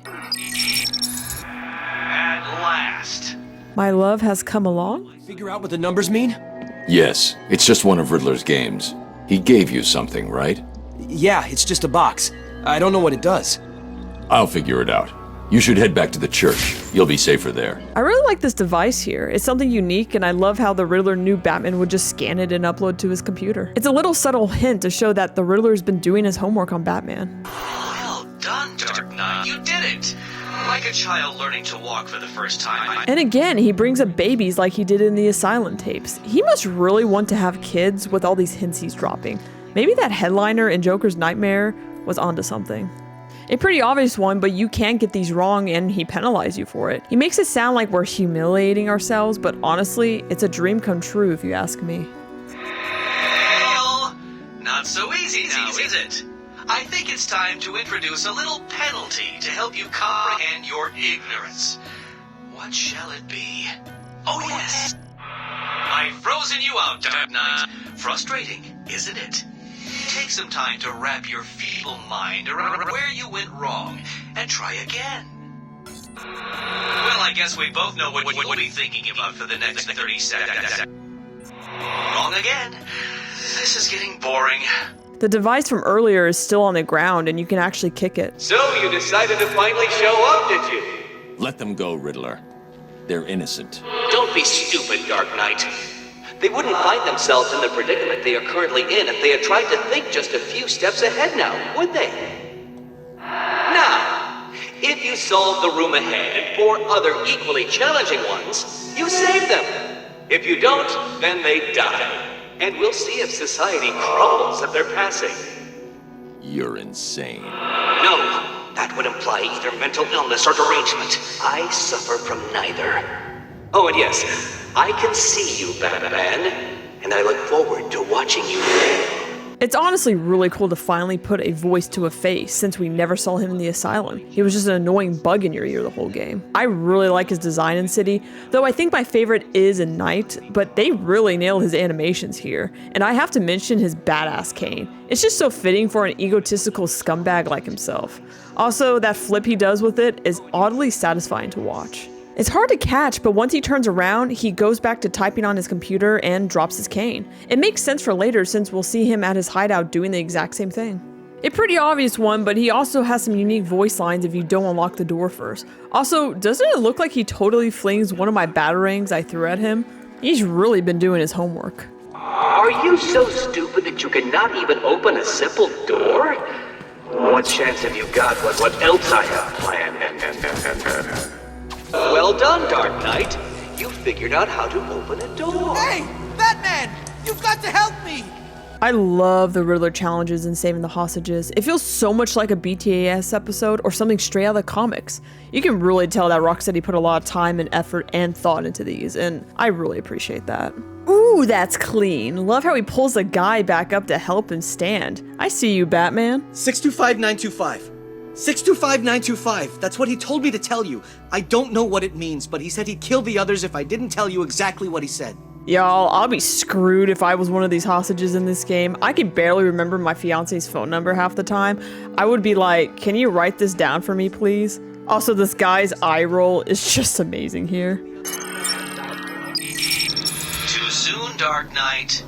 The missing ingredient to finding hostages is secrets, and you don't have enough. Translation is get your lazy ass out there and solve more riddles.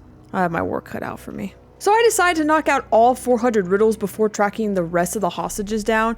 I figured it would be a bit more rewarding, and I'll get to see if there's any unique dialogue along the way because I've never done it this way before. Also, as much as I love you all so much, Bat Fam, I don't have time to show every single riddle or analyze them all since they're pretty much straightforward and don't have much to say. I'll point out a couple here and there, but maybe in the future, once I'm done with the series, I'll go more in depth with each one and go over the lore for some of them. Let me know if that's something you want down in the comments. Now we're talking. I love these puzzles, the ones that are clearly a trap. I honestly wish there were more of them in the game, since they're a bit tricky if you don't know what to do at first. Plus, they give you 3 trophies, which is huge since you need 400 of these. I wish some of these were in Night too, but at least we get 2 of them in this game.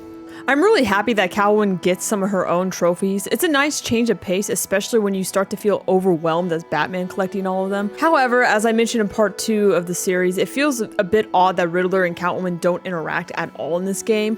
He leaves trophies for her and he gets pissed when Batman tries to pick him up. It would have been some great foreshadowing and a fun interaction, especially considering what happens between them at night. Just another missed opportunity in this game, but I guess he does acknowledge her in his challenges. How do you feel, Catwoman? Proud? Victorious? Well, you shouldn't. This room will defeat you.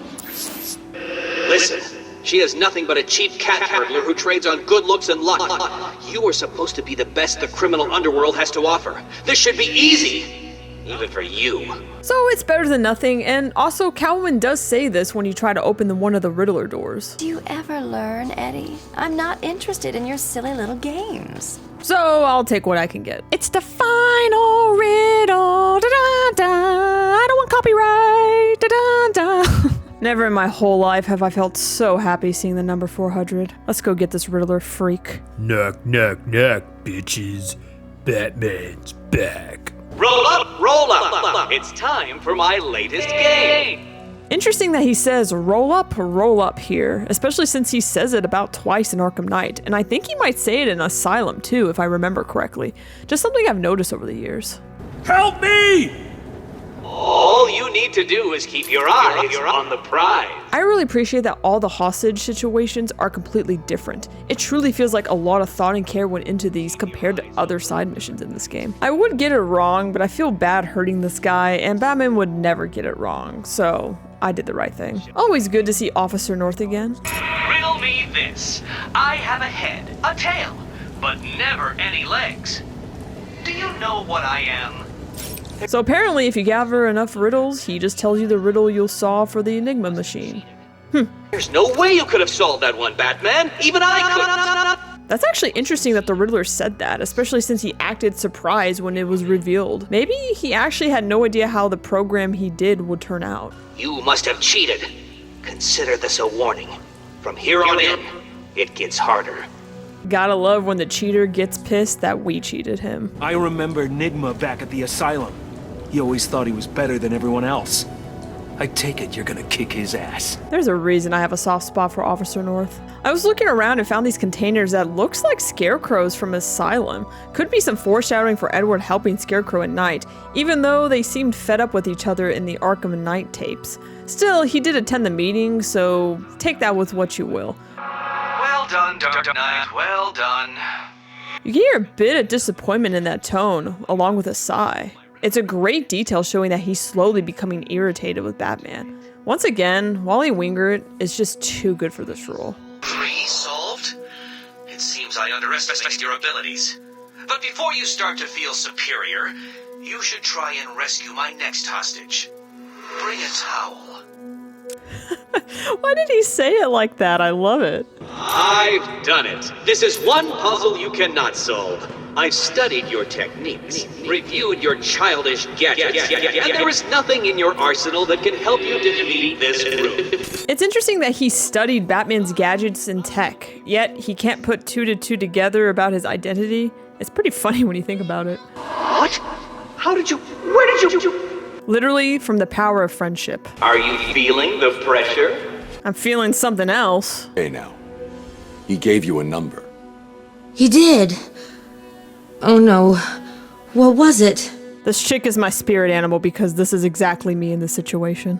Also, remember this doctor. She apparently has like 2 other twin sisters we'll see later on. You actually managed to complete enough challenges, Dark Knight. If you think you can hear me clapping, then you are obviously suffering from some sort of delusion, for I am doing no such thing. Solve my riddle, and find the hostage. No, this is not happening. Did you cheat? Of course you did. It's the only way. Well, it ends now. Here's the next location. You won't be able to cheat your way past this problem. Man, they wrote the Riddler so well in these games. I love how he starts off cocky, then he begins to lose it. Becomes so desperate that he starts calling you a cheater. It's all done really well across the games, if you ask me. No! You couldn't possibly have done that. How did you...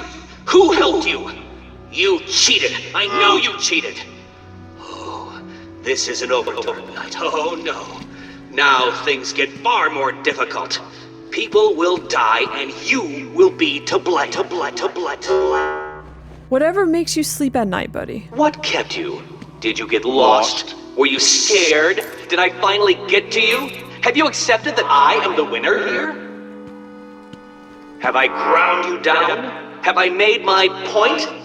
No. Well, this next room will. That, I guarantee. You can tell that he spent weeks writing these little monologues for Batman. What is it? Unsure what to do next? May I suggest lying down on the floor and allowing the roller to do its thing? It's kind of cool that he recycles his roller again at night, with the final challenge with Catwoman. Okay, now that's cheating. How the hell did that happen? I feel this was probably a no cape situation. As you look upon my work, your primitive brain must be struggling to comprehend how I have managed all this. It was easy. That petty chuckle is pretty funny. Also, love blowing up his face on the wall. Brings me a bit of peace and hope here. What are you doing? I love how he becomes a ragdoll here. You're safe now. How the hell did you do that? Tell me the numbers. 1, 5, 7, 8, 0. Ooh, there's some great body animations with this doctor. He's completely out of breath, which is a fantastic detail. It's very realistic considering he was tied up and dangling there for God knows how long. He's likely in a lot of pain and discomfort too. I'm not saying the others weren't, but the acting in this guy's performance really stands out to me. At last. The skies above are blue. I hope you find Riddler and hurt him for what he did to us. Look, he even tries to stretch and rub his sore wrist. Just some great attention to detail that many players probably didn't even notice. As you can see, Dark Knight, that ignorant guard is currently experiencing the shocking sensation of her own mortality. Can you help her without experiencing yours? Is it me, or should this have been a time limit here? Because I feel that there's not much urgency, even though we see this poor guard getting electrocuted every minute or so. Personally, I think that would have added a lot to this challenge. I do have to point out that I find it a bit odd that in Night, the Riddler comments on the remote electric charge saying he found it impressive, especially since you need it for one of his challenges. Yet he bases several of his challenges around it too. Just a bit of clunky continuity I wanted to point out. Come now. Surely the great Batman can progress without cheating and looking for answers online.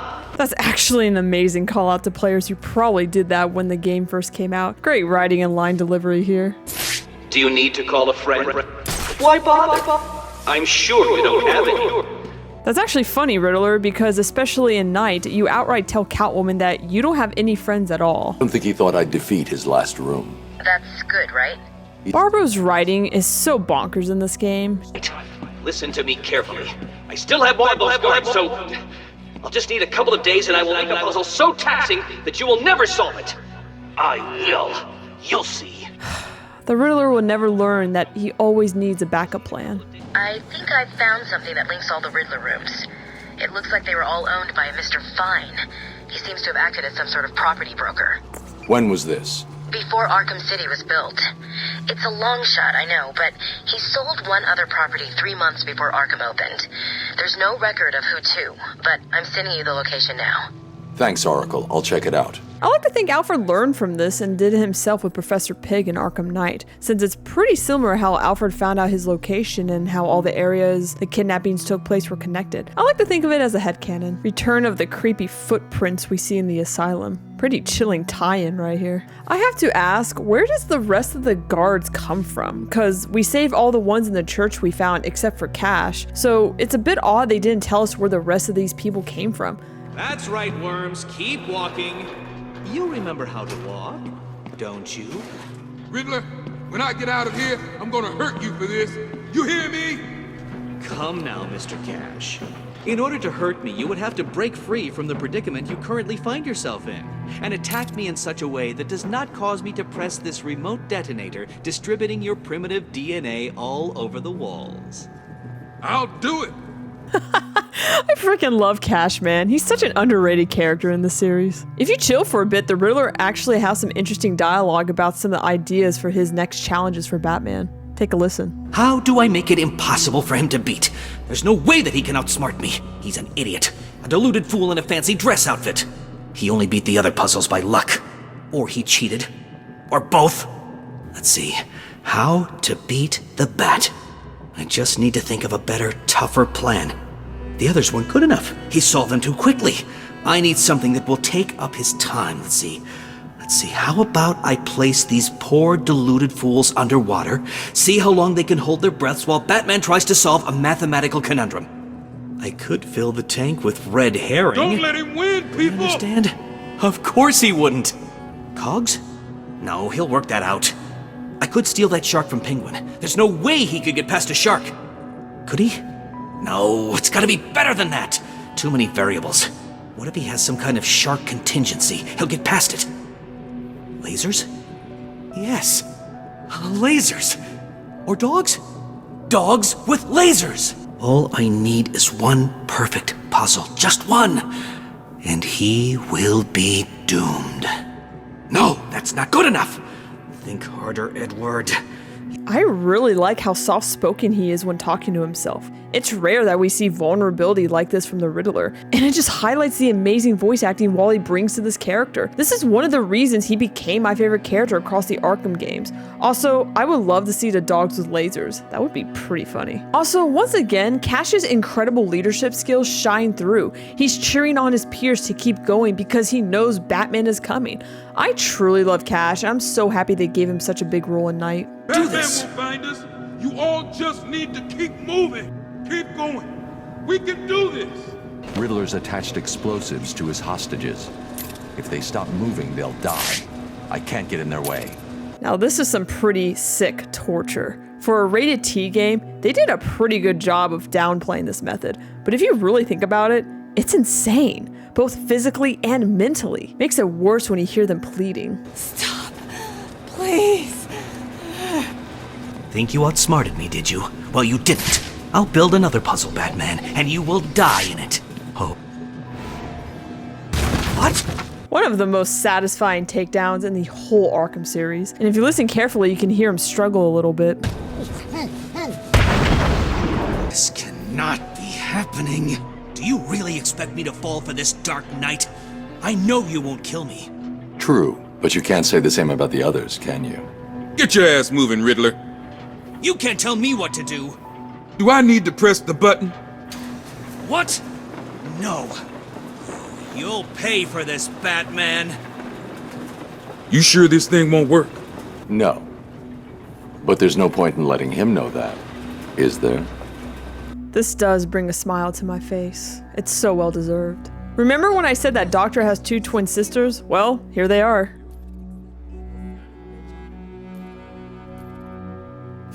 Just having a bit of fun with him. One here, Dark Knight! Not much to look at in his hideout other than he had screens for each of the hostages, and the sign with all their names on it is a nice touch. I was trying to see if I could pick up his condition on the scanner, but it only shows his helmet. Would have been a great detail if he was frustrated or mad. I'm pretty sure that everybody knows this, but you can get in his way and he gets scared and or pissed at you. You'll pay for this! What are you doing? You're in my way! I went back to the church to see all the other hostages we saved. I was hoping you could say that you saved them, but unfortunately there's no dialogue about that. And of course you can see Vicky Vale, Jack Ryder, and the Warden Sharp here too. She really seems to like this prisoner, doesn't she? Let me in! Sorry, lady. Church is closed. Well, that's just plain rude. I agree, that is kind of messed up they don't let her in. Honestly, I can't get enough of the Arkham Riddler. His side missions are fantastic and they really tie everything together with all the riddles you have to solve. I know people hate him for that reason, but I find it so rewarding. It makes it all worth it at the end when you save Cash and the others. We all know he will come back from this, and boy, he does not hold back when we see him again in Arkham Knight, which is my favorite version of him. I honestly can't wait for that, and this mission is truly one of my favorites in the whole series. To top this off, I couldn't forget about the little secret hideout of Scarecrows, a perfect bit of foreshadowing for his return in Arkham Knight. I really love this. It's such a great idea to show that he's still out there, plotting his revenge for Batman. The nice touch of seeing Jonathan Crane on the shipping label really confirms that this is Scarecrow. It's such a fantastic setup for the next game. And his little messages on the radio is amazing too. The messages read, "I will return, Batman. You will pay for what you have done to me. Fear will tear Gotham to shreds." Can't wait to play that game. Moving straight into Harley Quinn's Revenge DLC. I'll be giving my thoughts and feedback at the end, so let's get into it. I'm in. Any news, Barb? Oh yeah, Robin was in this game. No. He's been gone 2 days. I'm worried. 2 whole days? I feel he should have come way sooner. Batman kind of tells him off later for it. Harley Quinn's preparing for some kind of siege. What's she planning? Find Batman and get the hell out of there, okay? Don't worry, Barb. It's me, remember? You sound just like him.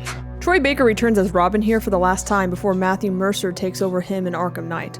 Also, according to the timeline, Robin and Oracle are dating here, which adds an interesting vibe. I know it's a bit controversial for some, but I'm personally a fan of them. You left me to die.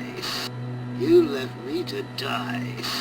You left me to die. You left me to die. You left me to die. You left me to die.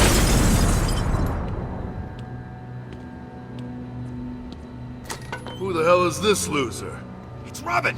Kill him! This might be one of my favorite moments in the DLC, just clean and simple. I love that smirk Robin gives before giving this henchman his debut on TV here. Also, it's pretty obvious that clip of Joker is the same one we saw in the church back in the main story. I really like Robin's fighting style. It's similar to Batman's, but there's a bit more flair with the staff he uses. The sound it makes when you hit the henchman, it's incredibly satisfying. The new designs for the henchmen here are pretty cool. They help give this DLC its own distinct identity. I'll dive a bit more into this as we go further. Interesting that Robin doesn't have the heartbeat monitor like Batman does. A nice callback to the asylum with those creepy Joker mannequins with the TVs on them. And that picture, it's the last scene we see of Joker before his death.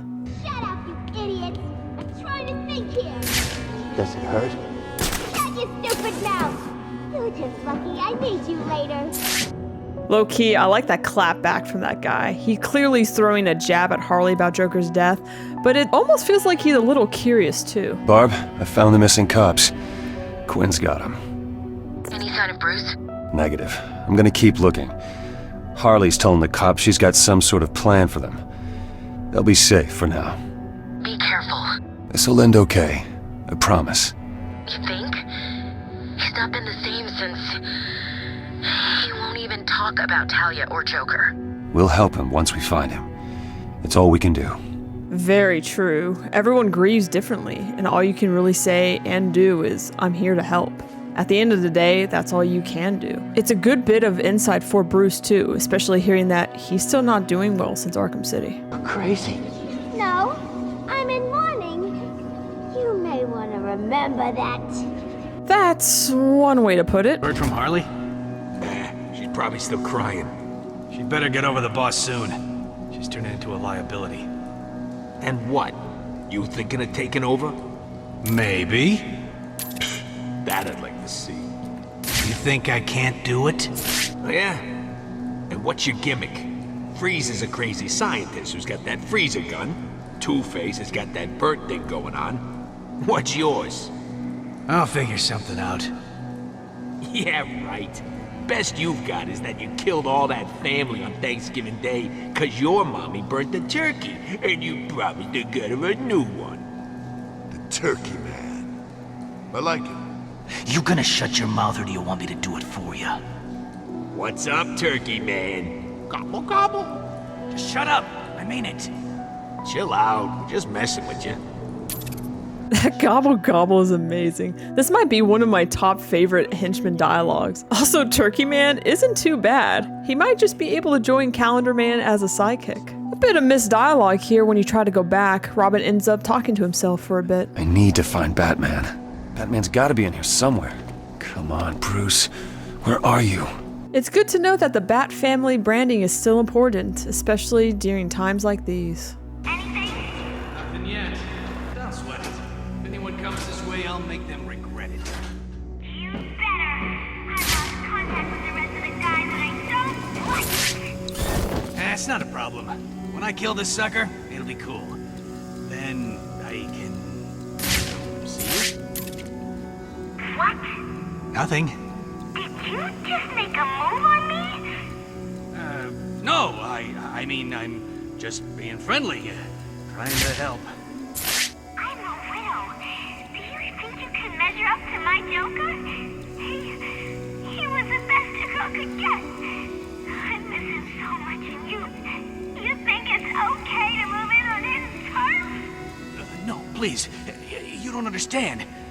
Oh, I understand. No, really. Just do what I want and I may forgive you. Feel me and you'll regret it. Oh, Mr. J, how did you deal with these idiots? The way that guy said Nothing. is amazing. I'll admit, yeah, bad timing, but as they say, you miss 100% of the shots you don't take. So I'll give him points for trying, and a coin in the third star. I honestly can't decide if I like the bullet shield or not, so I'm just gonna say I'm neutral about it. I get a nice detail with the weapons painted red to match the henchman's outfits. I know these are clearly Harley's face on these balloons, but it totally gives me Freakazoid vibes. Hurry the hell up. Just making sure it's done right. Harley's overreacting. Batman came through here earlier, and now he's ours. Yeah, but what if some other hero comes to save him? What, like that kid he works with? I'm not scared of no kid. What about the cat? She sometimes works with him. I'm not scared of her either. Well, I am, which is why I'm gonna do this right. At least he's honest, and a nice shout out to Catwoman here. Go on, pick it up. No way, man. That thing's dangerous. You saw what it did. What? It's just a belt. No, it's Batman's belt. So what? It's still just a belt. What? You afraid of a little electric shock? Don't do it. He's screwing with you. No, I'm not. I knew it. Last guy who tried to pick up that belt got 50,000 volts running through him. Screw you. You pick it up. No way. That thing's dangerous. What's it doing here anyway? We got it off the bat when we caught it. Must have some kind of booby trap. Hey, give him his due, man. Batman is one clever bastard. Always got a trick up his sleeve. Not anymore. Quinn's got him and he's gonna die. Simple. He's done. Joker's dead. Batman soon will be. It's a new world. What a really thought-provoking line. It's gonna be a new world. In Night, Gordon explains that's kind of what it felt like since Joker has been gone. I also love it when the henchmen give Batman a bit of praise. It just puts a smile on my face. Oh, why is his belt bigger than mine? Oh yeah, Gordon was in this game too. How'd you guess? Her goons ambushed my guys and dragged them towards the steel mill. They can't get close. I'll handle it. You sure? You know she blames you, right? Could be a trap. Fall back and stop anyone else getting hurt. I'll handle the rest. I always always wondered how many suits Batman has since this one looks brand new. It makes sense that he has several, but I'm just saying, what's the number here? I always like the detail you can ride on the GCPD helicopters. I don't know why, but I find it a bit unsettling that the arrows from the main story are still here. A bit odd detail that she made one of her mannequins have the black veil too. Maybe it's a sign that she's clearly losing it.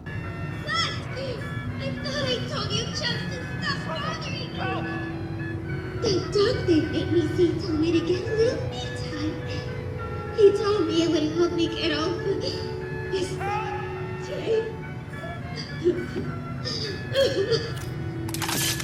A bit hard to hear, but she talks about how someone made her go see a doctor and she needs more me time to get over Joker. Interesting story beat there.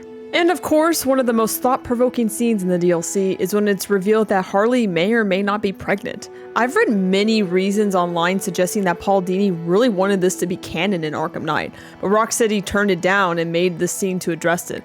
I have no idea how much this is true. I'm just going off what I've seen online, and well, we all know the internet isn't the most reliable source. Personally, I think it would have been a really interesting story beat if they kept this in the series, but I'm also fine without it. Many theories suggest it was a false positive considering Harley took over 15 tests and only one of them was positive, which could have been part of her losing her mind. Not much else to say here. This could have been an interesting plot point like I said, but for what they did, I think it's fine. I'm curious to hear what you guys think about it in the comments down below. Let me know. You don't need to do this! Sure, we don't need to do this, but that won't stop us. Do you realize how hard it is being a henchman? Listening to orders from a crazy person, following them without question? Yeah, you think I like being shouted at by that crazy woman? Exactly. It's hard. Not hard like sitting on your ass eating donuts. That must be real hard. That's why we like to unwind with a game. It was gonna be pin the tail on the dead cop, but then we had a better idea. Pinata time! Oh God, no! Help! I wanna see what you've got inside you. And if it ain't candy, I'm gonna be real disappointed. Help me! I love how he said pinata time. Also, kind of funny how they actually added the animation of them swinging when clearly he's way too high up in the air still. You okay? Don't want to talk? No problem. I'll just be waiting here. They spray painted pig on the cop's jacket. Easy to miss detail.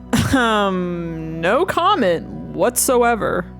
This is Vicky Vale live outside the now condemned Arkham City site, which just weeks after those fateful events that rocked all of Gotham is in chaos once again. Minutes ago, I saw Batman himself talking to Commissioner Gordon of the GCPD. What were they discussing? We're hearing reports that a number of police officers are missing, and looking at the outside of the Arkham buildings, it seems pretty obvious that Harley Quinn is involved somehow. Quinn was moved from Arkham City on the night that her boyfriend, the Joker, died. Psychiatric reports filed to the city indicated that she was, and I'm quoting the examining doctor directly here, losing it big time. Quinn broke out of the temporary holding facility 3 days ago. It appears that her current location is right behind me. Back to the studio. Some nice story exposition here since we don't know exactly what happened that led to this event. It's great to hear Vicky Vale once again. Also, I love the little present on the shelf. It reminds me of one of the bigger presents we find in Arkham Asylum, which usually would have a henchman or Joker teeth inside. Harley had him moved. Where? You know where. Oh, the secret. Shut up, you idiot. What? No one's supposed to know about it, are they? Think about it. What if someone's listening in on one of them microphone things? Or worse, Batman's listening. You want to be the one to tell Harley you screwed up?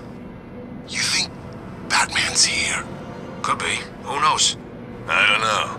I heard he's gone dark. You know, since Jay died. Since he killed him, you mean? You don't know that. Batman don't kill. Right? I was there. Batman came walking out of that movie theater carrying the boss. Look pretty guilty to me. Harley just broke down. Ain't been the same since. I still don't think Batman killed him. It don't matter what you think. Harley's got those cops and she's all kinds of crazy right now. I'm just happy she's got someone else to take it out on. Know what I mean? I find it really interesting that some of the henchmen think Batman killed the Joker, while others don't, knowing that Batman doesn't kill. It's thought-provoking because it aligns with the earlier POV of the henchmen in the game. Some of them believe Joker was truly sick, while others were still in denial. Once again, it adds that extra layer of complexity to their mindset. Quinn's thugs were talking about the missing cops. If they were here, they may have left some evidence that I can follow. This blood belonged to the cop. I should follow it and see where they took him. Really nice detail here is that Batman speaks in a lower, softer voice than usual when he's alone. It's a subtle but powerful change, showing that he's carrying a lot of weight. You can tell that he's grappling with conflicted emotions about Joker and Talia's death. There's guilt, anger, and maybe even some regret. It's simple, but it adds so much depth to his character here. Excuse me, I don't care what they say. Get this reporter moved now. is Batman in Arkham City? Hey, keep your hands to yourself, buddy. What's the secret, Commissioner? What are you trying to hide? The life of a reporter in Gotham never sleeps, especially Vicky Vale. I went back to see if she was actually there, but she's not. That could have been a really sweet detail if she was hanging near the cop cars or something. Doing in here? Guarding this stupid switch? Man, I thought this place was a secret. Who's gonna come in here anyway? There's something about the voice acting for the henchmen in this DLC that feels almost too realistic. They usually nail the voice acting for all of them in the games, but something about this DLC just feels different, in a really good way. It almost sounds like some of these henchmen are sad and conflicted about Joker being gone. And honestly, some of them probably are. Tell me how to get through that door, and don't waste time lying. I'll know. Oh God, Harley gave code cards to the people she trusts most. You need 3 codes to get in. Please, I'll tell you where they are. Just don't hurt me. I'll do my best. A code. Give me it, or get ready to hurt. Here it is. Please, I don't want any trouble. Too late. Have to let more of his... Give me the code. Yeah, no problem. See, I'm doing what you wanted. There was never any doubt in my mind. The code. Now! Please don't hurt me. Here it is. Night-night.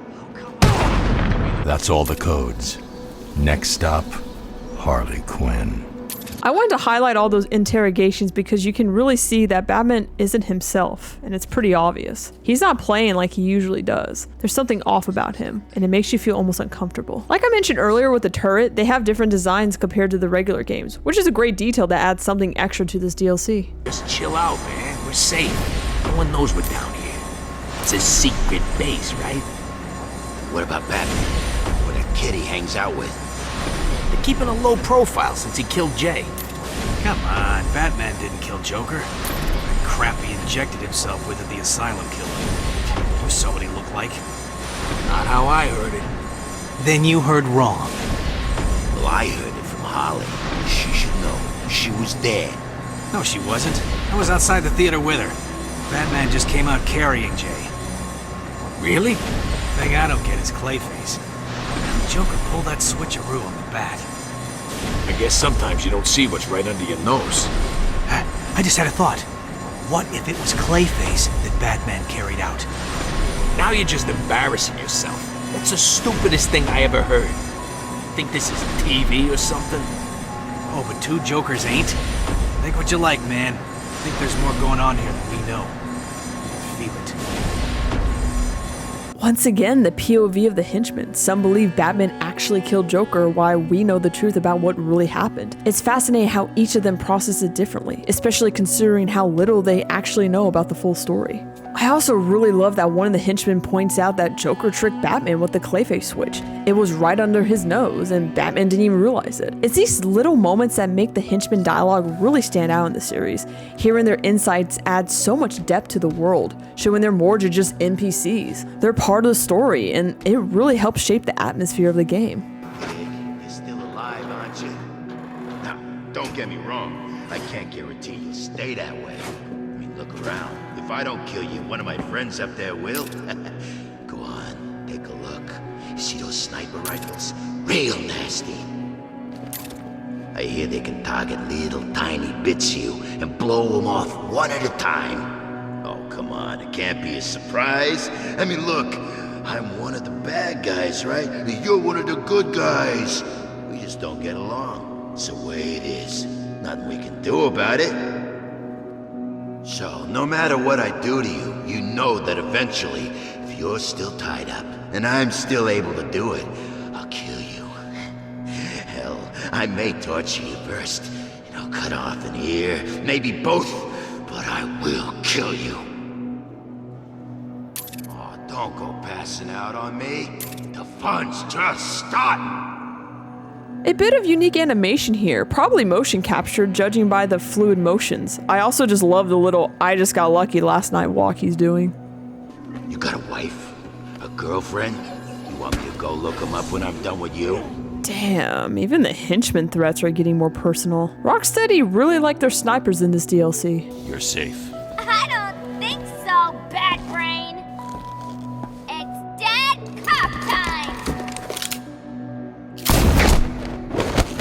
Imagine if that was a Titan formula from the Asylum. Oh boy, that would have been a hell of a twist for this DLC. Does it hurt?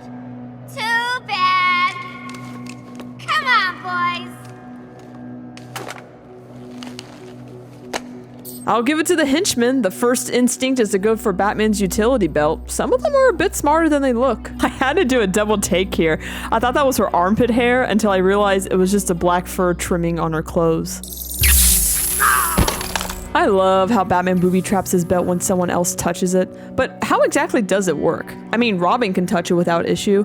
My guess is it's a fingerprint or touch recognition system, but it's still a really cool detail. The way Batman is just a ragdoll here, and none of the other henchmen are helping this guy out. Come on, man. Tim, what's going on? Have you found him? Kinda. What does that mean? Yeah, what the hell does that mean? Who responds like that? It could be interpreted in so many different ways. Tim, my guy, you need to be a bit more direct to the point. 5 minutes with the bat, that's all I need. Payback for Joker. He's just up there, right?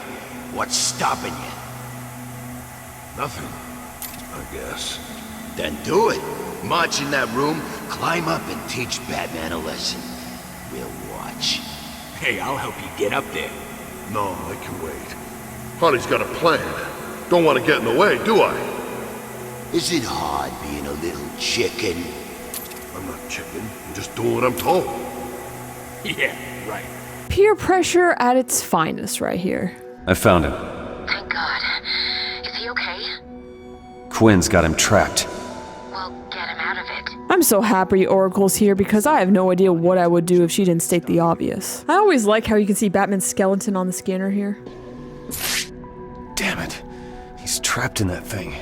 Looks like he's entered some sort of meditative state. I don't have much time. He's running out of air.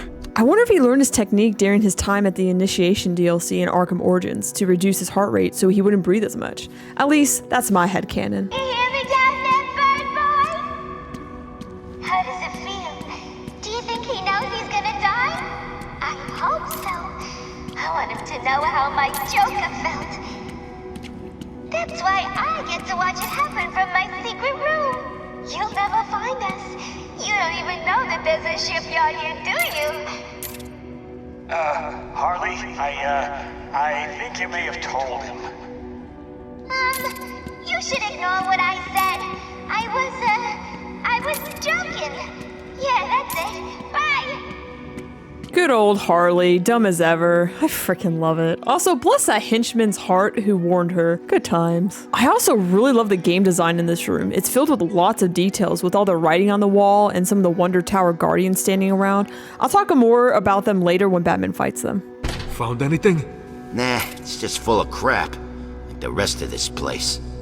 Keep looking. There must be something here. We need money, man. It's the only way we're gonna get out of this crazy town. I think by the time you're searching through a bunch of random crates for a solution, you've pretty much run out of options. We're screwed. Don't give up. We'll find something. Maybe a weapon we can sell, or some supervillain secret stash. It happens, don't it? No, not to us. We're gonna die in here.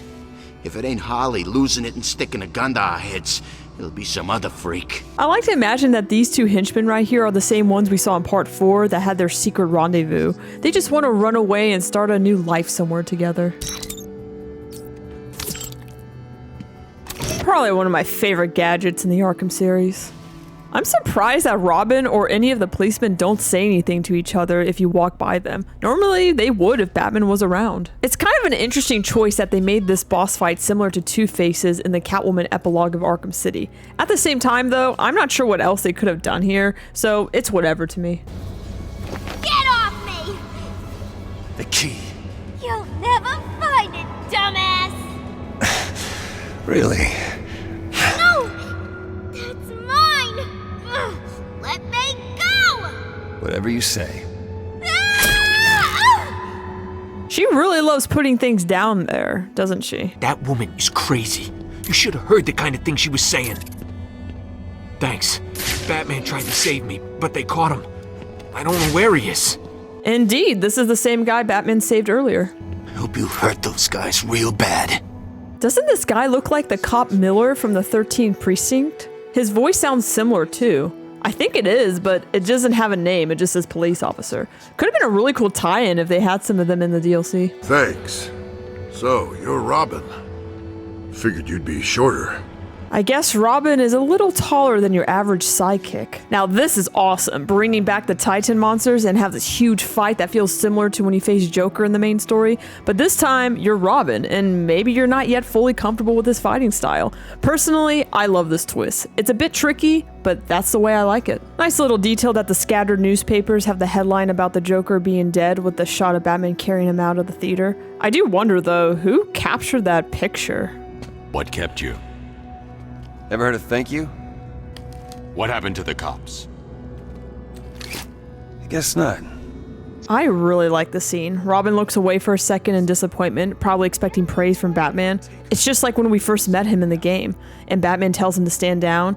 He gives that exact same look again. I love the writing here. It's like a little post-it note to remind the henchmen not to touch it. I guess they had a huge sniper budget for this game. It feels like they're sniping at you at every corner. So this is interesting. If time runs out, there's no death scene. They just reuse footage for the end. I guess they spent too much money on snipers in this game. What? Did you think it was gonna be that easy? Well, think again, loser! You weren't expecting that, were you? Probably one of the most creative aspects of this DLC is fighting the Wonder Tower Guardians. It's a great setup since in Arkham Knight, we see the Riddler use similar designs for the Riddler bots. In the novel, The Riddler's Gambit, which, yes, I own it, he talks about how he gets the idea of the robots from the Guardians. It's a nice tie-in detail that a lot of fans may not know. And real quick, if you're curious about the Riddler's Gambit book, it's a decent read. There's some weird parts that don't quite fit into the game's canon, especially regarding some of the timeline and certain characters' ideals, but on the whole, it's a solid Batman and Riddler story. It also heavily features Robin, which I really enjoyed since Robin kind of gets the short end of the stick in these games. That being said, there is a few lore inaccuracies, but it's still worth checking out if you're curious. I love the detail that she stomps on Batman's hands to let go. Just a little silly detail that's totally Harley.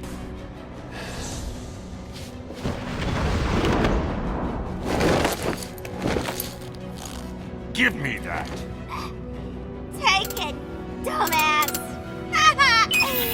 Won't do you any good!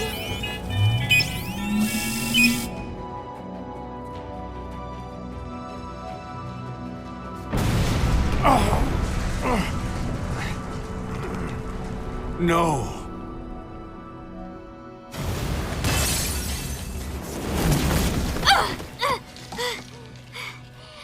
You should have left me to die! Then I could have been back together with Mr. J. Quiet. Where's Robin? I thought he was with you. Nice attention to detail that everybody's outfits are torn up from the explosion. See? It hurts, don't it? What have you done? Now you know how it feels!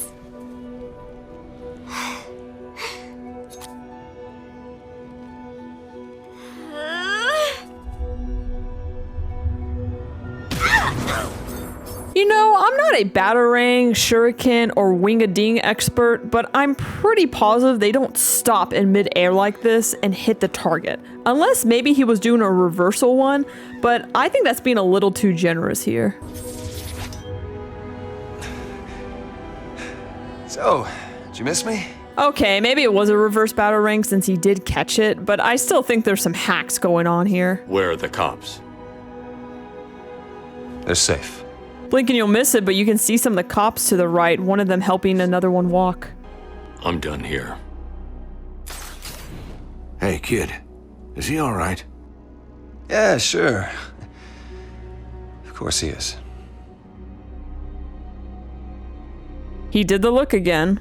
I like how he clearly is trying to sound genuine to Gordon here, but you can tell he's not quite sure himself. So you're not going to tell Barbara that everything's alright? Okay then, just write her out of this DLC, just like you did in Arkham Knight. So I haven't played this DLC in a couple years, to be honest, and I think it's alright. Nothing too special in my opinion. Personally, I see this DLC as more filler than an actual story, which isn't always a bad thing. It does a decent job planting some seeds for a more in-control evil Harley, which pays off a little bit in Arkham Knight. Showing that Batman is also different after the events of Arkham City, he would have not been captured so easily, and highlighting that he's a bit more depressed, which carries into Knight. Batman talks in a lower, angrier voice, showing that he feels guilty. We also get a sense that Robin is still kind of stuck in Batman's shadow as he doesn't receive any praise when he tries to help, and we see that dynamic continue in Knight. That being said, in retrospect, it's pretty underwhelming. It's a nice excuse to play as Robin in the context of a story rather than just challenge maps, but the story feels kind of bland. There's no point to anything that happens plot-wise, and it doesn't really impact Arkham Knight as much as I would hope. I wish it did something like Cold Cold Heart does with the evolution of Freeze and Batman's relationship, or the Season of Infamy, which provides some satisfying conclusions for some characters we know along the way.